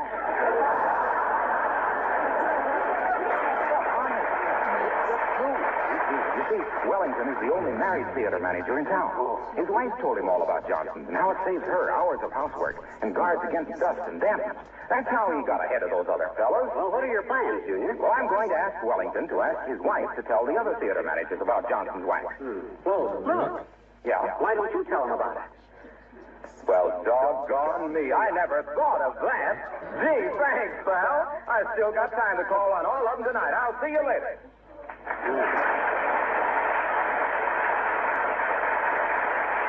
That guy pulled my leg as often as I suspect him of pulling it. I'd be 19 feet tall. Oh, well. Hey, sis, give me a chocolate bar. Oh, what kind, sis? Oh, give me a whole Henry. I'm in a literary mood. That will be 5 cents, sir. Price is no object, sis. Now, let's see. 5 cents, 5. Uh-oh, I bought the tickets for the last bit of change I had.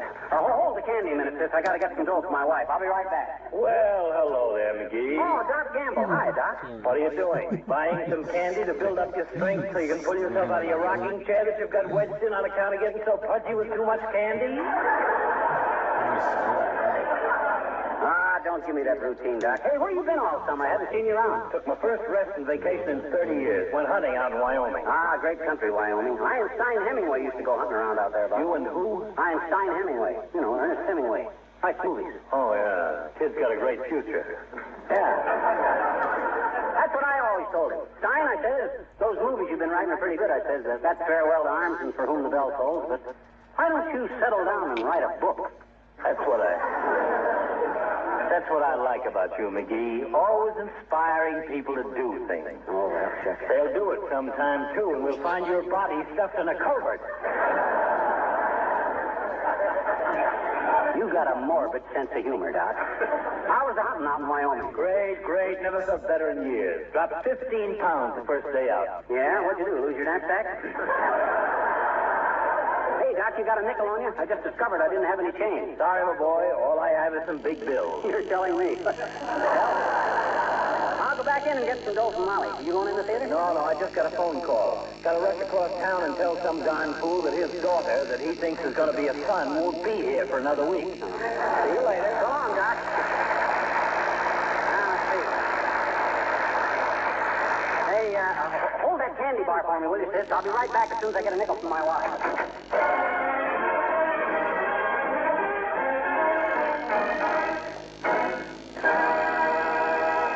That's better to miss the newsreel. Now, let's see.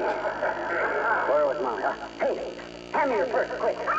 Oh, what the? Oh, my gosh, I'm in the wrong aisle. Oh, where's Nestor? Why not? Let go of me. It's all a mistake. Hey, Molly, where are you? Over here, McGee. I'll see you in the lobby. No,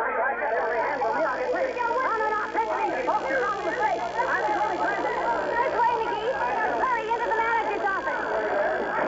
Oh, lock the door, Molly. Lock the door. If they catch me, they'll lynch me up to the nearest lamppost. My. For goodness sakes, what happened? I went for candy. No money. Came back. Wrong aisle. Asked some woman for her purse. Thought it was you. So I... Company coming. Don't open that door. Don't let him in. They'll mob me. Answer the phone. You answer. I'll hold the door in front of the desk. I mean the desk in front of the mob. The phone. I'll answer the desk. You hold it. That woman. She may have a gun. Oh, this is awful.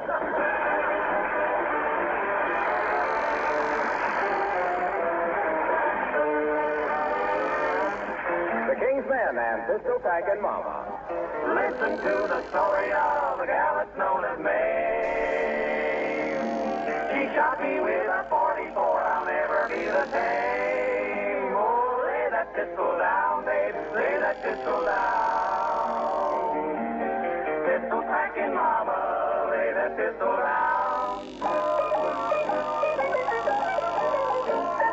Take it from me, you should never flirt with that woman on Texas way. Or tipping you to, I'm telling you, is what you'll be having to say. Lay that old pistol down, babe, lay that old pistol down. Pistol packing mama, lay that pistol down.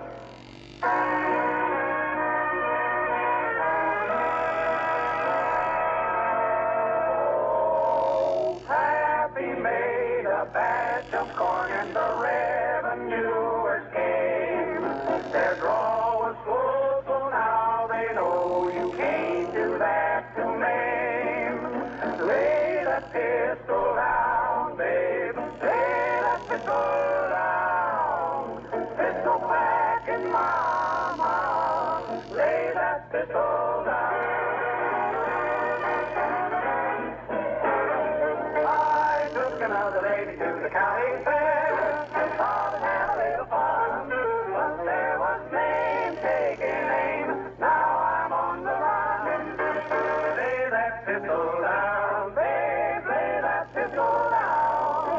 Pistol packing mama. Please. Hey, lay that pistol down.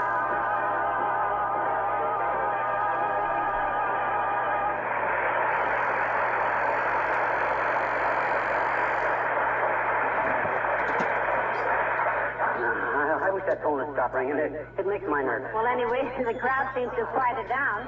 Answer it, Molly. Tell them they got the wrong number. That wouldn't help. They just try again.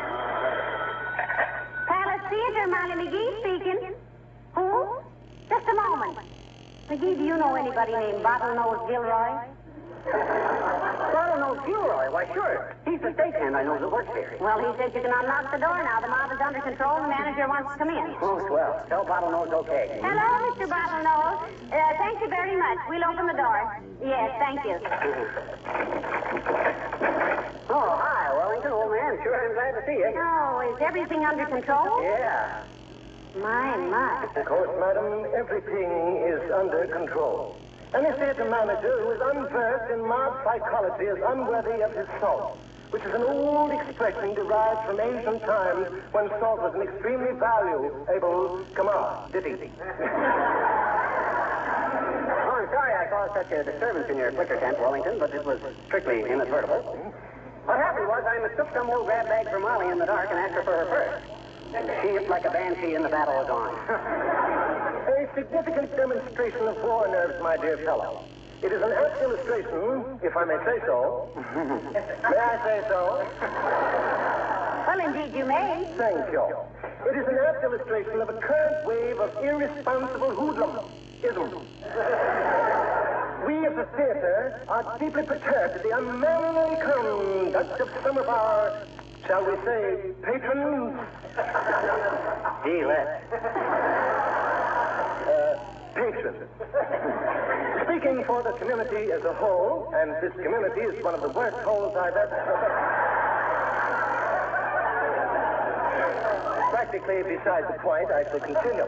What I mean to say is something must be done to combat this epidemic of hoodlum-ism.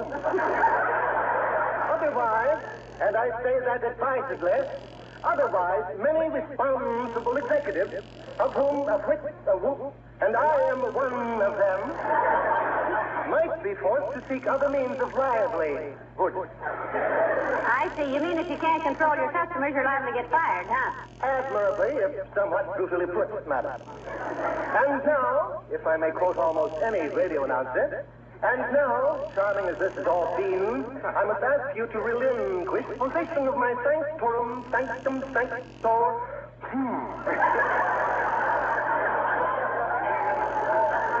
Okay, Bud, okay. Furthermore, we'll let you have your office back.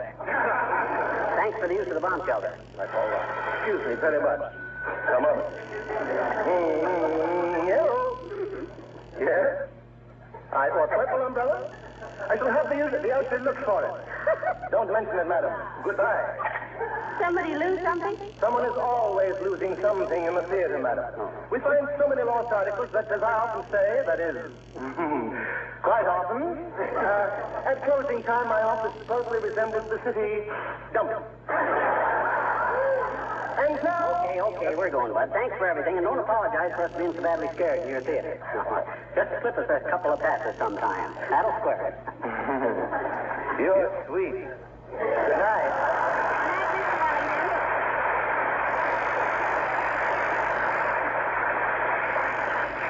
Oh, my. Shall we go home, McGee? Oh, I want to see the rest of the show. Come on, let's go.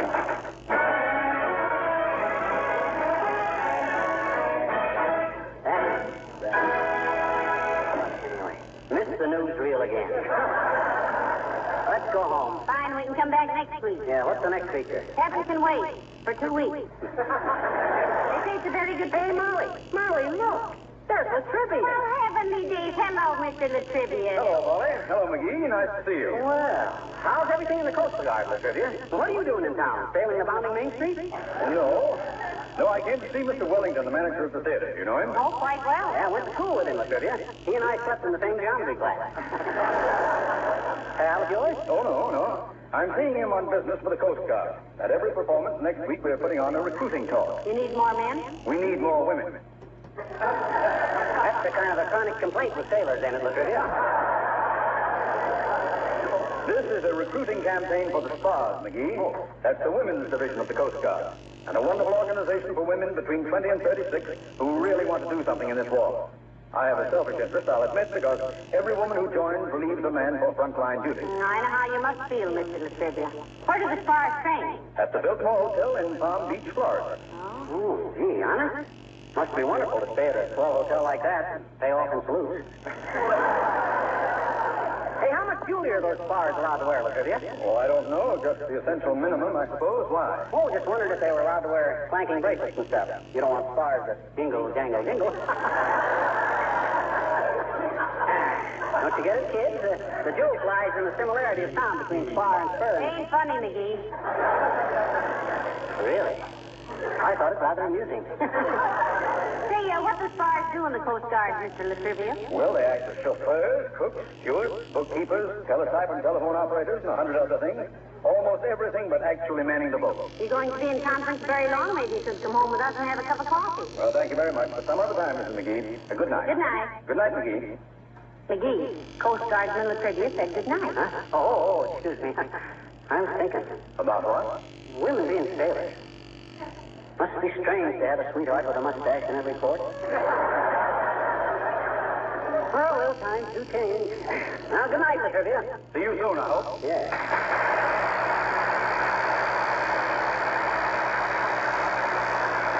Well, come on, McGee.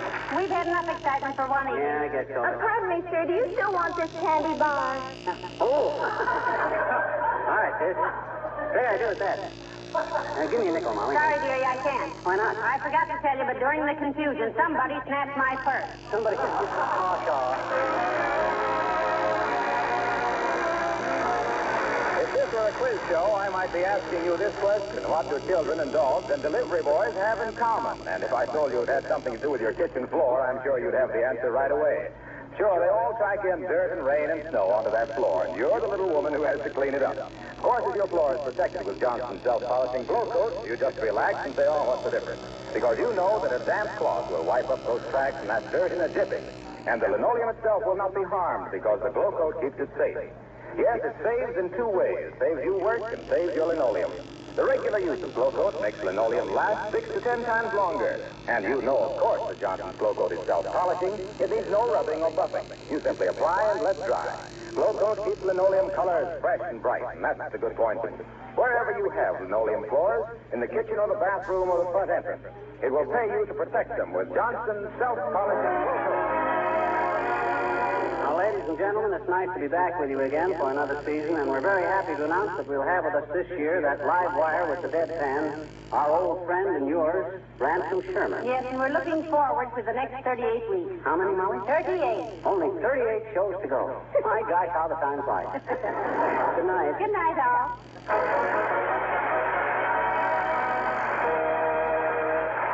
This is Harlow Wilcox, speaking for the makers of Johnson Wax Finishes for Home and Industry, inviting you to be with us again next Tuesday night. Good night. The Johnson Wax Program with Fibber McGee and Molly.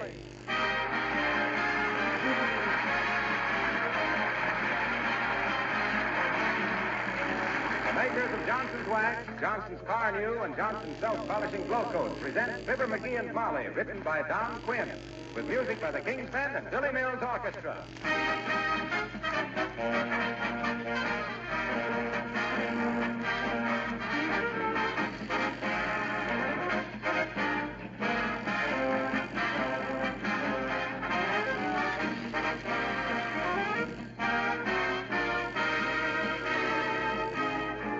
The air is full of rumors these days, but common sense tells us not to accept them as truth nor help spread them, especially when they concern the war. But there are other kinds of rumors about individual companies that often need to be corrected. You may have been told, for instance, that you can't get Johnson's Wax or Johnson's Glow Coat because the company isn't making these products anymore. Well, it is a fact that the makers of Johnson's Wax have been turning out millions of packages of protective finishes for war uses, and they're proud to be doing so. But without interfering with that important job, they're also able to make good quantities of the products you know so well, such as Glow Coat, Cream Wax, Car New, and Johnson's Paste and Liquid Wax.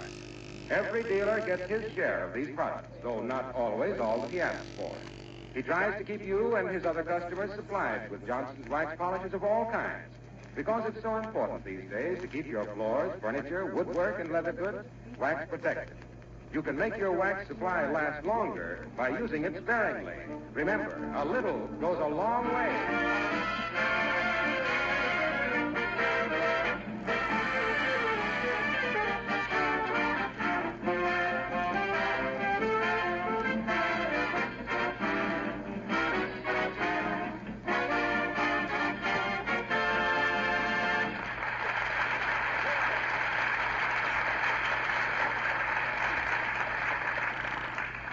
There's a little stranger coming to 79 Wistful Vista.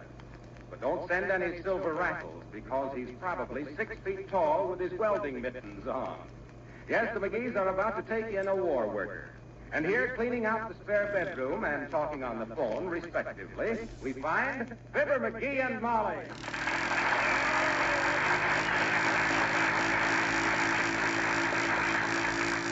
No, we haven't met him yet, Mrs. Snoop. But Dr. Gamble vouches for him, and the two best judges of human nature, doctors and bird dogs. What, Mrs. Snoop?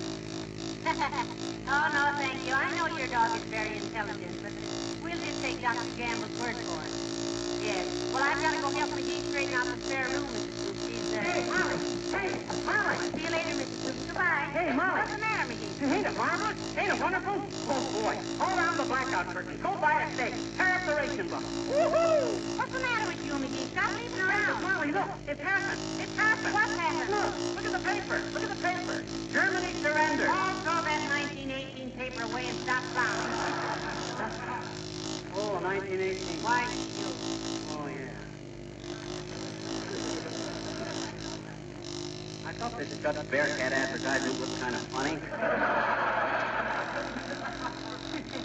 did you get all the junk cleared out of the bedroom? Yeah, but a lot of it wasn't junk. A lot of it was valuable stuff, I want to say. What'd you do with the moose head? I did just what you said. I put it in Uncle Dennis's room. But I didn't know what to do with my doorknob collection. Oh, you used to collect the weirdest things, McGee. Doorknobs, oyster forks, and hubcaps. Yeah. I knew a guy once, Fred Nittany from Starved Rock, Illinois. He used to collect hairpins and compacts. Hairpins and compacts? Yeah. Every time Fred's wife would find a hairpin or a compact in his car, Fred would yell, "Don't throw that away. That's part of my collection."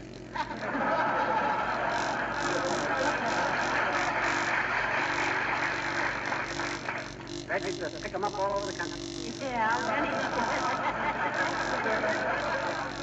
Now, look here, when when the new roomer moves in... Hey, what is his name, anyway? Well, I don't remember, though. It's a very attractive name. Here, Dr. Gamble wrote on a piece of paper, so Oh, here it is. Al Darling. Al Darling. I bet he carries his lunch in a knitting bag. Al Darling. Oh, Mama. Now, don't leap to conclusions, McGee. He probably shaves 3 times a day. Oh, by the way, I'm glad you mentioned that. Look what I picked up for him. Never let it be said that I don't cooperate. What is it? My old electric razor. I honed the blades and oiled it and put the gears in different, and it works like a charm. Wait, I'll show you. Where's the wall from? In the wall. Huh? Oh, yeah. Listen to this. Works like a top, don't it? What? I said works like a top, don't it? I can't hear a single word you're saying. What were you saying? I said it don't work. It's a pop. Come on, dearie. If Mr. Darling is coming in at 4 o'clock, we've got to get this. Mr. Darling, what a moniker. I'll bet him and I have many the cozy little chit-chat over our crocheting. Swapping recipes for fudge and doing each other's nails. I warn you, dearie, don't take too much for granted. I'll bet that he...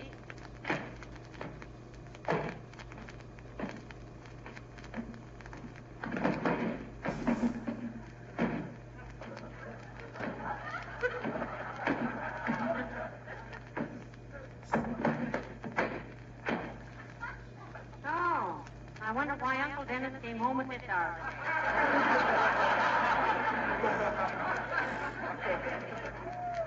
I don't know, but I hope it was insured. You hope what? What was insured? Joe's Tavern. Unless Joe's Tavern burned to the ground, Uncle Dennis would never be home at this hour. Now listen, stop.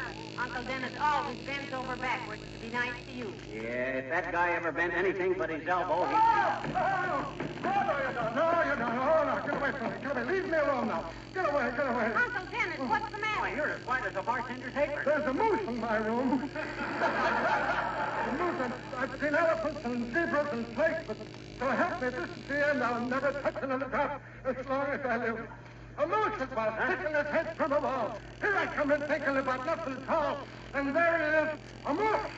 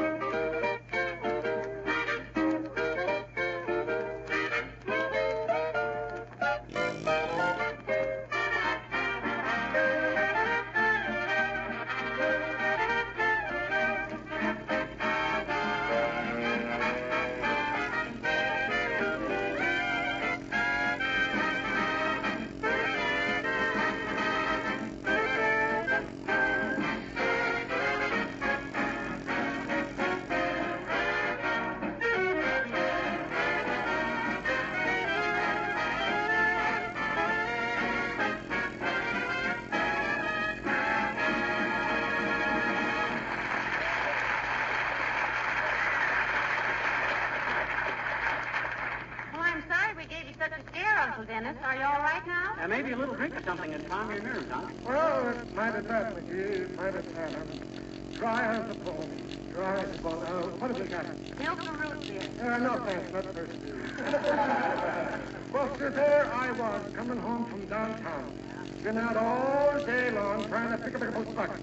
You know how it is. Yeah, we know. We know you, too, huh? You couldn't pick up a couple of bucks on a half-broke Mustang. Now, McGee, you're wrong. Uncle Dennis was worth a great deal of money at one time, weren't you, Uncle Dennis? Well, right you are, McCoosla. I mind the time when I could write me check for any amount you want to name. Well, how Not too much now. Well, I was On just... second thought, I don't think I'll write a check at all. I'd like to do a cash business. Like I always say, McGee, fella has the chance to pick up a couple of bucks. That's the way. Say, look, Uncle Dennis, we have a new roomer moving in at 4 o'clock. How would you like to help us move some furniture? Yeah, I can hardly wait to hear the answer to this. The only time Uncle Dennis lifts a finger is to point at an empty glass. You wouldn't say that to my face. I just did say it to your face. Excuse me, I didn't hear it. Well, now, Molly, darling, I'd be delighted to help you move the stuff. Delighted. And maybe it'd be a chance to pick up a couple of bucks. The thing is ridiculous. I've seen that room, and it's perfect. I wouldn't change a thing. No, sir. Just right the way it is. You leave it just the way it is.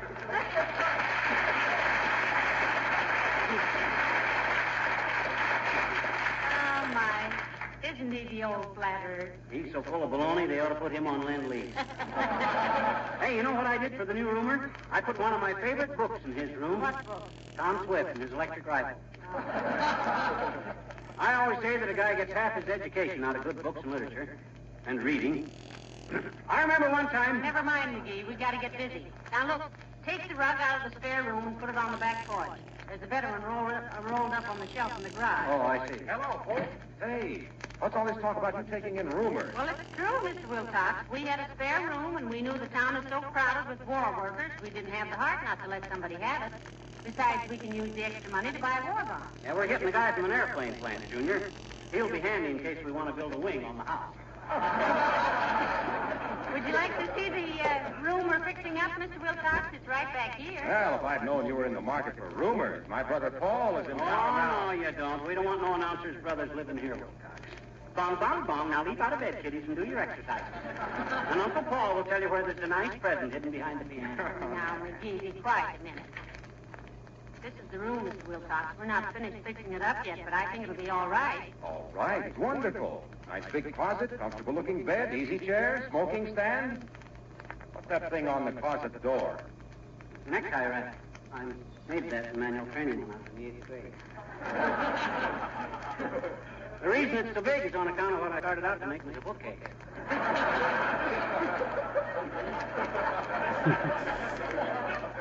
Broke a handle off of it and decided to make a piano bench. Legs weren't even, so I cut it down to a tabaret. Then it was a magazine stand, mailbox, and a collar button container, and a lamp base. I split it trying to stick a wire through it, so I made a necktie wrap.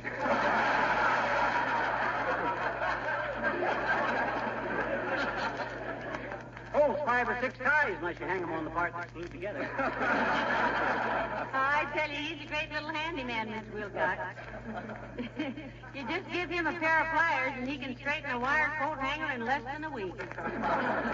Well, I will say, Molly, that whoever gets this room will have a pleasant place to rest in the arms of Morpheus. There'll be none of that stuff in this house, Junior. If he wants to entertain... Oh, be quiet, McGee. Any suggestions, Mr. Wilcox? Nary a suggestion, Molly. In fact, if I was rooming here, I'd never want to go to work. I'd sit on the edge of the bed all day long and admire that beautiful linoleum floor. Folks, if any of you want to sneak out for a quick smoke, here's your chance. Mr. Wilcox just got off the Pony Express from Racine, Wisconsin, ready to deliver a brief lecture on Johnson's loco. Always underfoot, but never in the way. Ladies and gentlemen, Mr. Don't let him kid you, Mr. Wilcox. There is flow coat on this linoleum. No, I knew that, Molly. Whenever I see a piece of linoleum that sparkles and glistens like that, I know it's been glow-coated. I know linoleum, and I know they haven't made that particular pattern for 16 years. But look at it. No scuffed places, no cracks. That goes for you, too, McGee. No cracks. And another thing, Molly. When this fellow comes home from the factory with his heavy, dirty shoes, you know the floor is protected against scratches and grit by Johnson's Glow Coat. Ah, to live in a room with the warm, vibrant charm, the handsome, gleaming, spotless luster of a lovely, lovely piece of glow-coated linoleum. Ah, lucky war worker. Having his life enriched and renewed with the soul-satisfying, heartwarming beauty spread before him from wall to wall. To return home in the gloaming, hungry for another glimpse of the glistening floor. Leaving regretfully in the morning with a happy, backward look. Ah, what X, what rat, what a talisman against the cares and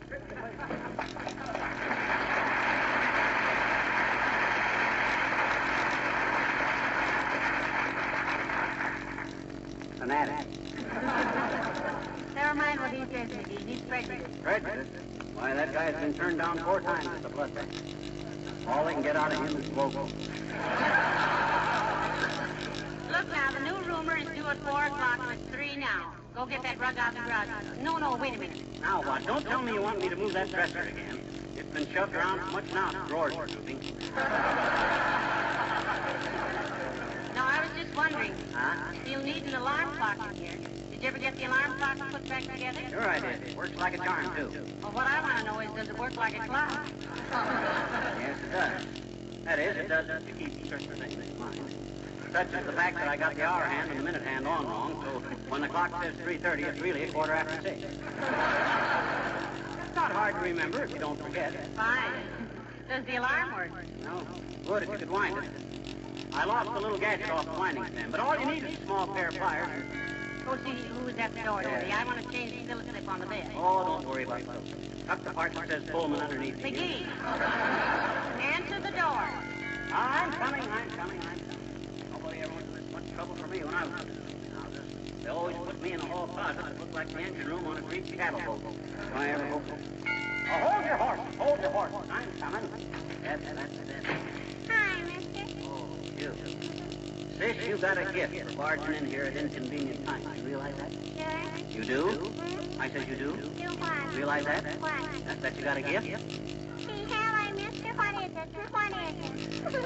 Oh, you're wonderful, mister. I never told anybody this is my birthday. I like you. Boy. Well, you're always so nice to little children. Always giving them gifts and stuff. What you gonna give me, mister? What you gonna give me? What you? Oh, well, well, as a matter of fact, I didn't know what you wanted, sis, so I thought I'd let you buy it yourself. Here's $1. Go get a mama doll. If you're smart, you'll get one that doesn't want to take in rumors. Thanks ever so much, mister. No, forget it. Now, just go away and be happy. Go away and we'll both be happy. I'm busy today now, I'm straight. Oh, what you doing, mister? Fixing up the spare bed. Taking in a rumor. Oh, my daddy doesn't believe in rumors, mister. He says it's silly to listen to them. That's another kind of rumor. That's R-U-M-E-R. Means stop. Yeah, that's what my daddy meant. Well, the kind I'm talking about is the kind that you rent a room to. That's what my daddy meant. Well, make up your mind. Which kind are you talking about? Well, both, I betcha. Huh? We got a woman staying at our house, and for 3 weeks he's been telling my daddy he'll pay his rent tomorrow, and that's why my daddy says it's silly to listen to rumors. Oh, I see. I said I see. Now run along. Okay, mister. And gee, thanks ever so much for the $1. You deserve it. You've been a good kid. Any little girl who has a birthday and doesn't tell anybody is for me. You didn't tell anybody this was your birthday? No, sir, not a soul. It wouldn't have been nice. On account of my birthday's in April. Goodbye, mister.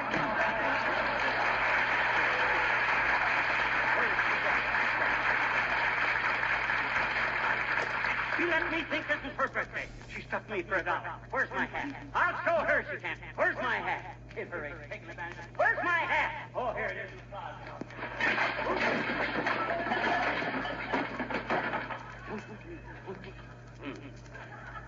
forgot to put all that stuff out of the spare room.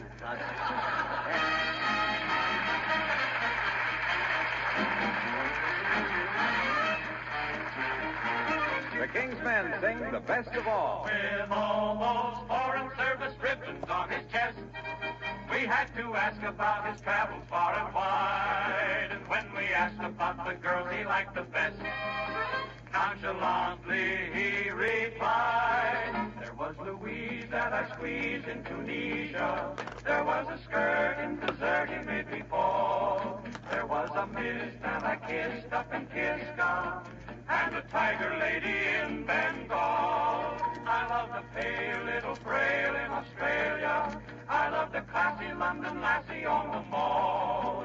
But wherever I may roam, it's a gal I left back home that I love best of all. In Honolulu, I hooted with Beulah. Beneath the palms in my arms she couldn't stall. There was a doll of a mall out in Holland, and I kissed her on the South Sea wall. There was Ria in Pantelleria. I loved a lush little Russian fireball. But wherever I may roam, it's a gal I left back home that I love best of all. And there was Nellie, the belle of New Delhi, another maid who obeyed my beck and call. Then there was Bess I caressed in Odessa, made me think of someone in St. Paul. I went insane over Jane in Tasmania. There was a score, maybe more I did enthrall. But I'll never roam again if I can get back home again. To the girl I love the best.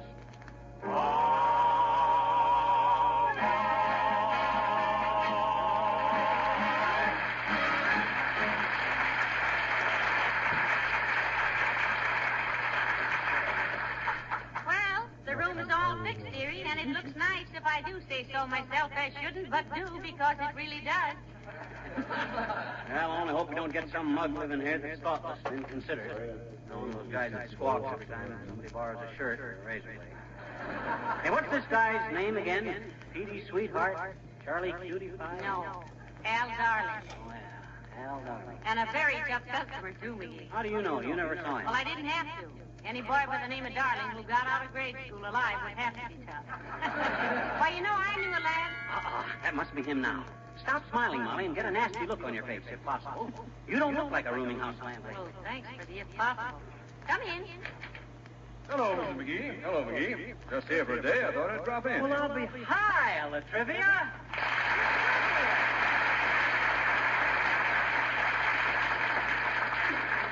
We thought it was our new roomer, Mr. the Trivia. Rumor? Since when have you been taking in rumors, McGee? Since in about 10 minutes, if he's on time, the trivia. War worker. Molly's idea. Yeah. You see, we had a spare room, and I got to thinking about the war workers with children who didn't have a proper place to live, so I thought that we made room for a single man, maybe a family could move in where he was, you see. Molly, you're a fine woman. I'm a fine man, too. I hardly argued about it at all. By the way, Mr. Latrivia, look, do I call you Mr. or what? What does one call a Coast Guardsman? Well, if it's a good-looking Coast Guardsman like Latrivia and you're a girl, you don't call him. You just whistle like this. To answer your very sensible question, Mrs. McGee, which preceded the witty, if somewhat hackneyed comment of our parlor comic, one addresses a Coast Guardsman by his name, unless he's an officer. Well, I tell you, you ought to be an officer, a man with your education. I'll say. It's a shame. The guy that graduated with the highest honors from Barber College. I didn't graduate from Barber College. Well, how far did you get, Mr. Latrivia?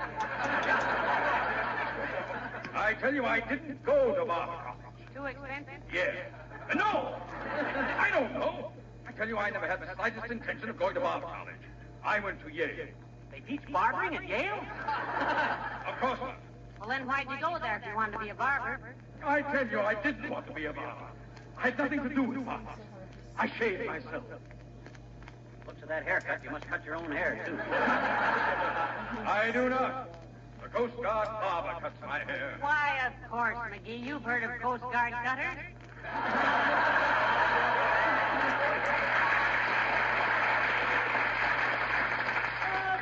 Of course, I just didn't... A Coast Guard cutter is a ship, a fast sea-going vessel. Well, no wonder your hair is all chopped up. How can anybody give a decent haircut on a speedboat? Probably running back and forth. Please, McGee. Mrs. McGee, listen. A Coast Guard cutter has nothing whatever to do with my hair. It is merely a vessel used in various patrol services by the Coast Guard. Is that clear? Why, of course it is. We understand that. The part I don't get clear is, if you're a graduate from a barber college, why you didn't get a commission? It seems to me that a college graduate... I tell you, I didn't graduate. I didn't go to barber. I never mentioned the idea. You started the whole thing with you. You deliberately inveigled me into this.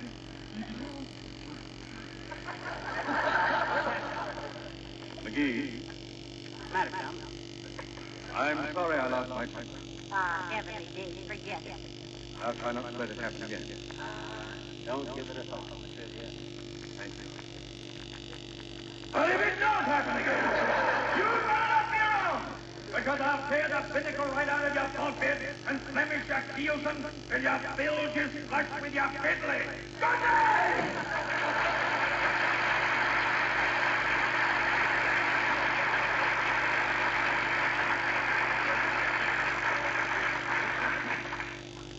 What'd he say? He said, fiddly diddly. After the war, he ought to open up a barbecue joint. He's always good for a few ribs. You know, we shouldn't do that, McGee. He's a fine man and a credit to the Coast Guard. Say, our roomer ought to be here any minute now. I wonder if I forgot anything in his room. Well, if you did, and I know roomers, and I ought to because I've been one, he'll remind Let you. me see now. Extra blankets, flashlights for blackout, ashtrays, hand hangers. No, I guess not. Oh, this must be him. Come in. Oh, Dr. Gamble. Come in, Doctor. Thank you, Mrs. McGee. Hello, McGee. Hi, Doc, old man. Hey, where's our new roomer you were going to send over? What do you mean, send? This is a personally conducted introduction. Al will be here in just a minute. Gone back to the car for a handbag. Sure you want to take in a war worker, Mrs. McGee? Oh, of course we do, Doc. We don't. I sure have wasted the day. If I have to do any more shoving furniture around, I'm going to get a shoemaker to put casters on my heels. Oh, how you suffer, my boy.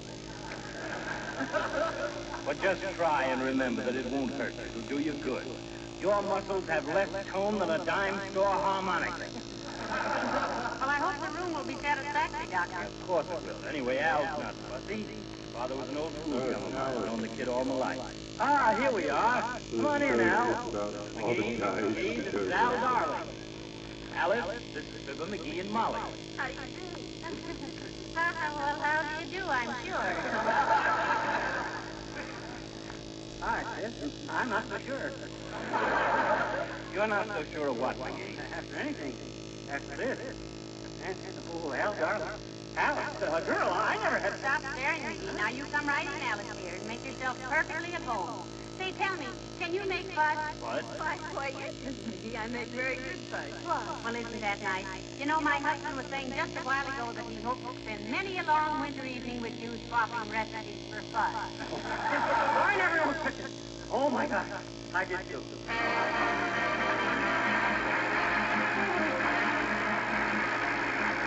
You know, when you can make something last twice as long by taking care of it, you usually figure it's well worth the effort, especially in these times. But when it lasts 6 to 10 times longer, that's almost a miracle, isn't it? Well, that's exactly what happens when you protect your linoleum regularly with Johnson's Glow Coat. And what makes the story seem even harder to believe, you actually save yourself work in the bargain. Glow Coat is self-polishing. It needs no rubbing or buffing. You simply apply and let it dry 20 minutes. Glow Coat makes all linoleum surfaces shine with beauty. Keeps their colors fresh and bright. If you have any floors of asphalt tile or rubber tile, be sure to protect them also with this easy-to-use, ever more popular Johnson Self-Polishing Glow Coat.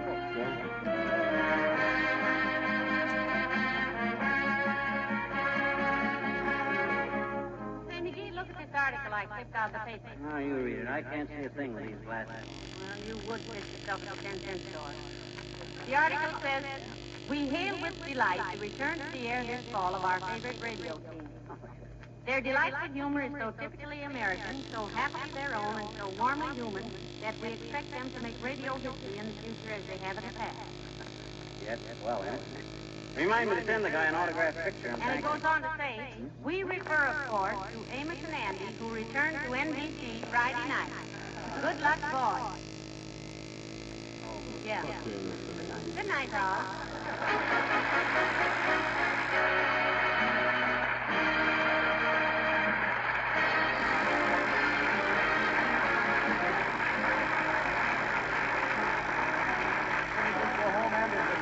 Inviting you to be with us again next Tuesday night. Good night. This program has reached you from Hollywood. This is the National Broadcasting Company.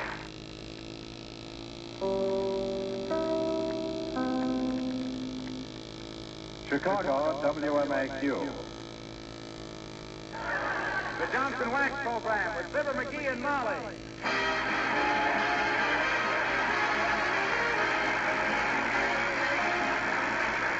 The makers of Johnson's Wax, Johnson's Car New, and Johnson's Self-Polishing Glow Coat present Fibber McGee and Molly, written by Don Quinn, with music by the King's Men and Billy Mills Orchestra.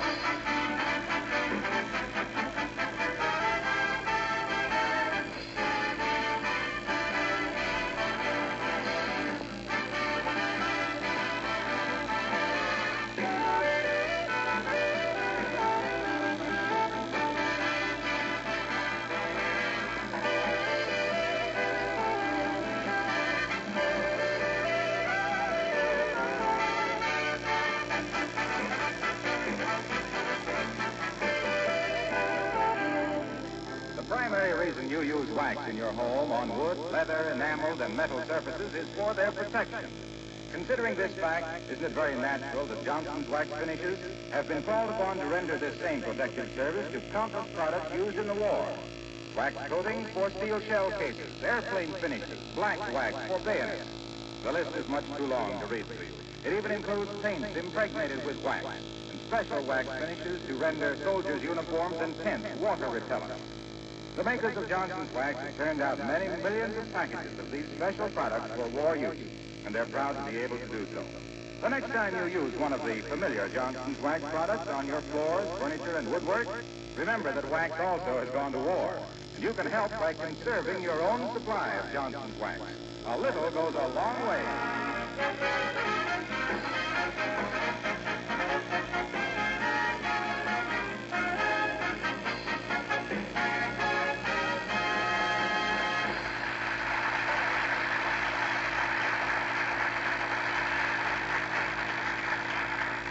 Nobody worries more about public affairs or carries more keys on his chain or waits more impatiently for the morning mail than a guy who hasn't much of anything to do.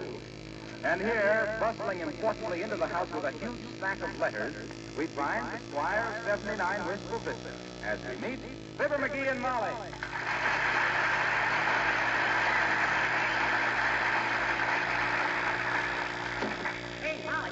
Look at the mail. Must be a dozen letters here. 20 maybe. And several special deliveries. Special delivery? Yeah. The butcher and the grocer must be getting impatient, huh? Oh, these aren't bills. Let's see now. Oh, here's one from our new roomer, Alice Darling. It's for her. From Fort MacArthur. Oh. Boy, he's got it bad. He even put a comma between Alice and Darling. Look at this. My goodness, this is a stack of mail, isn't it? Oh, here's another one for Alice Darling. And another. And all these special deliveries are for her. Fine thing. That's what you get for being big-hearted and renting a room to somebody. They got to hog all the mail. What's she doing, running the Lonely Hearts Club? Oh, listen, don't be silly, dearie. She's a very attractive girl and must have a lot of friends. She's just a flapper getting a lot of mushy letters from a gang of chickies. McGee, your slang is strictly 1919. You mean she's a slick chick getting a neat note from a large star? Yeah, but what I always... if I've answered that phone for that sleeping beauty once this morning, I've answered it 14 times. Well, it's nice to have a little activity in the place. Personally, I welcome a little troubled water on the old oil. Answer the phone. Okay. McGee's residence. Huh? Who? Miss Darling. I'm sorry, but she can't come to the phone. She's gone bye-bye with Lincoln, Blinken, and Knox. Huh? Okay, Georgie.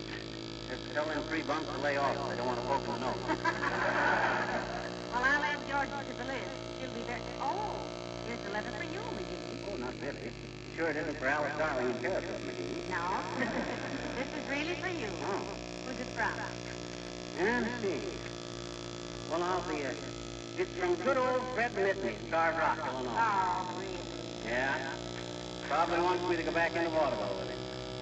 Say, what kind of an act did you have? He asked with each other. Oh, songs and witty sayings.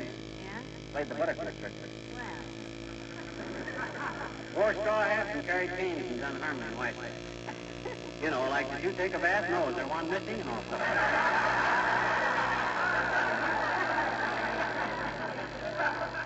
What were you carrying the canes for? Self-defense? No, we murdered him. I'll never forget one time we Never were... mind, dearie. Read the letter. Huh? Oh. Oh, yeah, it says, Dear Fibber, I take my pen and hand...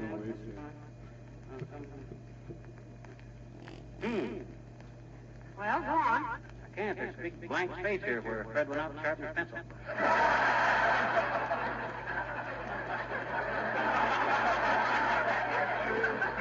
Ah, here he is, back again. Oh, my gosh. Hey, you know what? Fred's kid is in Wistful Vista. Oh? Fred's kid. Anita, isn't it? Oh. Says she's going to join the wax and wants to use my name as a referendum. Oh. By George, any daughter of old Fred Mitney has got my approval. I couldn't do too much for old Fred. By George, if I don't wangle a commission in the wax for old Fred's kid... McGee, you can't do that. Why can't I? I guess I know a few people in this town. I guess I can pull a few strings on behalf of doing something for an old pal like old Fred Mitney. Yeah, but the wax don't do business that way. The girl will have to enlist and earn her promotion. Oh, yeah? I guess you never watched me do any political maneuvering, Mr. McGee. I got more angles than a folding ruler. Down at the city hall, they call me the sexton on account of I know where all the bodies are buried. Nevertheless, it won't do you any good in getting anybody a commission. Oh, no. Well, Jimmy Doolittle is a friend of mine, ain't he? Yeah? And he's now a general, ain't he? So draw your own conclusions. Come on, let's go downtown. I'll contact a few of my connections and get things Hello, sorted. Mr. McGee. Hello, Mr. McGee. Oh, hi, Alice. Good morning, Alice, dear. Heaven and day, Scott, you ought to be in bed. You didn't get home from work till 8:30 this morning. I know, Mr. McGee. I'm going back to bed in a few minutes. Were there any phone calls for me? Any phone calls? Why, you got calls from Georgie, Al, Frankie, Smokey, Slim, Cecil, Pete, Herb, and a guy with a list that when I picked up the receiver, he says, guess who this is?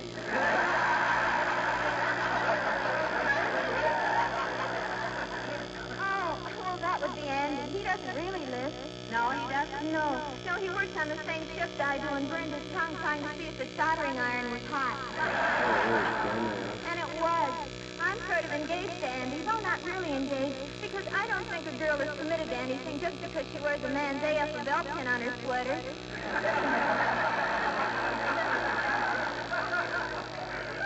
Am I?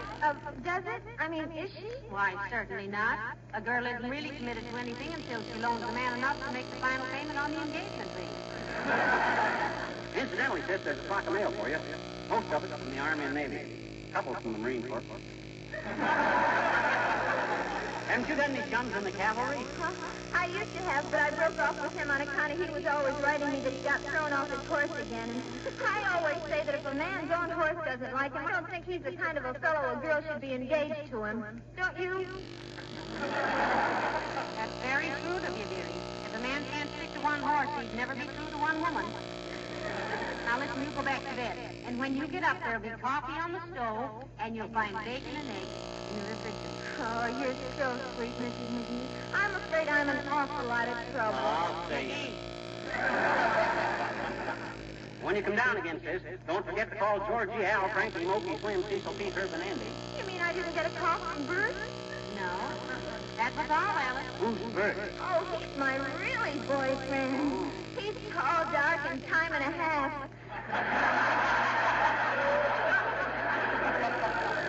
Well, thank you for everything, and don't worry about disturbing me.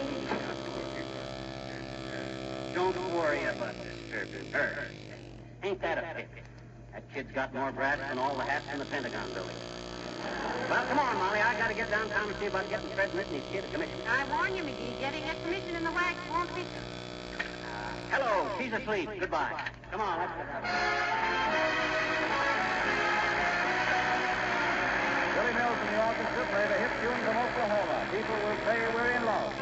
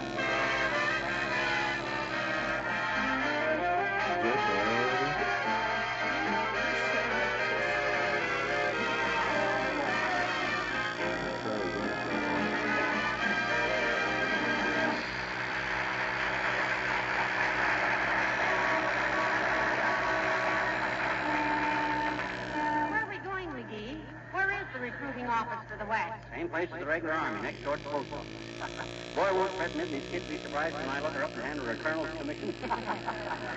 I'll probably have to catch her when she faints. Well, bring a friend with you, McGee, and somebody will have to catch me, too. Still skeptic, huh? Who do you think pulled the strings with President Wilson to make Pershing commander-in-chief in the last war? You? Don't you wish you knew? Yes, don't you? Well, there's no use having political influence if you can't use it for your friends. Say, I wish you'd stop bragging about your political pull, McGee, or use it to get our garbage hauled away more than once every 3 weeks. Well, I already took care of that. That sanitary commissioner lost his job last week. Didn't you hear? That's what happens when they trifle with McGee. You mean the sanitary commissioner was fired? Practically. He was kicked upstairs, as we say in politics. He's city treasurer now. I hope he never gets over the mayor. He'd make a very poor governor. Oh, McGee, look who's coming down the street. Uncle Dennis. Uh-oh. He said he was going out this morning to look for a job. But anybody who hired that mug would have to be pretty desperate. Uncle Dennis could work 24 hours a day and still be an absentee. Well, now, just the same poor old Uncle Dennis. Ah, hello there, Uncle Dennis. Hi, Oh, hello there. Have you heard the news? Have the Yanks taken Ross? No, it's just St. Louis. Had a little bet on St. Louis, too. Thought I might pick up a couple of bucks. But, just it wasn't in the cards.